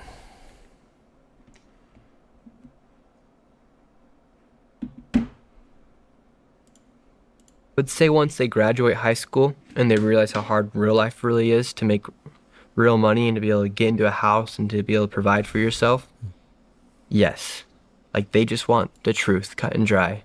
That's why you see so many of them kind of either feeling very defeated or people are actually rising up to the battle that we're facing. Yeah, I don't Laugh out loud. necessarily blame the younger Tired of generation. being gaslit like we can't see the American dream either being given away to illegal immigrants or pissed away by the government. Hell yeah, thank you for that super chat, brother. Let me acknowledge that here in just a second. So Tristan Allen is saying, tired of being gaslit like we can't see the American dream either being given away to illegal immigrants or pissed away by the government. Yeah, here's the thing. The government is a black hole for fraud. The government is a black hole. Like, if you give money to the government, that's the worst thing you can do, in my opinion. Now, obviously, you got to pay your taxes, and it hurts because one of the reasons why people resist paying taxes is because deep down in their heart of hearts, they know that money's not really going to anything good. They know the majority of that money is being fleeced and laundered and put into people's pockets who don't deserve it. Yeah. And people are done with that. They're done with being fleeced. They're done with it. But I'm going to keep that... I'm going to keep the super chat up. Trump's the man. Thank you, ASMR Sounds. Trump is the GOAT. Hell yeah. I trust Trump more than I trust any of these stupid Democrats at this point, dude. Trump at least is telling me that he's fucking me. The Democrats are fucking me, but they're telling me that they're not fucking me. I'd rather be told the truth, to be honest. If I'm going to get rim jobbed, tell me the truth. Let me reply to this. Hold on. Ah, shit, I didn't reply to the super chat in time. My bad. But yeah, no, I'm gonna highlight that super chat because it really helps us out a lot, man. Thank you so much. We're gonna keep that on the board for a while. Make sure you guys subscribe to Tristan Allen. Give a huge shout out to my boy, dude. Keep the super chat up for the next month. Whatever. Because a lot of these kids are starting their life behind the starting line. They go to college, the bank will give them a $100,000 loan. Oh, dude, college loans are the biggest Ponzi scheme in the world. Pell Grants and college loans are the reason that tuition is so overpriced and so expensive, and why going to college just isn't worth it. The debt alone is next to retarded, right? It's next to tarded, right? It's extremely stupid. They start their life off $100,000 in debt. Mm-hmm. That's insane. Yeah, starting your life off $100,000 in debt to go to college is insane. I could understand if you go into debt for a home, because at least the home has the chance to appreciate in value. Chances are you're going to go to college and your degree is going to be worthless, and you're probably, I don't know. I just feel like the only people who should go to college are people, one, who are going to be in a position like being a doctor or a lawyer or a nurse or something like that. Other than that, college is pretty much worthless. And that's the truth. They want to convince you that college is higher education, but for the most part, the education standard has gone downhill and it's shit. So no, I love what Nick Shirley's talking about, man. And so a lot of people are wondering, well, why actually are we doing that? And that's why whether it be Nick Fuentes or whether it be Charlie Kirk, we're all kind of trying to share the same message at the end of the day, that go chase the American dream because you're capable of doing it. Question yourself. Question the... Hell yeah. No, I love that, dude. Shit. Because here's the thing. I'm still, believe it or not, doing decently in life. I'm doing well in life. Which honestly shocks me sometimes. But, it's like, I don't know. Give me 1 second.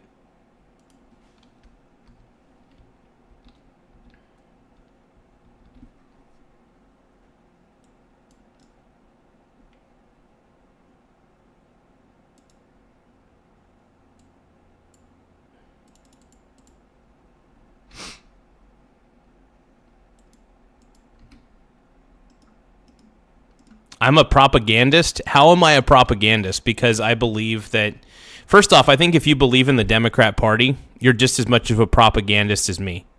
If you believe that communism and socialism are good ideas, you're a propagandist, and you're a moron. You're fucking stupid. That's my take on it. That's my belief. That's the way I see it.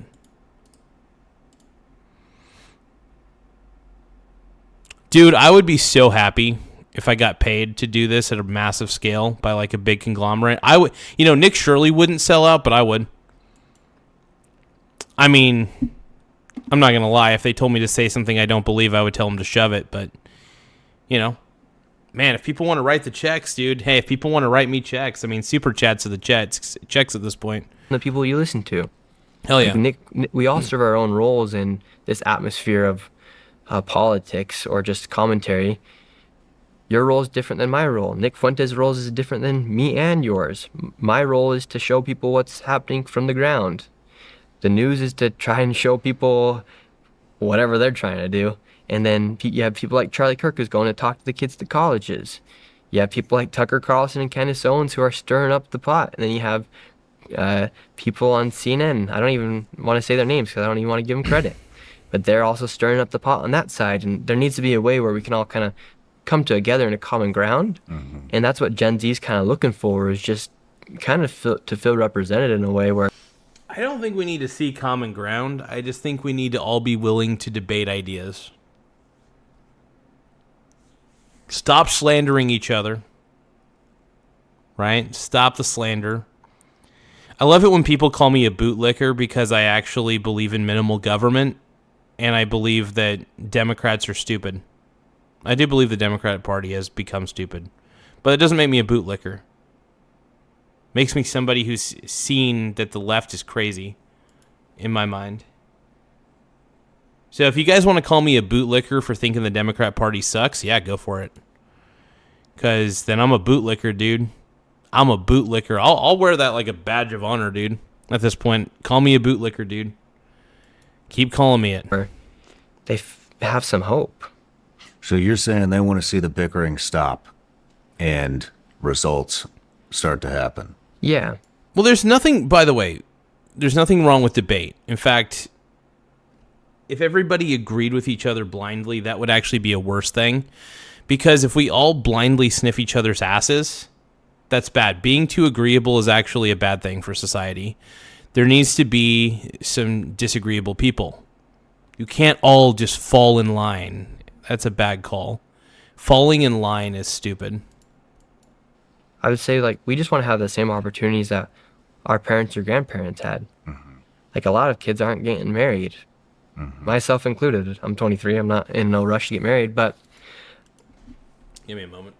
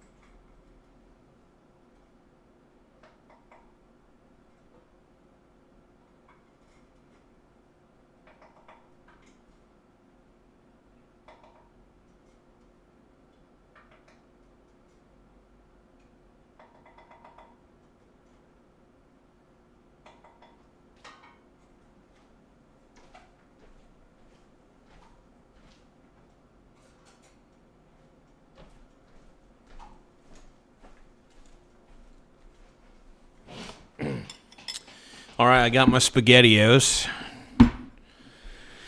Let's roll, dude. Dude, I love SpaghettiOs with chicken meatballs, dude. Are you kidding me? It's freaking good, dude. Laugh out loud. Tired of being gaslit like we can't see the American dream either being given away to illegal immigrants or pissed away by the government.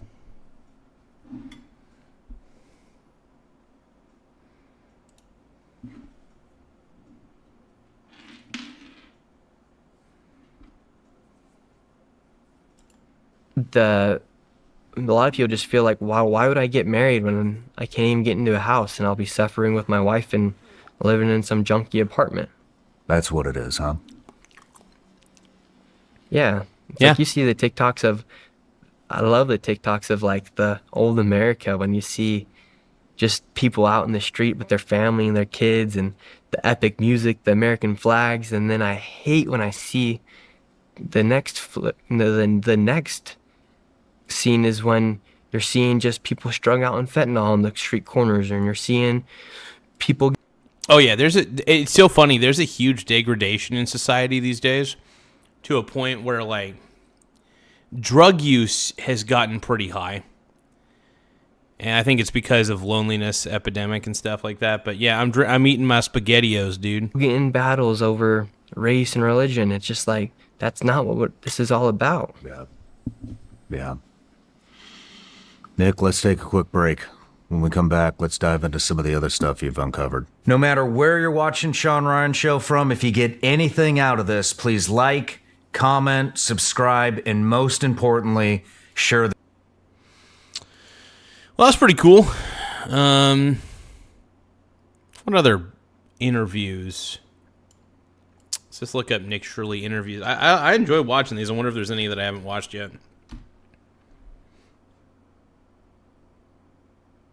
Oh, XQC. He's kind of gay.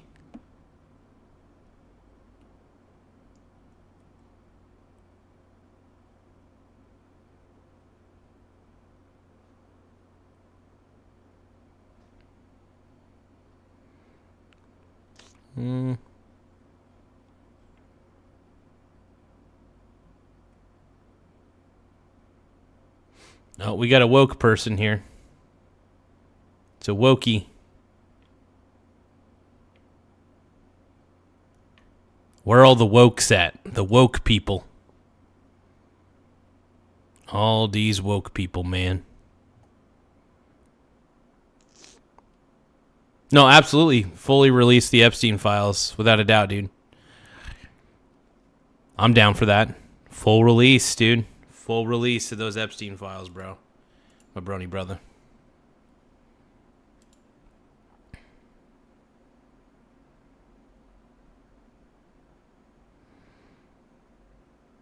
Oh, God, Hasan.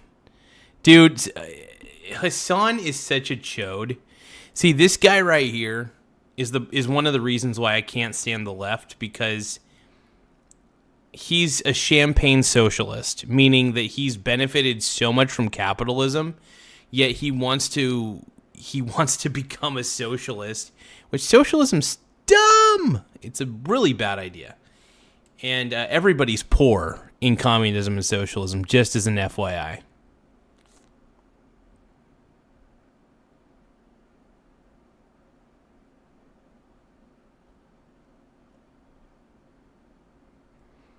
No, but to the people who are defending the fraud and can't watch Nick Shirley's entire 45-minute actual on-the-ground journalism exposing the Somali fraud that's happened, the Somali daycare fraud situation, and you guys are just dumb. You guys are just dumb. It's pretty evident that these are not legitimate businesses.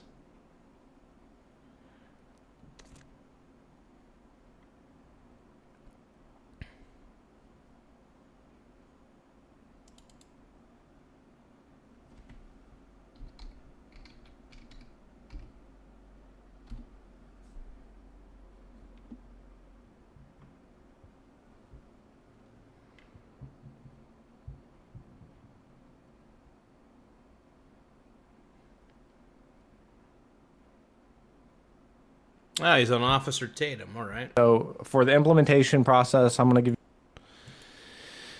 We'll take a look at this one. Let's see what's going on here. I think this kid's great. Kamala Man. Harris chose Tim Walz? Nobody knew who he was before Walz. He was killed. It was a crazy. Gonna try to insane. Yes. I don't know if you looked at. I don't know. No, if you looked I heard that streamers, they seem like they're making a lot of money, but most of the money is going to security. That is the biggest line item. If you think, oh, that's crazy. I mean, that doesn't surprise me because honestly, a lot of the money that Nick's probably making, he probably has to pay because to actual security guards and shit for full out security. And it's probably a heavy price too, because if you think about it, Nick Shirley's he's becoming a bigger and bigger and bigger public figure, so the price to guard him is probably very, very high.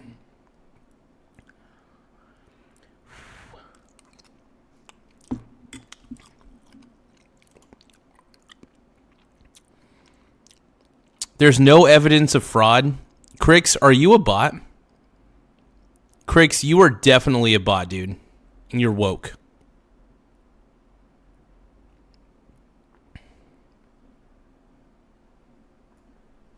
Yeah, at this point, I'm pro ICE and I'm pro Nick Shirley.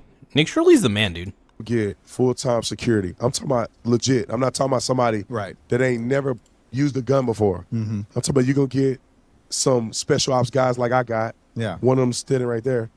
When you can get a guy like that, that's going to run you. Yeah. You got at least $500,000 to have security like that. So I said two things. I said, God, what do I do?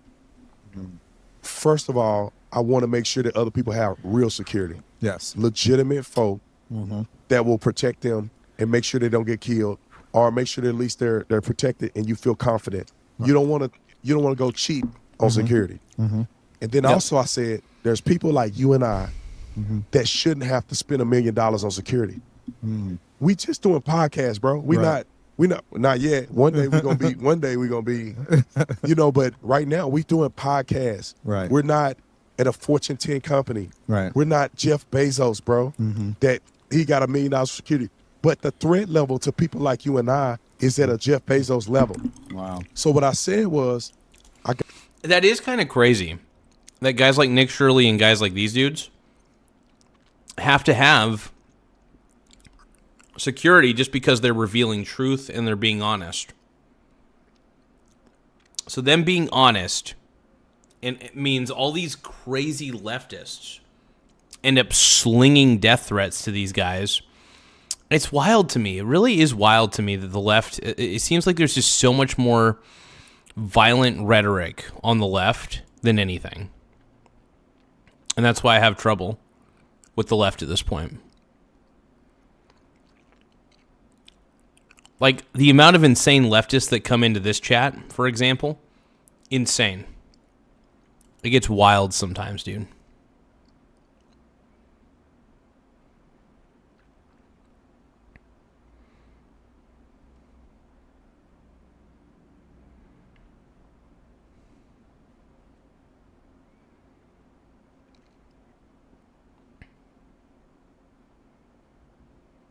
Oh shit, he was on the Will Kane show? Let's look. Let's take a watch.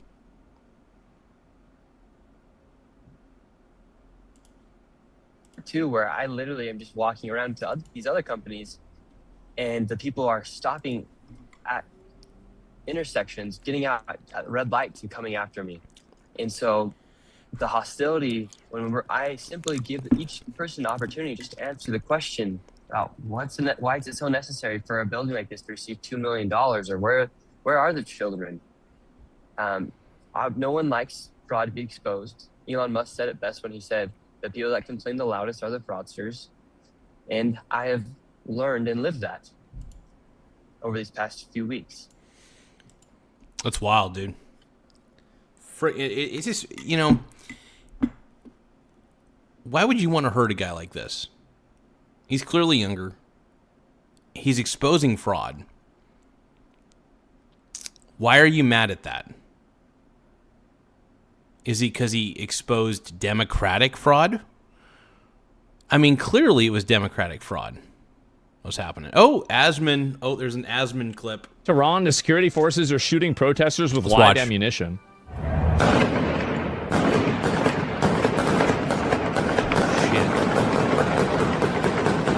Jesus. Jesus. Sounds like a war zone. I wonder why. Absolutely now does. You see Holy why crap, they turned dude. off the internet? And you guys saw, as soon as they turned off the internet, that's whenever the body bags started piling up. You see these Yeah, because, oh, dude. these pictures here? Look at these pictures here. This is what they think is the same. This is a corrupt government right here, dude. Iranian government, dude. There needs to be an absolute regime change ASAP. As the United States government. Americans woke up this morning and they saw that you said help is on the way. Yeah. What do you mean by that? Well, there's a lot of help on the way and in different forms, including economic help from our standpoint, and we're not going to help Iran very much. And, you know, we put Iran out of business with their nuclear capacity, and now, depending on what's actually happening, nobody's been able to give us accurate numbers about how many people they've killed. Well, on that but point, it looks Mr. like President, it could be a pretty substantial number, and that's going to be a lot of problems for them. a lot of problems. On that point, you did say the U.S. would get involved if Iran started killing protesters. They have, by the many thousands, according to reports. Well, we'll see what that is. I've heard two numbers, but we'll see what that is. Well, now we're hearing that they're going to start hanging protesters tomorrow. Yep. So it comes back to the question. That's right. Have they crossed your... No way. Yeah. The Iranian government needs to go. There needs to be an absolute regime change, 100%. Holy crap, dude. Without a doubt. That's crazy. Look, red executions. Or has the line moved? I haven't heard about the hanging. If they hang them, you're going to see some things that I don't know what your where you come from and what your thought process is, but you'll perhaps be very happy. I hope so. Let's just take... Just... Oh, man.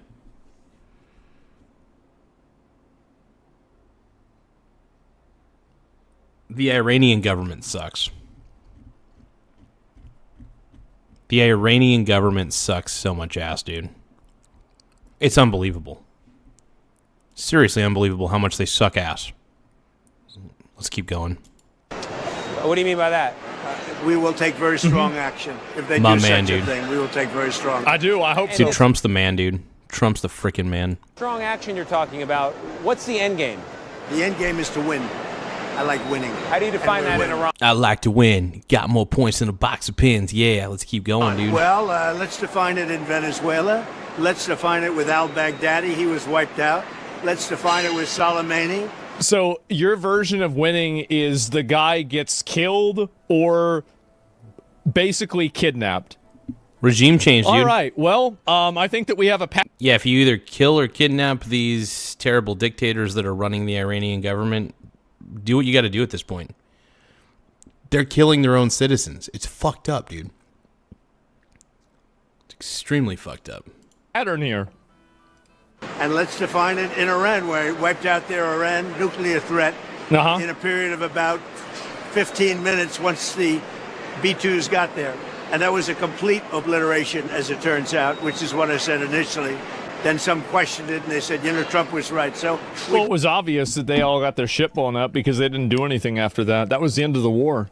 Everybody forgets this, but like after they bombed those nuclear sites, Iran stopped fucking around. That was it. been right about everything.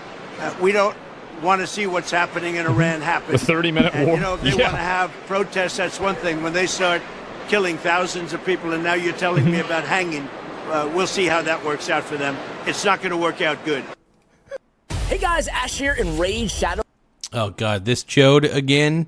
This chode right here, I swear to God, whenever I see this man show up in my feed with this Raid Shadow Legend game ad, it's so gay. It's so cringy. This ad sucks. Now, it's ads like this that inspire me to get YouTube Premium, but then again, I also look and I'm like, yeah, I don't want to pay any money for a subscription, so I'm going to keep watching these shitty Raid Shadow Legends ad. Oh, God, and then guys like this.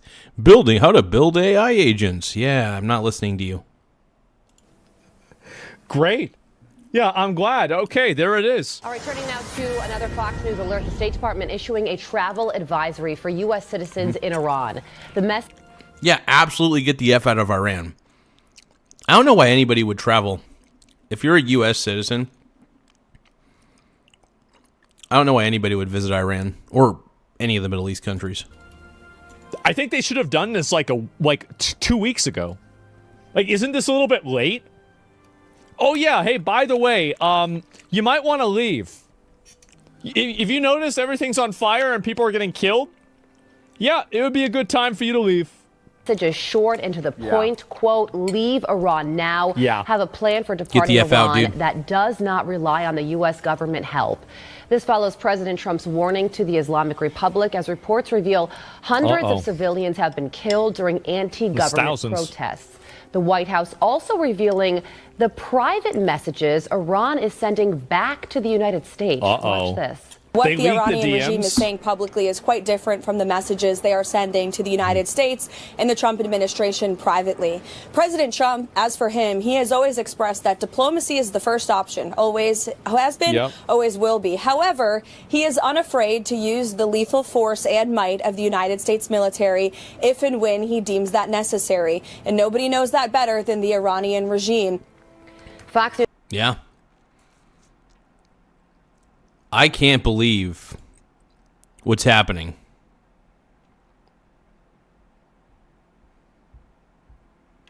This is crazy, guys. Crazy. Hold on, I gotta check something on my phone.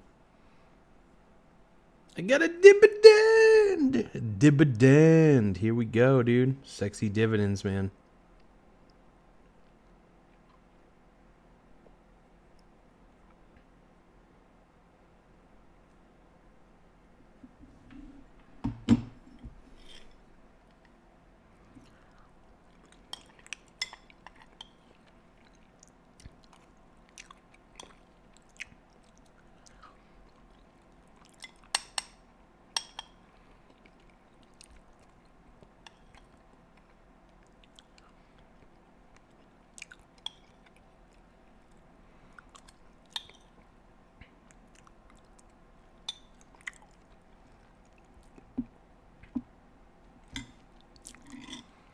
News contributor and former CIA station chief Dan Hoffman joins me now. Dan, good morning to you. There's this near communications blackout inside Iran right now to try and make it difficult for protesters to organize and continue. But those who have been able to get their message out to the outside world do say that there are many Iranians who are still dedicated and committed to this cause despite this ongoing violence against them.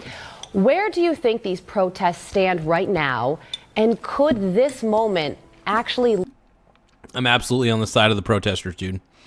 In this instance, their government actually sucks. And they're tired of it.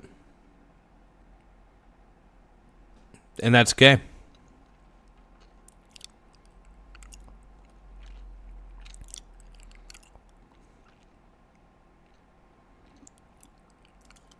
Lead to significant change? I think it's over for him. I do. It's been over for a week. Yeah, I think the Iranian regime is under more threat right now domestically than they ever have been before. I think that's reflected in the outreach on the part of the... It's amazing the number of non-Iranians that think they know what's better.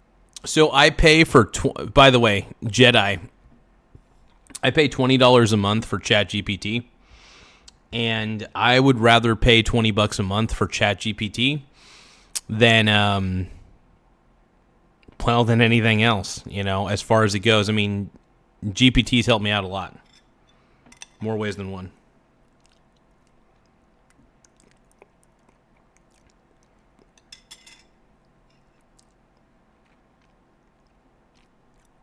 Yeah, no, I'm glad I refused to pay for YouTube Premium. I refuse. The only subscriptions I have are the ones that actually give me an advantage. And that's like ChatGPT gives me a huge advantage, more than people ever could know. And yeah. for Iran and support a psychotic government that's trying to hold a country that's been fed up with leadership.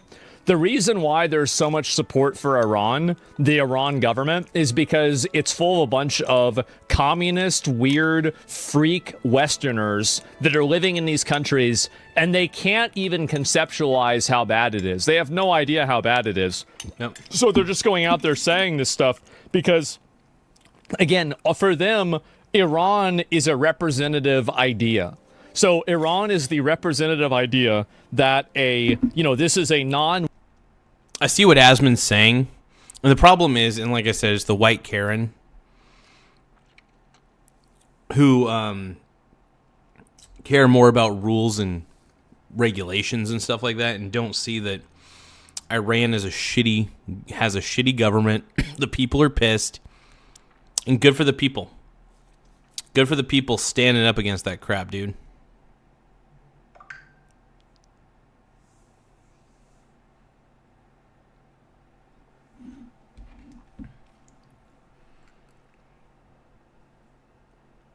Oh, yeah. Star Trek Academy's coming out tomorrow. Oh, God. My dad just told me.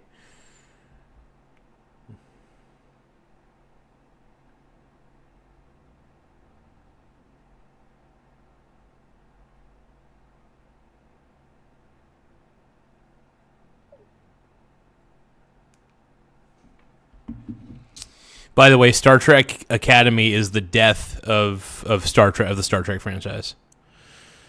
Absolutely is going to be the death of the Star Trek franchise. Let's go. Western power is being effectively destroyed by its own people. Now, this is a very damaging reality for them to live in because it directly contradicts the way that they try to see the world. That's the big reason why a lot of those people do act this way, is that they're afraid of admitting that maybe their ideology isn't as popular as they think it is. So that's the main reason.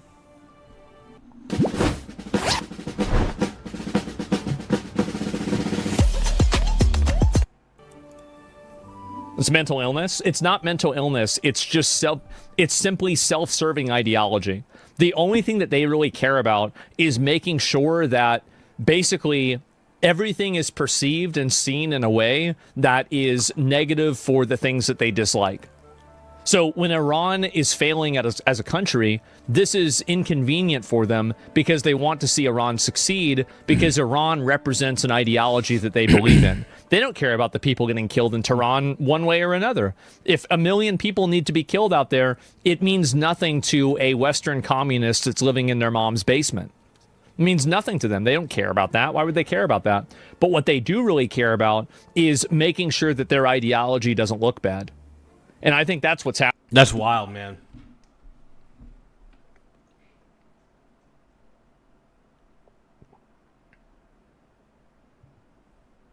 I'm actually surprised more Democrats are not on the side of the people who are trying to overthrow the corrupt, tyrannical Iranian government. That's what blows my mind. I think because Republicans are on the side of it, or at least right-leaning people are on the side of this, they want to just take the opposite view. It's unfortunate. Happened. Ayatollah to the United States for some negotiations, potentially about the nuclear program. Iran knows that their economy is in free fall. They're suffering from a shortage of water. All of those things have fueled these protests, and it threatens Iran's regime. And so what they want is to negotiate and put an end to those sanctions. I think the Trump administration will certainly listen. It's a good opportunity for us to collect information. Well, they're not going to get rid of the sanctions before they change the government. Jedi says, I met Nick Shirley in D.C. over the summer. Genuinely chill dude. I told him to be careful for his safety because at the time he was covering the No King. Yeah. Dude, anytime I go to the No Kings protest, I'm trying not to go to those anymore just because it's just a bunch of very, very old boomers with ancient ideas who think they're on the right side of history. Pretty much. Man, obviously, of course not. How bad things are inside Iran, but I think the Trump administration might do well to let these protests play out and not be in a rush That's what he's doing. to eliminate or reduce those sanctions, which are having such a serious impact on the regime's security. Okay, well, on that very... Many of Western communists are gassed up by radical Islam.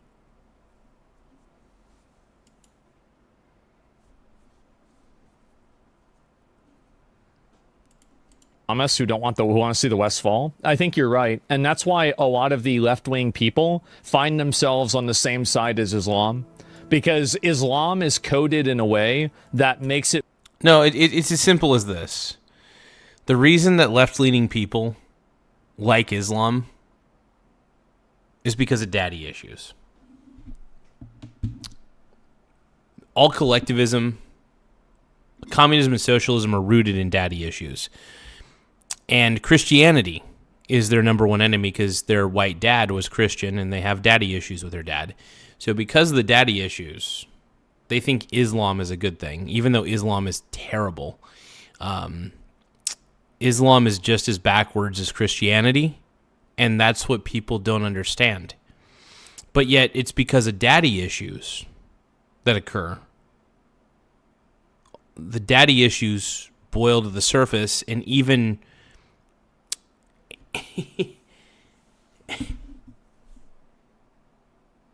the level of daddy issues that occur, like I said, boil to the surface. They see the Iranian government killing its people, and somehow they think that they're siding with the Iranian government. How?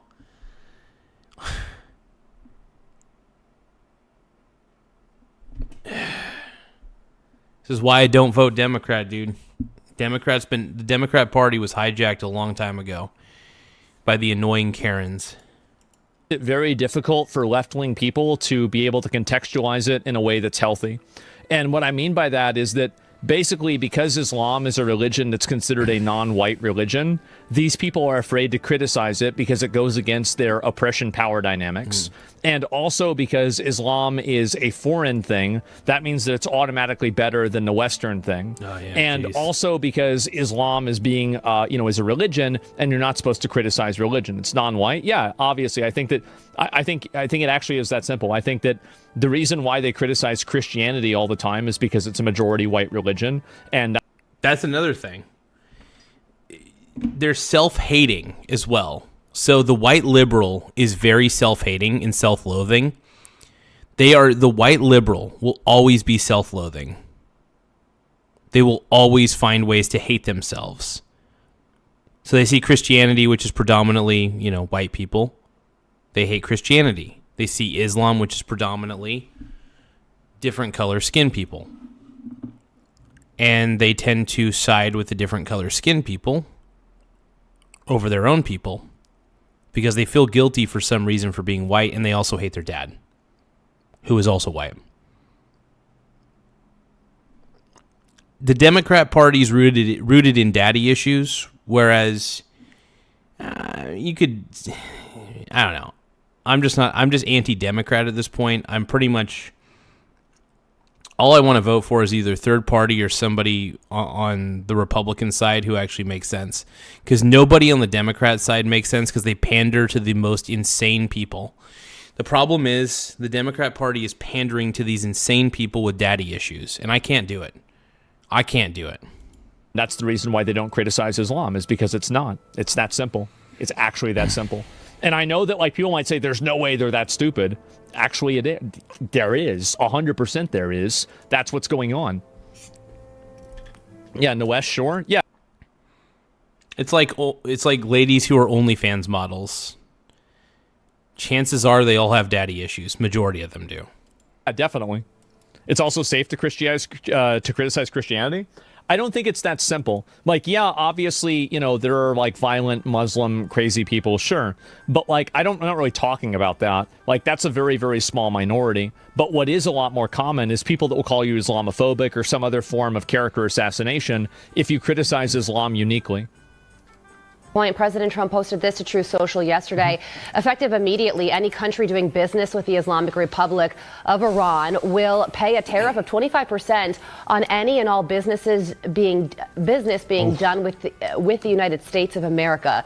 This order is final and conclusive. And That's this wild, whole man. protest started as an economic protest, and these new tariffs certainly aren't going to make anything easier on the regime. Yeah. The president is going to be weighing his wide range of options today with top national security officials.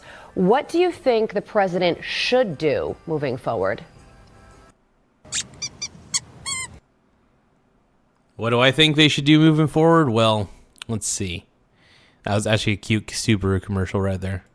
So I think we have a number of options. I think the president is going to be looking at obviously the military option to strike IRGC facilities. That's what they should do if they they're have the to. ones that are bringing down the oppression on those protesters. That's certainly an option. Okay, so I love cake. I'm not saying that every single Democrat hates their dad or has severe daddy issues, but it is the majority of Democrats that seem to have very, very high levels of daddy issues. Extremely. I don't know. I'm just saying majority of people, majority of liberals tend to have daddy issues.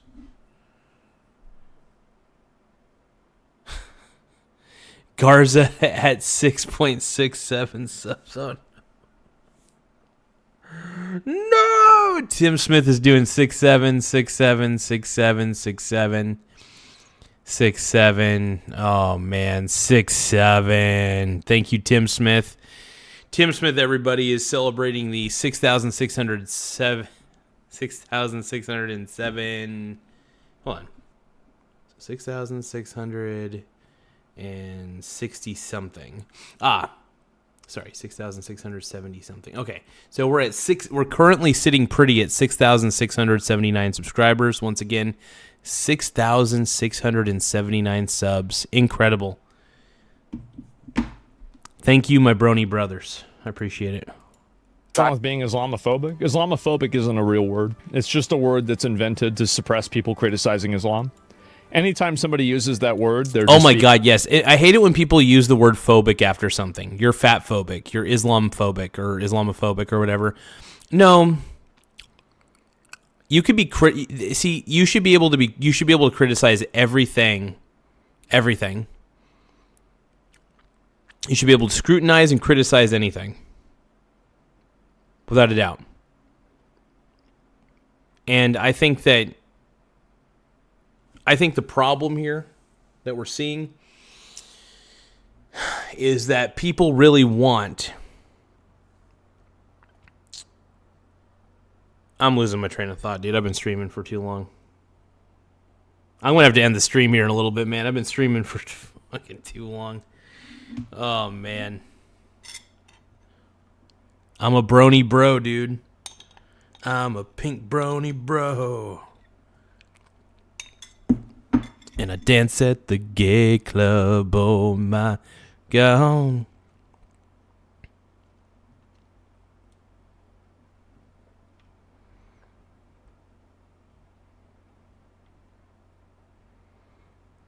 No, I'm just saying most Democrats have daddy issues. It's called daddy. I'm just saying that a majority of Democrats seem to have daddy issues. And I'm a proud bootlicker, by the way. Just Saying says I'm a bootlicker. I'm going to own it. Because if thinking the Democrats are stupid is me being a bootlicker, I guess I'm a bootlicker. Keep calling me a bootlicker, you guys. Keep doing it. It's just gonna make me believe what I believe even harder.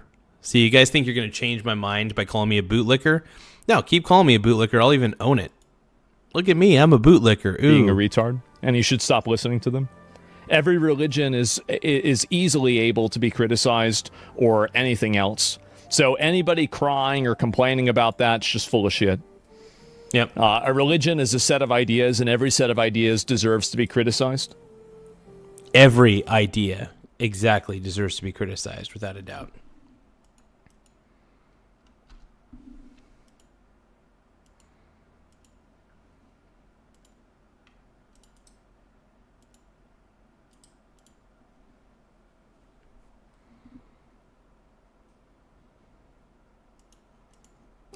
Cyber strikes is another one, delivering internet to the Iranian people so that they can coordinate these protests. And of course, we've seen the sanctions increase further. And remember, the targeted countries are India, China, and Russia, those countries that do business with Iran.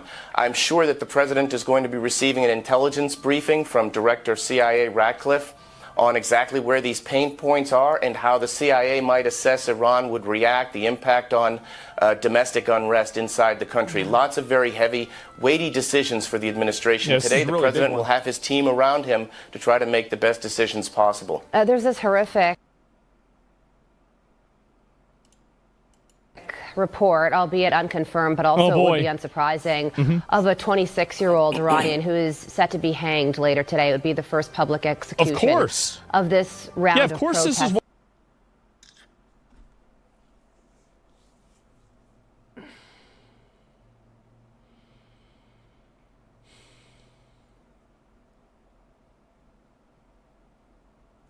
Iranian government just needs to be reformed. That's crazy, dude. It's honestly insane.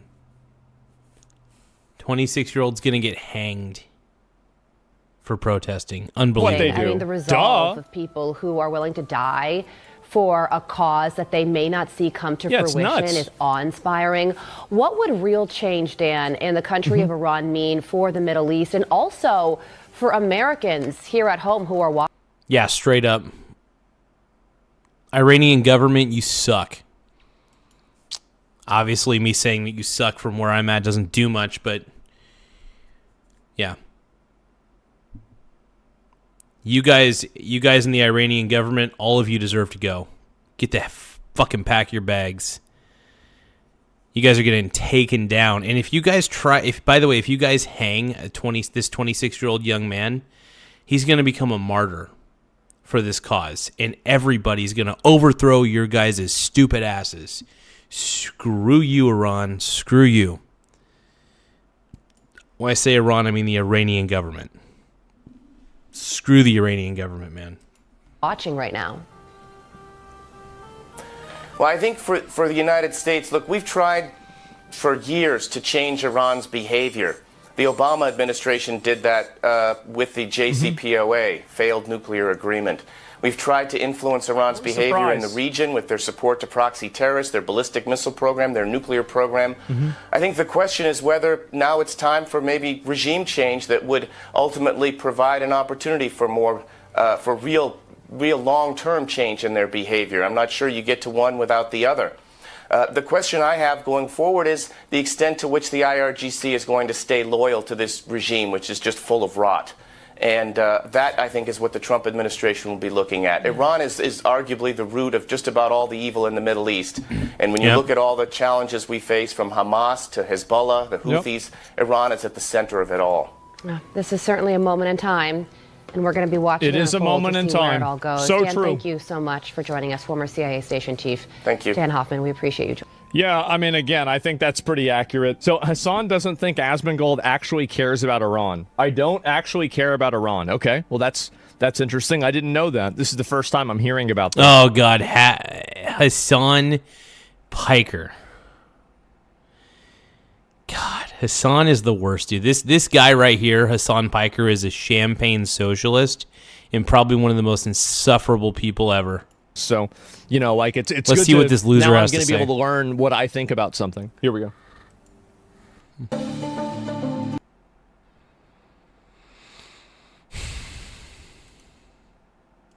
It's so crazy.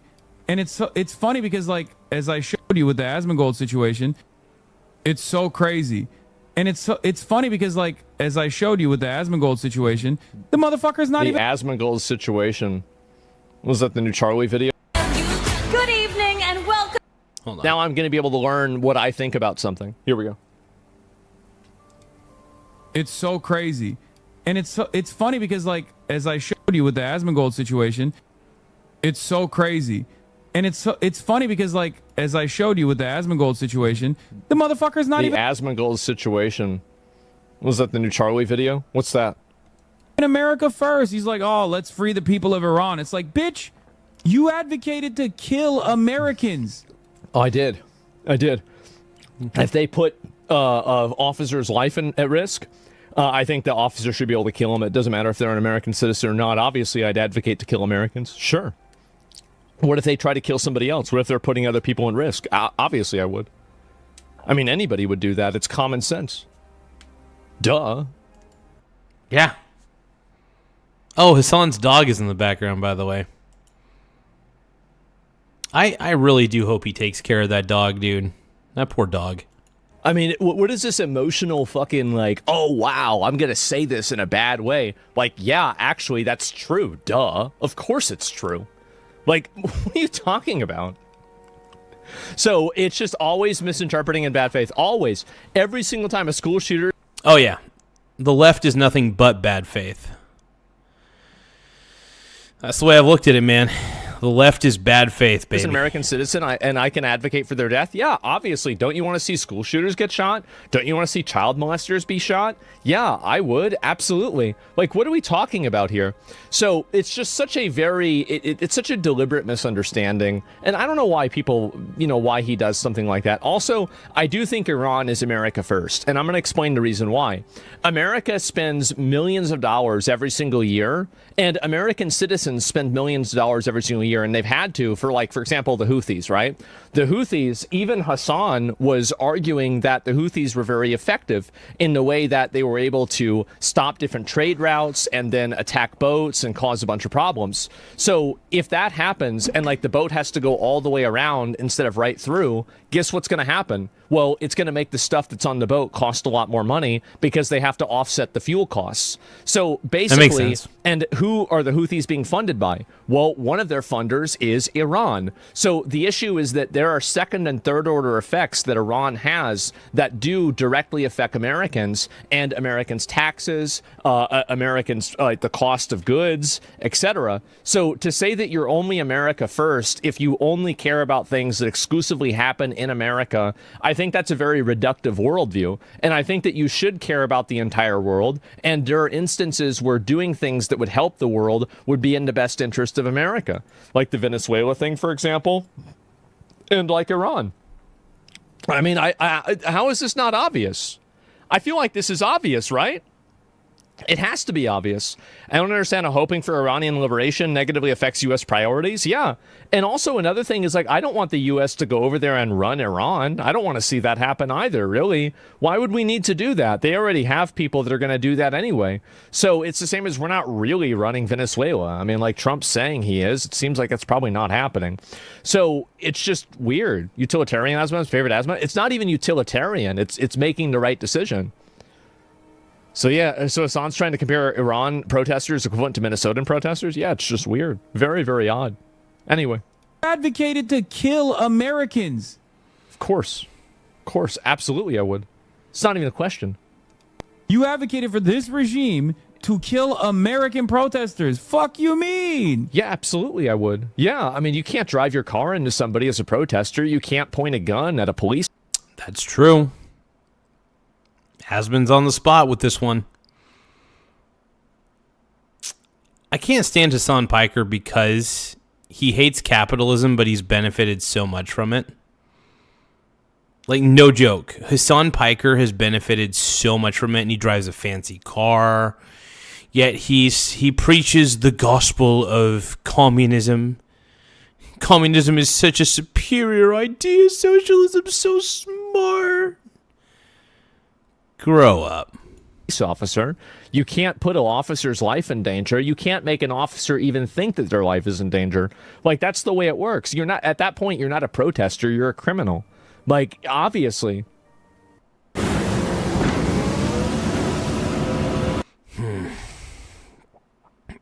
Oh no, you guys, I better get YouTube Premium. How can I live with all these ads?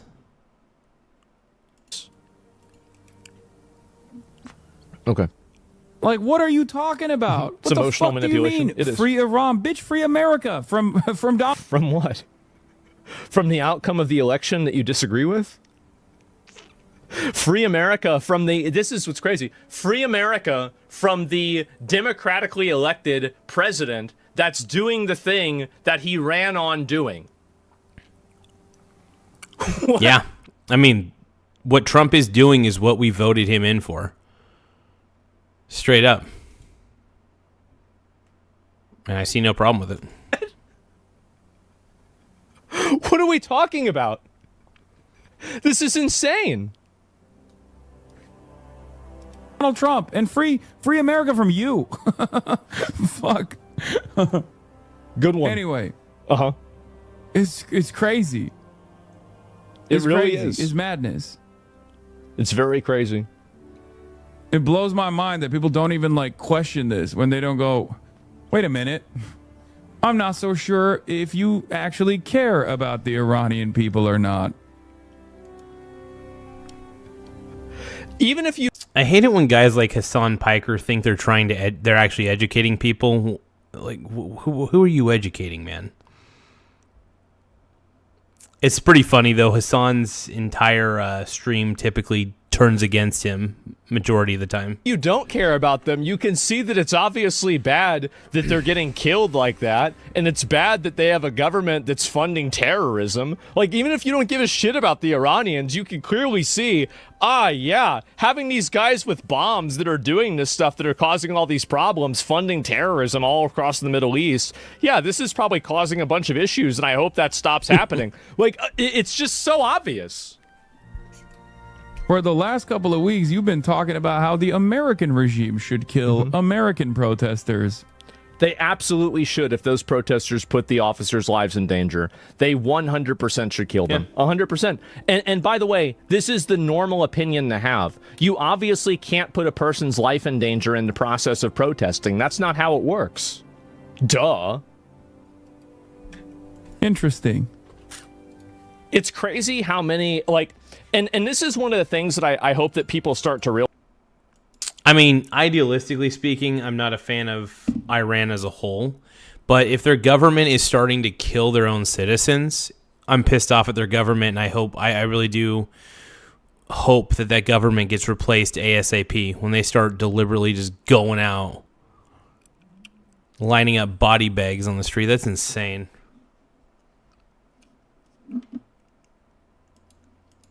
Realize and notice with this type of conversation is that it's always rooted in a form.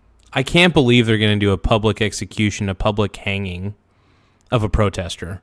That's not going to strike fear in these protesters' hearts. It's only going to strike more anger. So if you guys in the government want to be replaced a lot faster, yeah, you guys are only digging your own graves. And get this, when the Iranian citizens get their hands on these government officials, it's not going to be pretty. It's not going to be pretty.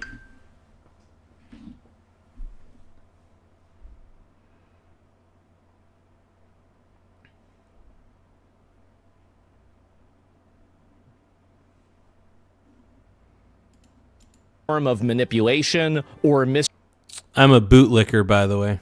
Misrepresentation. There's never a direct conversation about what's being said. Like, it's never about, like, what actually another person is trying to say at all. It's always this, like, weird, intentional misunderstanding. And then this is the full context of the Hasan clip. Okay, well, let me see this here.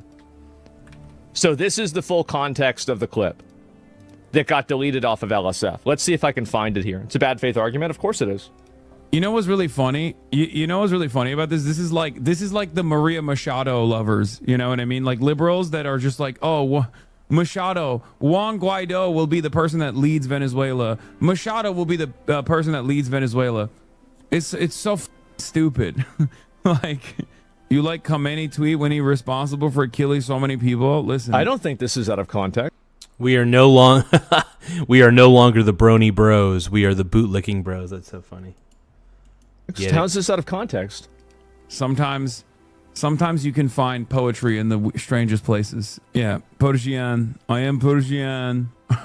I am Persian. I am not Iranian. Reza Pahlavi, he will return one day. We will bring back Savak. We will bring back Savak. We will put the Islamists. We will take all of their toenails. We will take all of their nails. We will pull them out one day.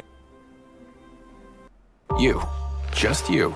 I have zero clue what Hasan is doing right now.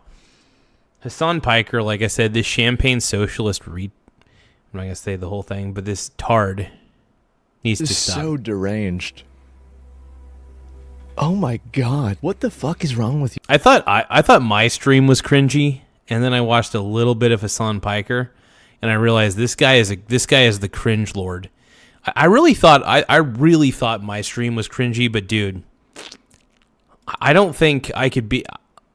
I need to up my cringe game to the Hasan Piker level. That would be my goal. I got to get to Hasan Piker's level. You. What are you doing? How do you talk like this? What do you think like this? What are you doing? Jesus. Hey, I will have Kubi Day in Iran. You'd have a better chance of making Patrick Bet David the new f***ing Shah than Reza Pahlavi, bitch. Suck my dick. Actually, I could be. I thought that guy had like didn't he have like 30% of the people that support him? Why would they put Patrick Bet David if people are out in the streets shouting his name and showing pictures of him? Like, what? I'm so confused. Why do people say this stuff? What? I don't know. What are you doing? I'm bored with that, honestly. Anything like that is imminent. But the people I speak to, much as they dislike the regime, are terrified that if America did intervene and the regime then collapsed, high stakes. Talking to. He's just talking. Reza Pahlavi couldn't even win an LA council election. First of all, I mean, he's not winning. He's not a democratically elected person. He is a monarch. That's number one, which constantly gets lost in this conversation. Like, a lot of Americans don't understand. They just hear like, oh, foreign name. Seems like he was, I don't know, the leader of Iran or something. It's like, no, his dad was. And secondly, he is a f***ing monarch and not. Yeah, so that's the thing. You gotta get rid of the leadership in Iran at this point, because they're gonna hang their own citizens for protesting. Yeah, dude, Hasan is so sketchy, bro. He's so sketchy. BRB, you guys, I gotta go to the bathroom. Hold on.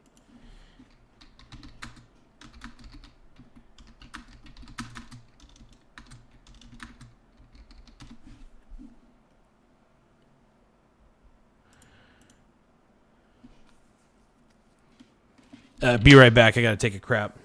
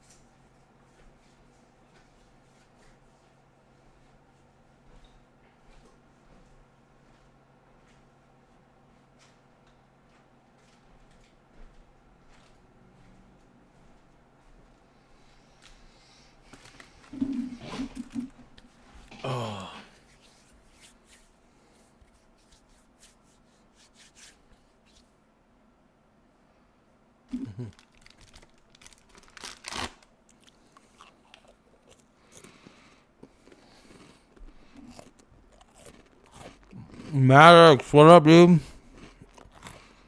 How you doing, Brony? Let's go, dude. We're back.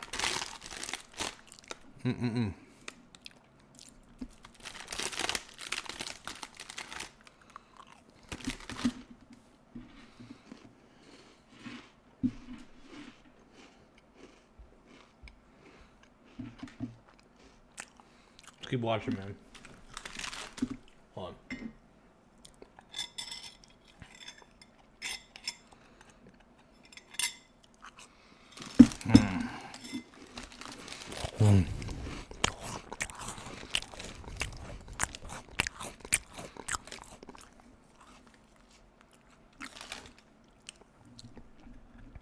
No Maddox, we don't have any mods on the channel. We don't do mods.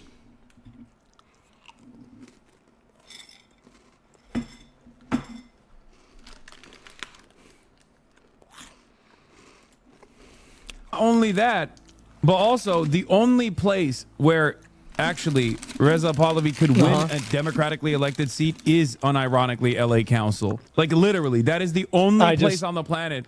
If he ever entertained democracy, that would be the one place he would definitely win in West LA. The one place on the planet where he could potentially win is West LA or Beverly Hills. Not even Miami, unless he tricks. Jeez, what is wrong, dude? Hasan sucks. Hasan might be the worst react to YouTuber ever. By the way, I'm no better. Like right now, I'm reacting to Asman's reaction to I'm reacting to Asman's reaction to Hasan's reaction of a political event. So it's like a three-way. It's a reactor three-way. You got Hasan, you got Asman, and you got me. I'm clearly the bottom. And Asman is the top. He's banging Hasan and I. Jesus Christ. I don't even... What do you even say to something like this, right? That's out of context and the full context is worse? Yeah, I don't know why it got deleted for being out of context. I feel like the context for this is a lot worse. What's even going on with this? Yeah, oh my God. And, yes, it's nuts, man. The reality of the matter is... The reality of the matter is, okay, now we're going to hear something really dumb. The reality of the matter is, in the absence of if this government falls, it's fucking Syria. That's the reason why the people who take... I can't believe Hasan is defending the current regime in Iran, even after all of the heinous things that they're doing to their citizens.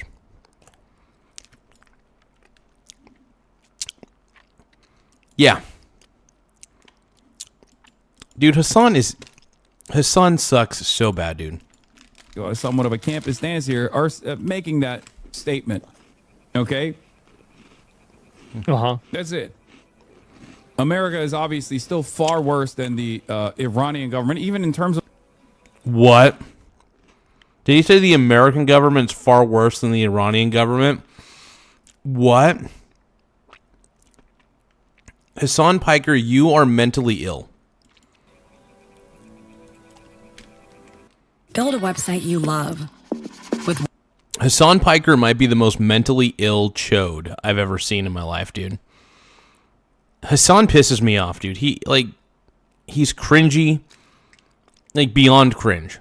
He's got shitty takes and he's a champagne socialist. Idiot. I'm stunned too, Asman. This is so pathetic. This is... What you're seeing right now is like a black hole collapsing in on itself. Yep. All logic and all rationality are totally out the window. Every bit of reason and good faith argumentation is gone. And we're now saying that the American government is as bad as the Iranian dictatorship. That is so crazy for Hasan to say. Hasan saying that the American government is worse than the Iranian dictatorship that's happening right now. Let that effing sink in, man. Let that sink in. Maddox, I live in California. I live in Washington. I live in Oregon. I actually live in Oregon. I'm not going to let you know specifically where I live, but I live in Oregon. I don't know how anybody can listen to this and take it seriously. I don't. This is shocking. It's really shocking that people can think and talk like this. Oh my God.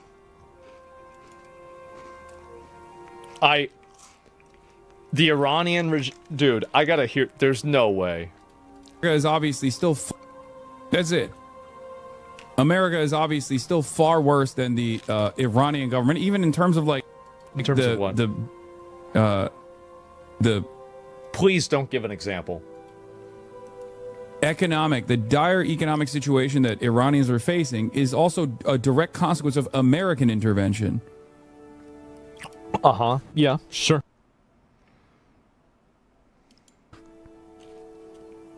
So every Iranian that is in a state of disarray due to the... But why did the sanctions happen? The sanctions happened because Iran gave a bunch of money to terrorists that kill and rape people. If Iran wanted the sanctions to go away, all they had to do was stop giving money to terrorist groups that kill and rape people. It's pretty true, man. Why? I mean, because India does business with China and Russia, and we don't have a million sanctions on India. So it's clearly not just because they're doing business with China and Russia.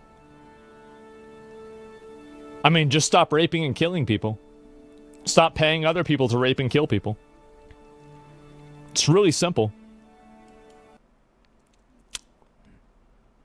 I can't argue with that logic.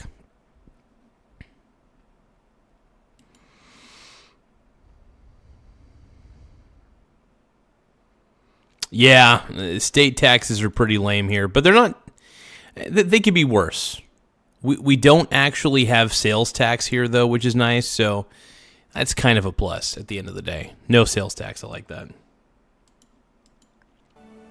And if you're having so many economic problems, then why aren't you allocating that money to help the people inside of your country?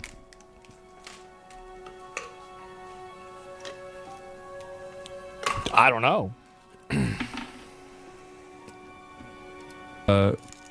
Due to the real dropping in value to zero, or due to not having any sort of fucking, like, due to people... The real dropped to value to zero because of the sanctions? It dropped to value to zero because the city and the country is on fire. That makes sense to me, man. Iran's in a really dark spot right now. Really, really dark, man. That's why it dropped to zero. It's not because of the sanctions. Like, it's because the people in the country have had a fucking enough, and they're burning the entire motherfucker down. That's the reason why. It's crazy how people can engage in such blatant and just immediate, total, complete misrepresentations. Can you be a travel advisor without quitting your 9 to 5? Actually, yes. We're Fora, the modern travel agent. He's so dishonest. I know, they're so dishonest. Fragrant? Hey, shut up. It's a word I wasn't used to saying. Not having any sort of commerce in the country. That's all America. That's all American intervention. So they're still worse than even the fucking most repressive, most authoritarian version of... So wait a second. Wait, what? Any sort of commerce in the country. That's all America. So what...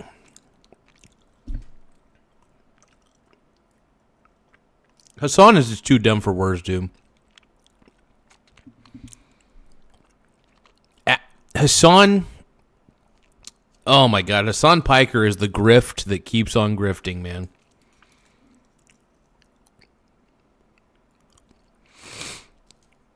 That dude sucks. We're worse. That's all American intervention. So they're still worse than even the fucking most repressive, most authoritarian version of the Ayatollahs. I can't take Hasan seriously. If you're saying that America is worse than the dictatorship bullshit that's going on in Iran, you're a delusional moron. Hasan Piker is a delusional fool. And nobody should take this grifter seriously. Hasan is a legitimate grifter. Like, this guy sucks. And the only reason he's gotten more popular is because so many people have called him out for the stupidity that comes out of his mouth. It's the only reason he's got... And the only people who really watch him now are hate watchers. They watch to hate on him.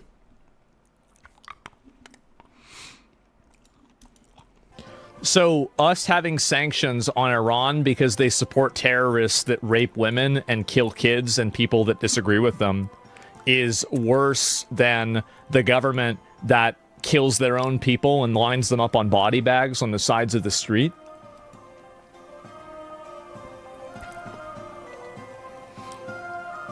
Asman, don't even try to understand what goes on in this dink's brain, dude. Don't even try. Don't even try to understand what Hasan is doing.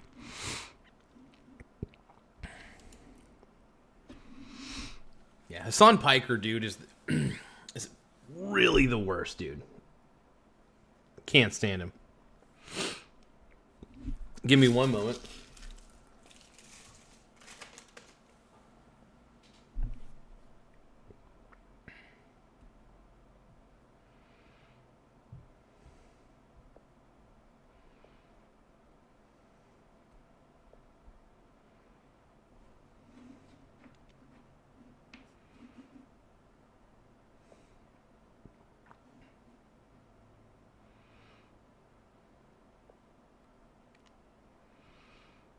I gotta check if my True Classic teas.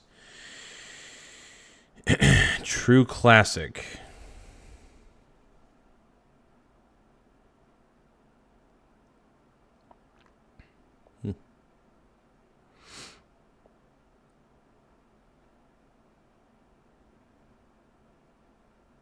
One moment, folks.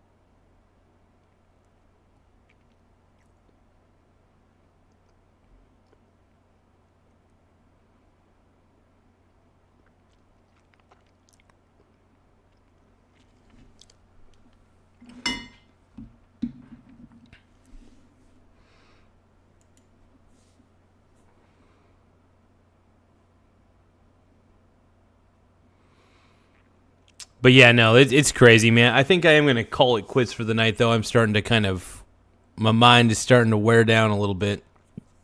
I might. I'm thinking about it. All right, you guys. Do you guys think I should still keep streaming? If so, why should I stream right now? Do you guys want to watch me react to some more Hasan? Or do you want me to react to more Asmund or whatever? What do you guys want me to do? If I get some super chats, I might be more inclined to keep rolling. Also, don't forget to tap the subscribe button, though. The more subscribers we get, the better. We're at 6,680. Once again, we're at 6,680 subscribers, so please tap that subscribe button. It really helps the channel grow. And we're out to expose more fraud. We're reacting to all the fraud. We're having fun, dude. We're having fun reacting to this shit, dude.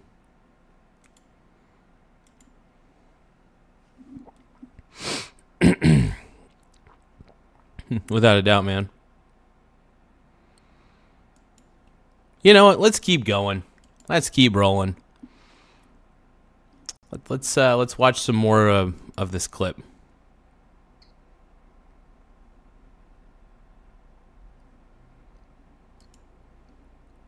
Don't forget to give a super chat, though, you guys. Super chats help a lot. This is so embarrassing. This is so insanely fucking sad. Wow. What do you even say to something like this? I mean, really. How is this not just treason? It's so stupid it's not treason. It is. Hasan is just a moron. Hasan is a moron. He's a leftist fool. And honestly, I don't know what to say, man. He's just a leftist moron. I mean, that's really all it boils down to, dude. What else can you really say?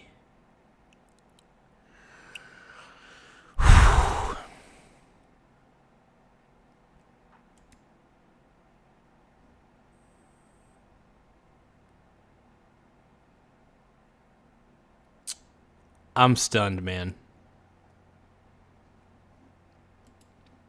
We can all unite over one thing. Hasan's a flippin' moron, dude. It's so dumb, it's not treason.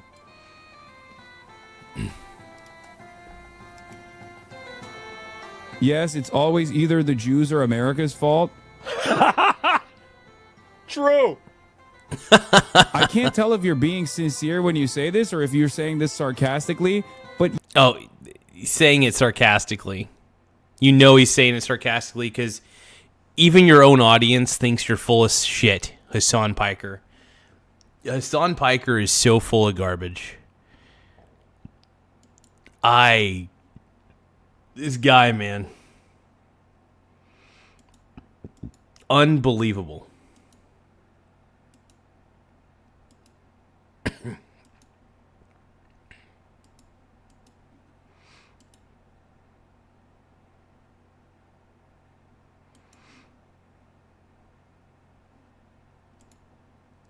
It's crazy.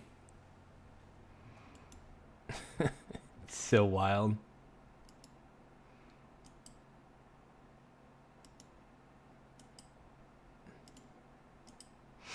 Give me 1 second, folks. I gotta do a couple things on this end.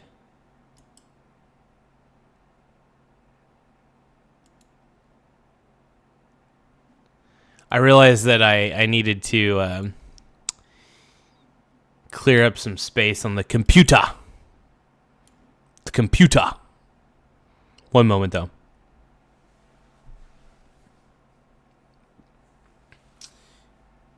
What'd you miss? Oh, dude, there's this There's a champagne socialist guy named Hasan who's basically saying that the American government is worse. He's saying that the American government is worse than the Iranian dictatorship that's happening right now. That blows my mind, dude. There's just levels of stupidity, like, yeah. Champagne socialists, man. Dude, it is dude, we are literally living in reactception. Reactception. I'm reacting to Asman, who is reacting to Hasan, and Hasan is reacting to some random video. And Hasan Piker is legitimately saying that America is worse than the dictatorship that's happening in Iran.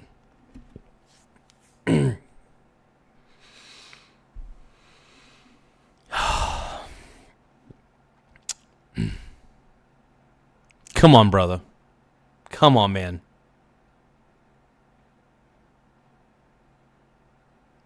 I'm not mad anymore. I'm just confused and sad. Yes, in the case of I'm not sure if I'm a joke or not, but you're right.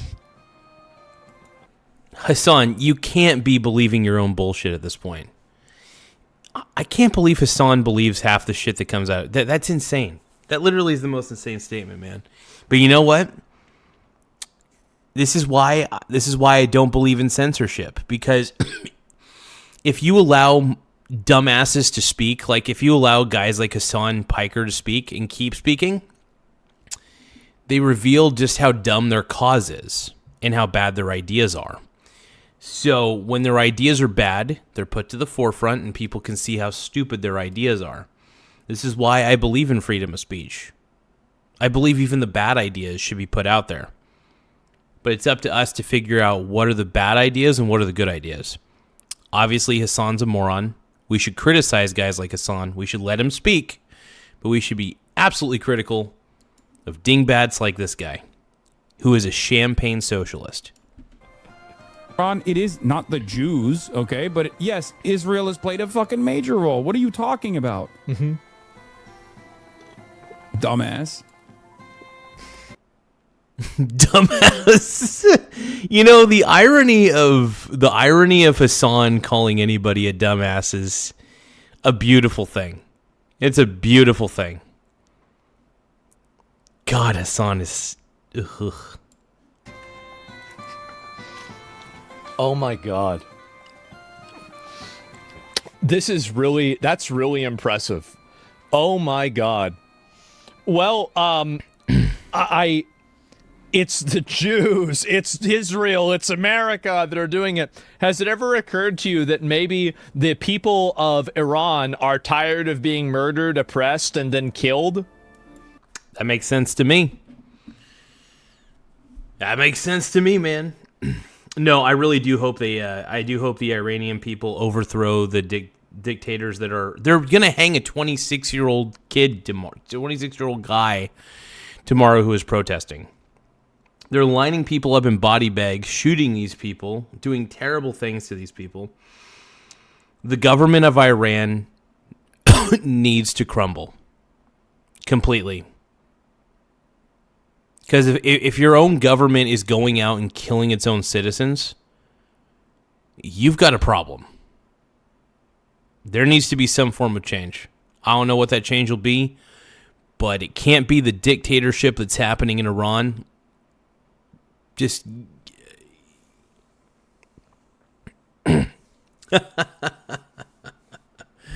That's actually kind of a funny one. I can't believe Hasan prefers Iran's government to mine. That's a good one. That's a... For those of you who are too young to understand the reference, the joke, it's I'm going to mansplain the joke to the younger generation. So there's a movie called American Psycho, and there's a scene where they're exchanging business cards, and Bateman says something along the lines, "I can't believe Bryce prefers Van Patten's card to mine." So, I can't believe Hasan prefers Iran's government to mine. Let's see Paul Allen's government. Let's see Paul Allen's government. I don't think you understand. God, dude, that's amazing. Amazing. That's wild, though. Seriously. Hasan frickin' Piker, dude. Too crazy. Oh. I don't even know anymore, boys. Have I reached the limit? Can I do this anymore? By their own government? If all the... No, like, legit... This might be the most loser stream I've ever done. Because think about it this way. I'm a reactor.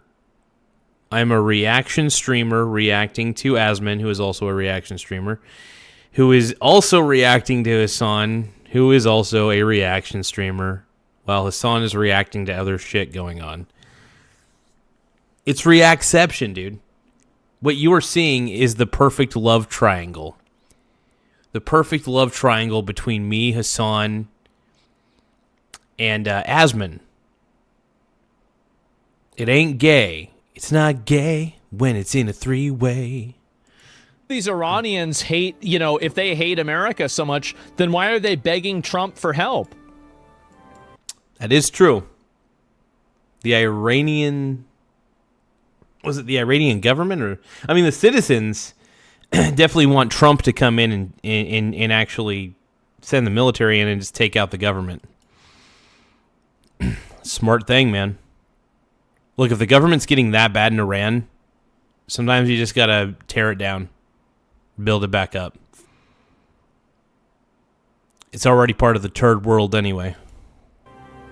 I'm sure they don't know what's good for them, just like the Venezuelans don't know what's good for them. But hey, I know who knows what's good for you. No, Hasan, yes. GM Films, Hasan is on another level of... Like I said, he's a champagne socialist, and for those of you who don't know what a champagne socialist is, it's a pretty simple concept. It's a guy who is really into socialism or communism or one or the other, one of the collectivist concepts. And while they're like really, really into it, they're benefiting heavily through capitalism. And the funny thing is they could not live a socialist life even if they tried, because in socialism, everybody's poor. There's a lack of innovation. There's no incentive to do better. Hasan would be screwed. He's a communist with a Gucci bag. Abso-freaking-lutely. And I see guys like Hasan, and like I said, it's another reason I don't vote Democrat. It's just, there's just a plethora of reasons I can't vote Democrat. I will say, there's Republicans that make me not want to vote Republican. So, I mean, it comes down to it. I really want to vote for a third party at this point. It's either Vance 2028 or a third party 2028. Candidate 2028. I don't know what that third party candidate will be, but I don't know. Maybe there will be a culture shift where we stop taking these two parties seriously and start really engaging in a multi-party system. I really would like to see a multi-party system. You can't just have two parties. I think that the world is a little more diverse than that. Gender confused communist with blue hair that's overweight. That's in America, by the way, with a hammer and sickle on their profile. That's who really knows what's best for you. For sure.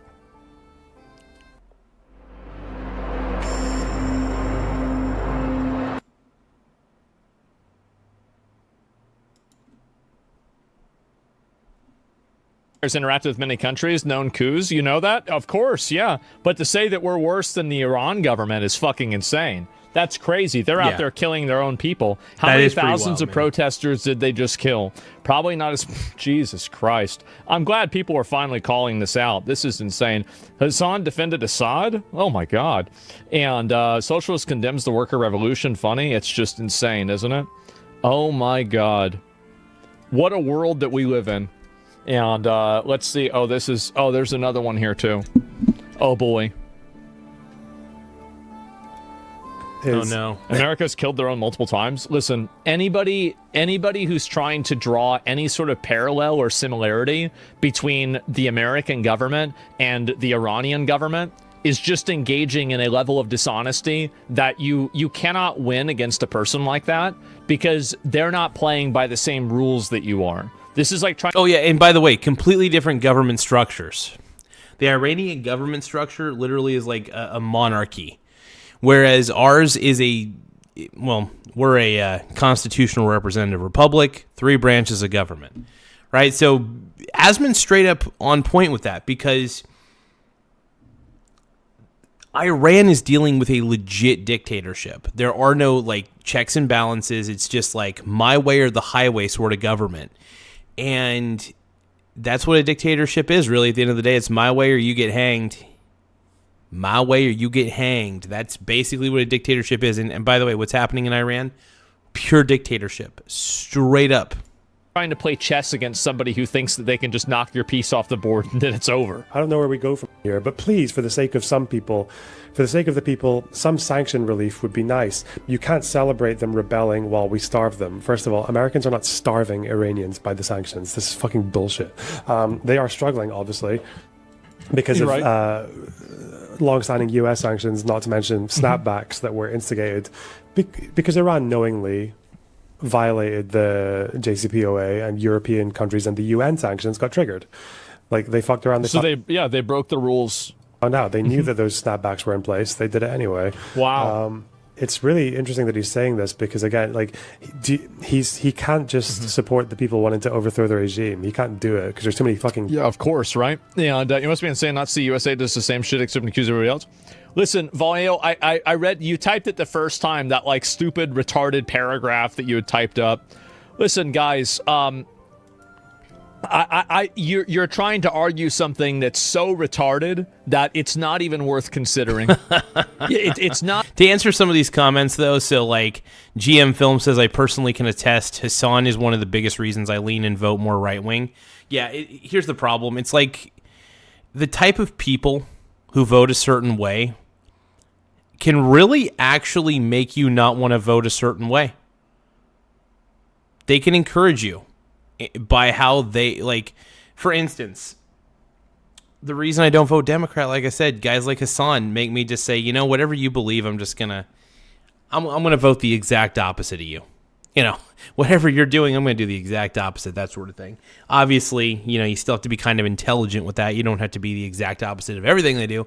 But it's like, yeah, if you're voting for that and you're telling me with your stupidity that I should believe you, yeah, I'm just not going to believe what you believe because you're just, yeah.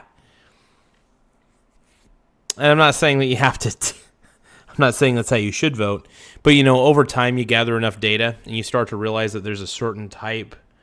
It's like these Hasan Pikers, man, the Hasan Pikers of the world are a big reason why nobody takes the Democrat Party seriously. And also a lot of the politicians in the Democrat Party are another reason why people can't stand the left, because they pander to a base of people who are just, who think that communism and socialism are good ideas.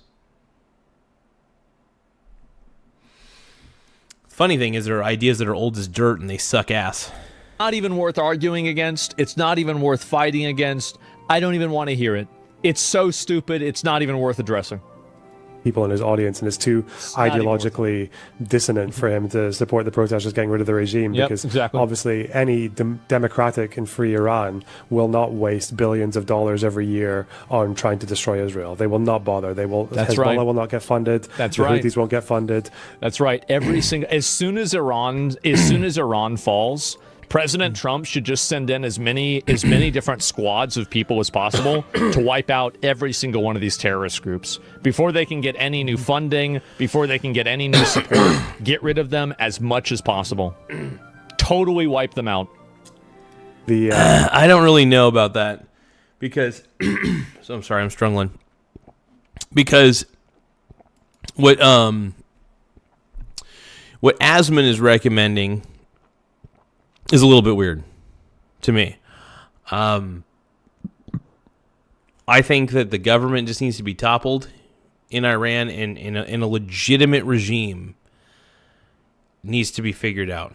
I don't know what sort of government you put in place. Obviously, a monarchy is not a good idea. Constitutional representative republic, sure, maybe. Depends on if the people actually want to accept that. But yeah, the people want change, and change can be messy. Absolutely. Change can be 100% messy. So, we'll see. Iraqi militias won't get funded, and that's why he's upset. He's upset that, like, he's like, oh, I don't know, you know, freedom, you know, I'm an opulent American idiot, you know, I don't like people being forced to wear the hijab and repression of freedom of speech and liberties. Well, but also I would kind of like the rest of the Arab and Muslim world to just be pawns in my fucking retarded game against Israel, throwing themselves into a fucking meat grinder so I can cry about the fucking responses from Israel afterwards. Man, the fact that he's just saying, like, but he has to have this position, like, oh well, what's like an anti-West position I can take that sounds like it supports the people? It's like, oh, remember what I said? Do you remember what I said? I mean, I still say that the reason a lot of these leftists don't like Western philosophy is because of daddy issues. You know, they see their white Christian father and they hate him for whatever reason. It could be any number of reasons, by the way. But they'll, instead of believing in Christianity, they'll believe in Islam, which honestly, you know, believe whatever you want at the end of the day. But Islam, in my opinion, is backwards.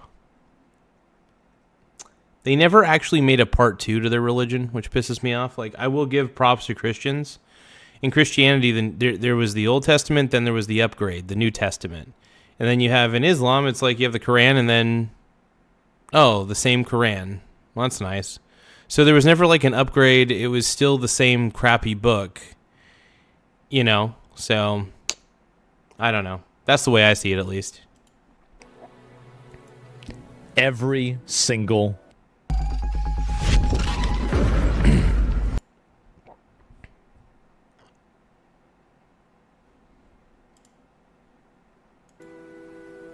every single time. It's exactly that. Sanction relief. Like, dude, half of the IRGC is controlled by, half of the oil revenue in Iran is controlled by the IRGC. You think that... Yeah, you're just going to be funding them. Exactly. The protesters aren't calling for sanctions. They're calling for the end of the regime. Yeah. They're not saying, give us some sanction relief.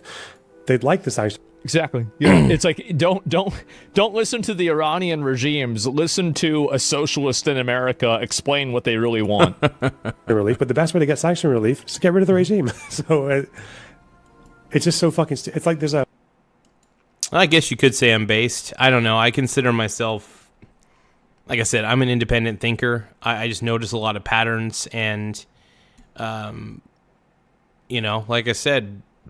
I think collectivism sucks. I'm very much an anti-collectivist, which is why I don't vote for Democrats, because they think that communism and socialism are good ideas, and I think you guys are insane.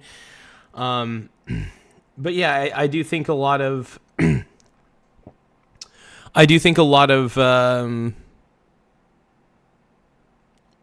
Democrats believe in Islam because of daddy issues. It's the guilty white liberal, man. Guilty white liberals. Yeah, wasn't it Malcolm X that said, you know, beware of the white liberal or something like that? I don't know. Something like that. I'm probably misquoting the fuck out of it, but something about the white liberal. Someone in my reply said, it's like there's a fucking prison riot. And people are talking about like how we should have sanction relief for the fucking guards. It's like, dude, it's so stupid. It's so dumb. Again, man. And the reason the protesters aren't en masse making this about sanction relief rather than the regime is because one, they hate the regime more than they hate the sanctions. And exactly. Two, the sanctions. Oh, we got ZR builds in the house, dude. Hell yeah. But yeah, the goal at this point, man, is just somehow And what do you rebuild it with, though, is the question. You know, the Iranian government is clearly a monarchy. What's the next readjustment? You know, where do you go from there? It's a tough question, man. It's a tough question. ZR builds, my man, dude. ZR builds, you're pooping. You're doing what I was doing a little bit ago, man. I was taking a fatty dump, dude.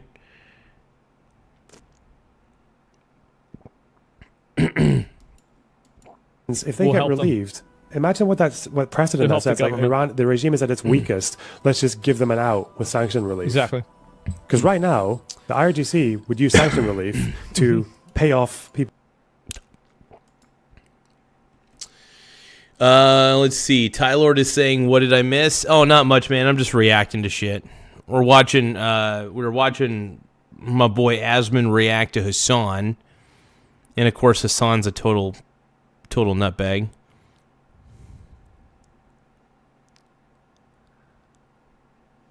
Give me a second here. People for loyalty. Exactly. They buy loyalty with sanctions. They already do this, right? If they have more money and they have more standing. Yeah, getting rid of the sanctions right now, the only people that would help is the establishment people that are there to get more money and consolidate more power. more credibility, they would buy loyalty. Sanction relief right now would benefit the regime more than the people. He basically wants to do this one action that helps the regime more than the people. Even if the regime does redistribute it and choke off the inflation, they're doing that so they can stay surely they're going to do that. in power and keep oppressing people. It's so fucking dumb. Yep. Mr. fucking BDS, South Africa, apartheid and all that. Oh no, sanction. Maybe we could just let go of this. Would you say this in South Africa? Because black South Africans got hurt by sanctions as well. Palestinians in the West Bank and in Israel get hit by sanctions harder than Israelis do. It's so fucking mental, man. Fuck. Man. I completely agree. By the way, it's so obvious. Yeah, big surprise. Let's cut off. Let's get rid of the sanctions, so the people that are controlling the money that you are being sanctioned, those people now are going to get more money. Yeah, what a great idea. Shit. What a brilliant fucking idea. Things are pretty much about over for Iran. They're pretty much about over. Has been unbelievable. Unfortunately, the regime is with no pity using military. Machinery. They're deploying the military on their own people to stop them from protesting. AK-47s to shoot to death protesters. Damn, ZR Builds is saying, got to get my nightly poop in. He goes, great at politics. I will say I'm a little bit tired. I think I'm gonna wind down and go to bed here in a bit, you guys. I just want to thank everybody for tuning in, chilling in. I appreciate you all. I might just actually go to bed early tonight. I was thinking about it. I mean, I've already done quite a bit of streaming today. A little more than I anticipated for sure. Oh man. But we got by the way, we got 22,000 views on this stream alone, and we got a ton of subscribers as well. So I want to thank everybody who took the time to subscribe. I think we could finish out this video though. We only got 4 minutes left on this video, so let's finish off the rest of this video reacting to it, and we'll call it a night. But real quick before we finish the rest of this, please make sure you guys subscribe to the channel. It really does help the channel grow. We're trying to expand our reach as much as possible, and so just tapping the subscribe button really goes a long way. And I appreciate all you guys for doing what you can to keep this show rolling, man. I really do. Morgues are overfilled. Despite all of that, these brave kids are still on the street. A doctor reported to us that she had a young patient that came in with her face being shot, bullet-ridden, and she told the doctor, patch me up, I want to go back to the streets. I'm going to keep fighting until we are saved. And I want... That's wild.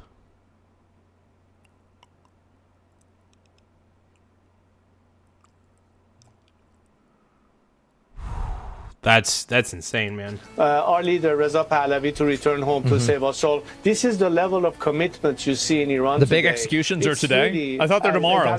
And I can't believe they're actually going to be executing people who are protesting.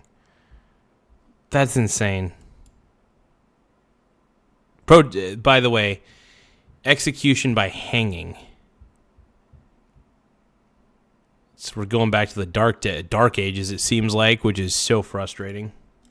The awe and admiration of the whole world, but the everybody's been watching element that everybody's waiting for is when will the cavalry arrive? Because we can only hold the Alamo for that much amount of time, so it's very critical, the timeline of when. He's right. As the president promised, and part of the reason they are still on the streets fighting is they believe that this president is committed to do what he promised he will. He's got to be like Gandalf at the end of the Two Towers, right? After they ride out in, what was it, Helm's Deep? Yeah, look at this. It's more people every day.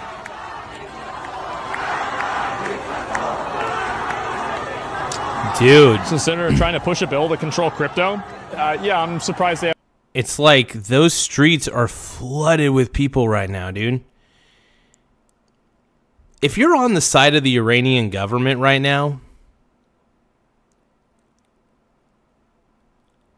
after a lot of the atrocities that they're committing, yeah, Asmon's quoting Lord of the Rings. They haven't done more of those, honestly. Yeah, it's the truth. Man.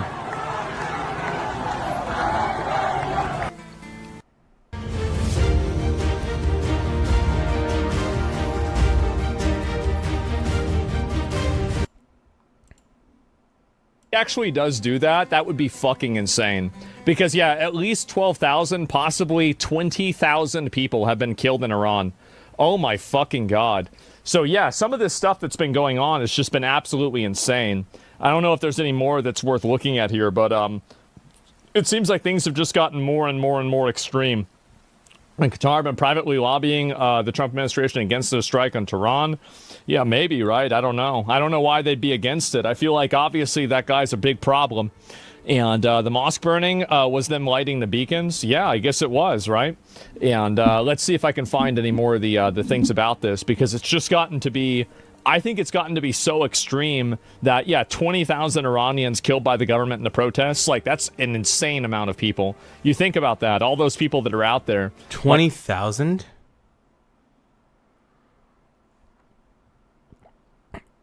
That's insane. Like, that's ridiculous. So let me see if I can pull up any more of these. And yeah, obviously they're playing propaganda and rerun videos, very obviously. I think anybody could have expected this. And then, oh yeah, by the way, Greta Thunberg, finally, in order to show support for Iran, after going and, you know, doing your whole cosplay LARP of being a revolutionary, helping the Palestinians, Yeah. going on a boat and everything, and, you know, then you were taken by Israel and it was so horrible for you. You know what she's done for Iran? She's reposted somebody else's comment, somebody else's thing, on an Instagram Reel story. And it's not even explaining anything. It just says, we're here in the heart of darkness without internet, without communication. That's it. It's pathetic. Well, I think that it goes to really show what they actually think. Is that they're afraid of Iran. They're not afraid of Israel. Stunning. I know. I'm really glad to see this happen, because I think that it goes to show how transparent and virtue signally these people are, and the fact that it's actually not about any sort of ideology or any values at all, and they're just trying to push this narrative and do whatever is going to make them look good. That's basically it. Islamist supporters, yeah, they're unironic Islamic fucking fascist supporters. And at least 12,000 dead in Iran, largest mass killing in Iran's modern history. Yeah, you've got body bags lined up. Like, see these pictures here? Look at these pictures here. This is what they think is the same as the United States government. That's crazy.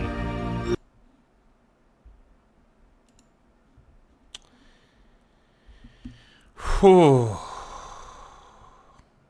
Whoa, Bill Clinton's going to jail? What? I gotta look at this. Hold on. About Jeffrey Epstein. Bill Clinton and Hillary Clinton were set to testify about Jeffrey Epstein. Both Hillary and Bill Clinton have released this letter today. So Clinton just ignored the subpoena? Exactly. This past year, we've seen our government engage in unprecedented acts, including against our own citizens. People have been seized by mass federal agents from their homes, their workplaces, and the streets of their communities. Students and scientists been deported without due process. Every person has to decide when they have seen enough or are ready to fight for the country, its principles, and its people. For us, now is the time. The decisions you have made and the priorities you have set as chairman regarding the Epstein, what's this here, investigation, and prevented progress in discovering the facts. Oh, they prevent... Hey, the Zinc Roofer. You're saying take a minute and Google wealth separation in America charts. Do you want to know why there's a wealth separation, my man? I'll educate you. So the reason that there's a wealth separation is because in the 70s, Tricky Dick Nixon took the dollar off the gold standard, right?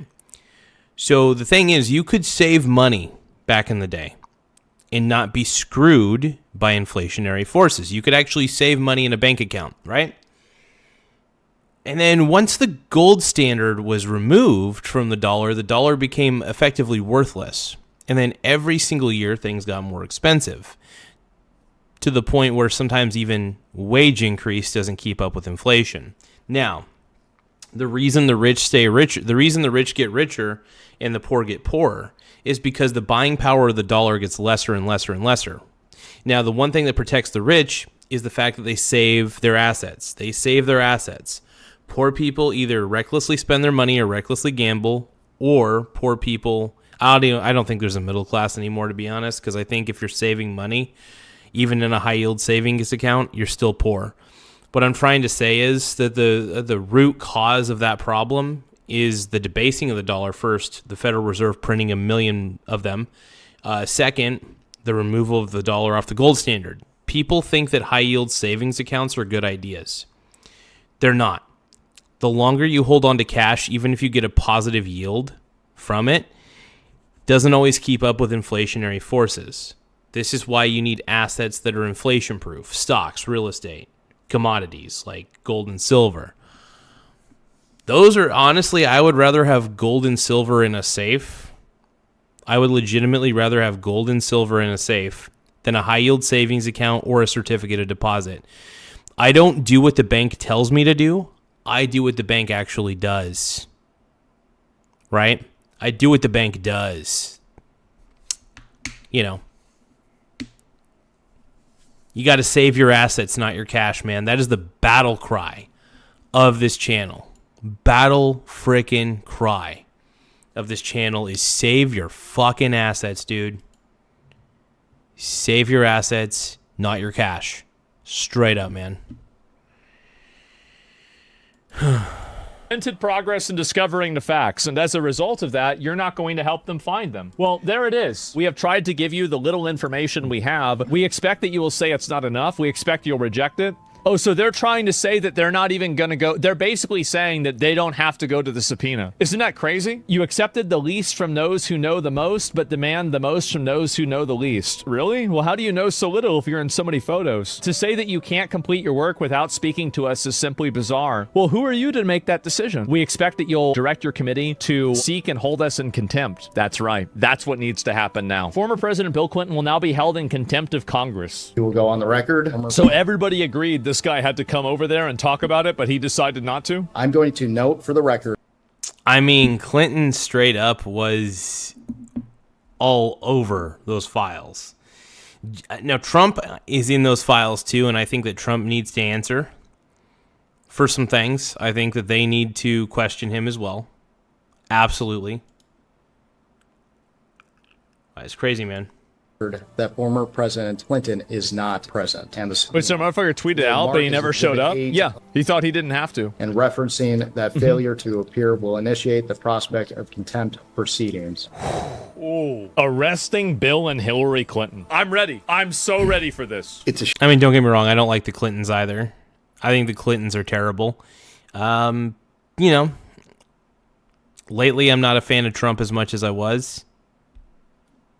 Still voting for Vance 2028. I'd rather have Trump in office, though, than a delusional Democrat. So, shame President Clinton failed to appear. It's a shame. In accordance with our duly authorized congressional subpoena. This subpoena, I might add, was voted on by the Oversight Committee in a bipartisan fashion. That's right. The Oversight Committee will now initiate contempt of Congress proceedings against the former president for defying the law. Oh, man. I just, like, it's happening. This is.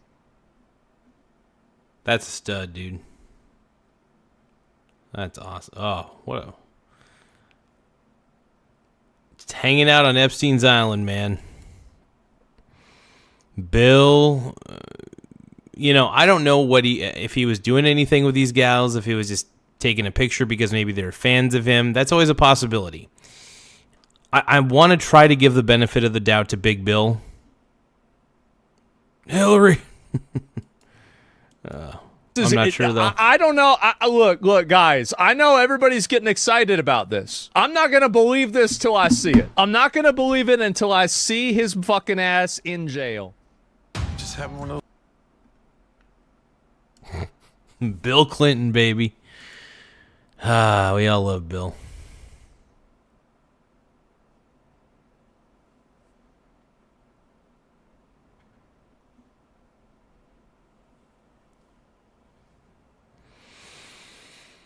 Oh, dude.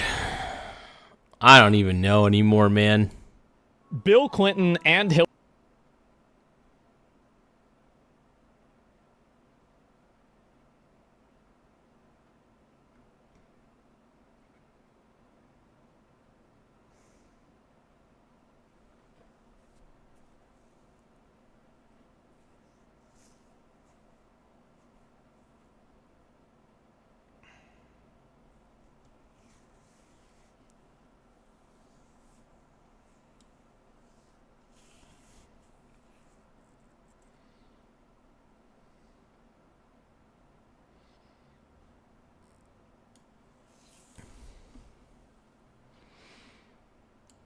What a stud, dude. Bill Clinton, dude.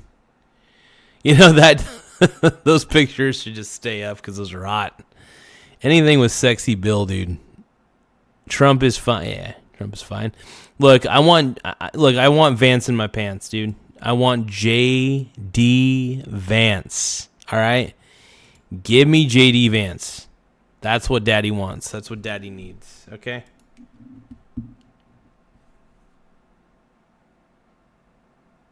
I want Vance, dude.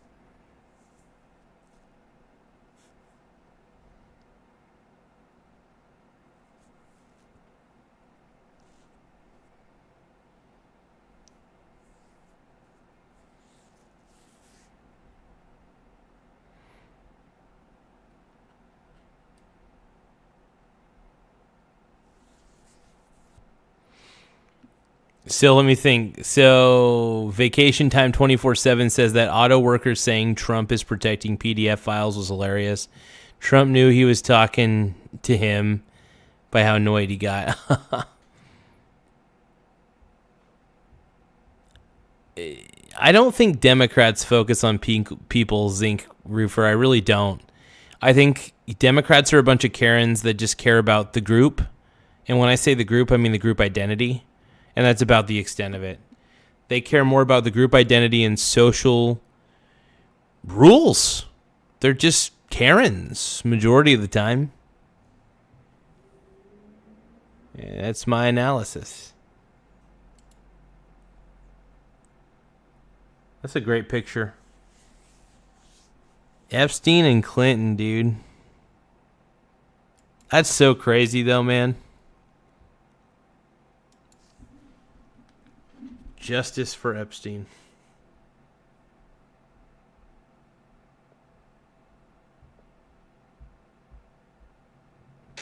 But I got a couple of things I got to do tomorrow. I want to get to bed early. I want to read some books. I'm an old man. I don't always go to bed early, but sometimes I do like to, or at least try to.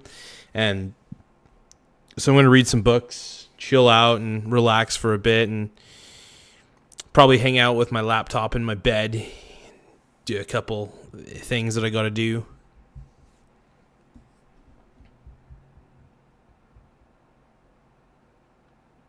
Zinc Roofer, design buildings and others built it. That's fucking tight, dude. Get it. All right, guys. Make sure you tap the subscribe button. And super chats really do help the channel grow in a lot of ways. So I appreciate you all for contributing. Yep, it's a goon fest up in here. We all gooning, dude. We all gooning. So thank you, guys. Like I said, tap the subscribe button. It helps the channel grow. So the more subscribers we get, the better. It's just right there in the upper right-hand corner. Yeah. Just tap that subscribe button. Do it for Bill Clinton, all right? Tap that subscribe button right there. It's right there. It's in the upper right-hand corner. Tap that subscribe button. We need you to subscribe, man. It helps the channel grow, helps us grow, and I'm asking you politely, as politely as I can, tap the subscribe button. I need you as a subscriber. I need you, and I want you crawling underneath my skin like the hunger, like the burning, to find the place I've never been. Now I'm broken and I'm fading. All right. Yeah, I'm going to go to bed early. I got some stuff I want to do in the morning time. Probably just going to do a quick delivery or two, and then I'm going to probably get back to doing this live show where I love reacting to stuff, man. It's cool that I get to do this. It's awesome, man. I get the freedom.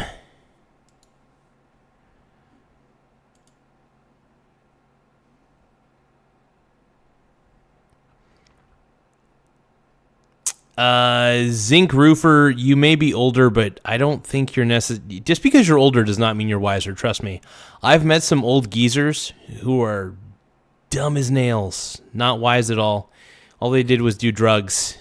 That's the problem. Just because you're older doesn't mean you're more intelligent. I've met a lot of older people who just basically just did mushrooms their whole life or whatever and did stupid shit. Anyway, I'll catch you all later. Take one more look at sexy Bill Clinton. Look at that. Love you, Bill. But yeah, make sure you guys tap the subscribe button. Tap that subscribe, man. Makes me feel wet. Wet.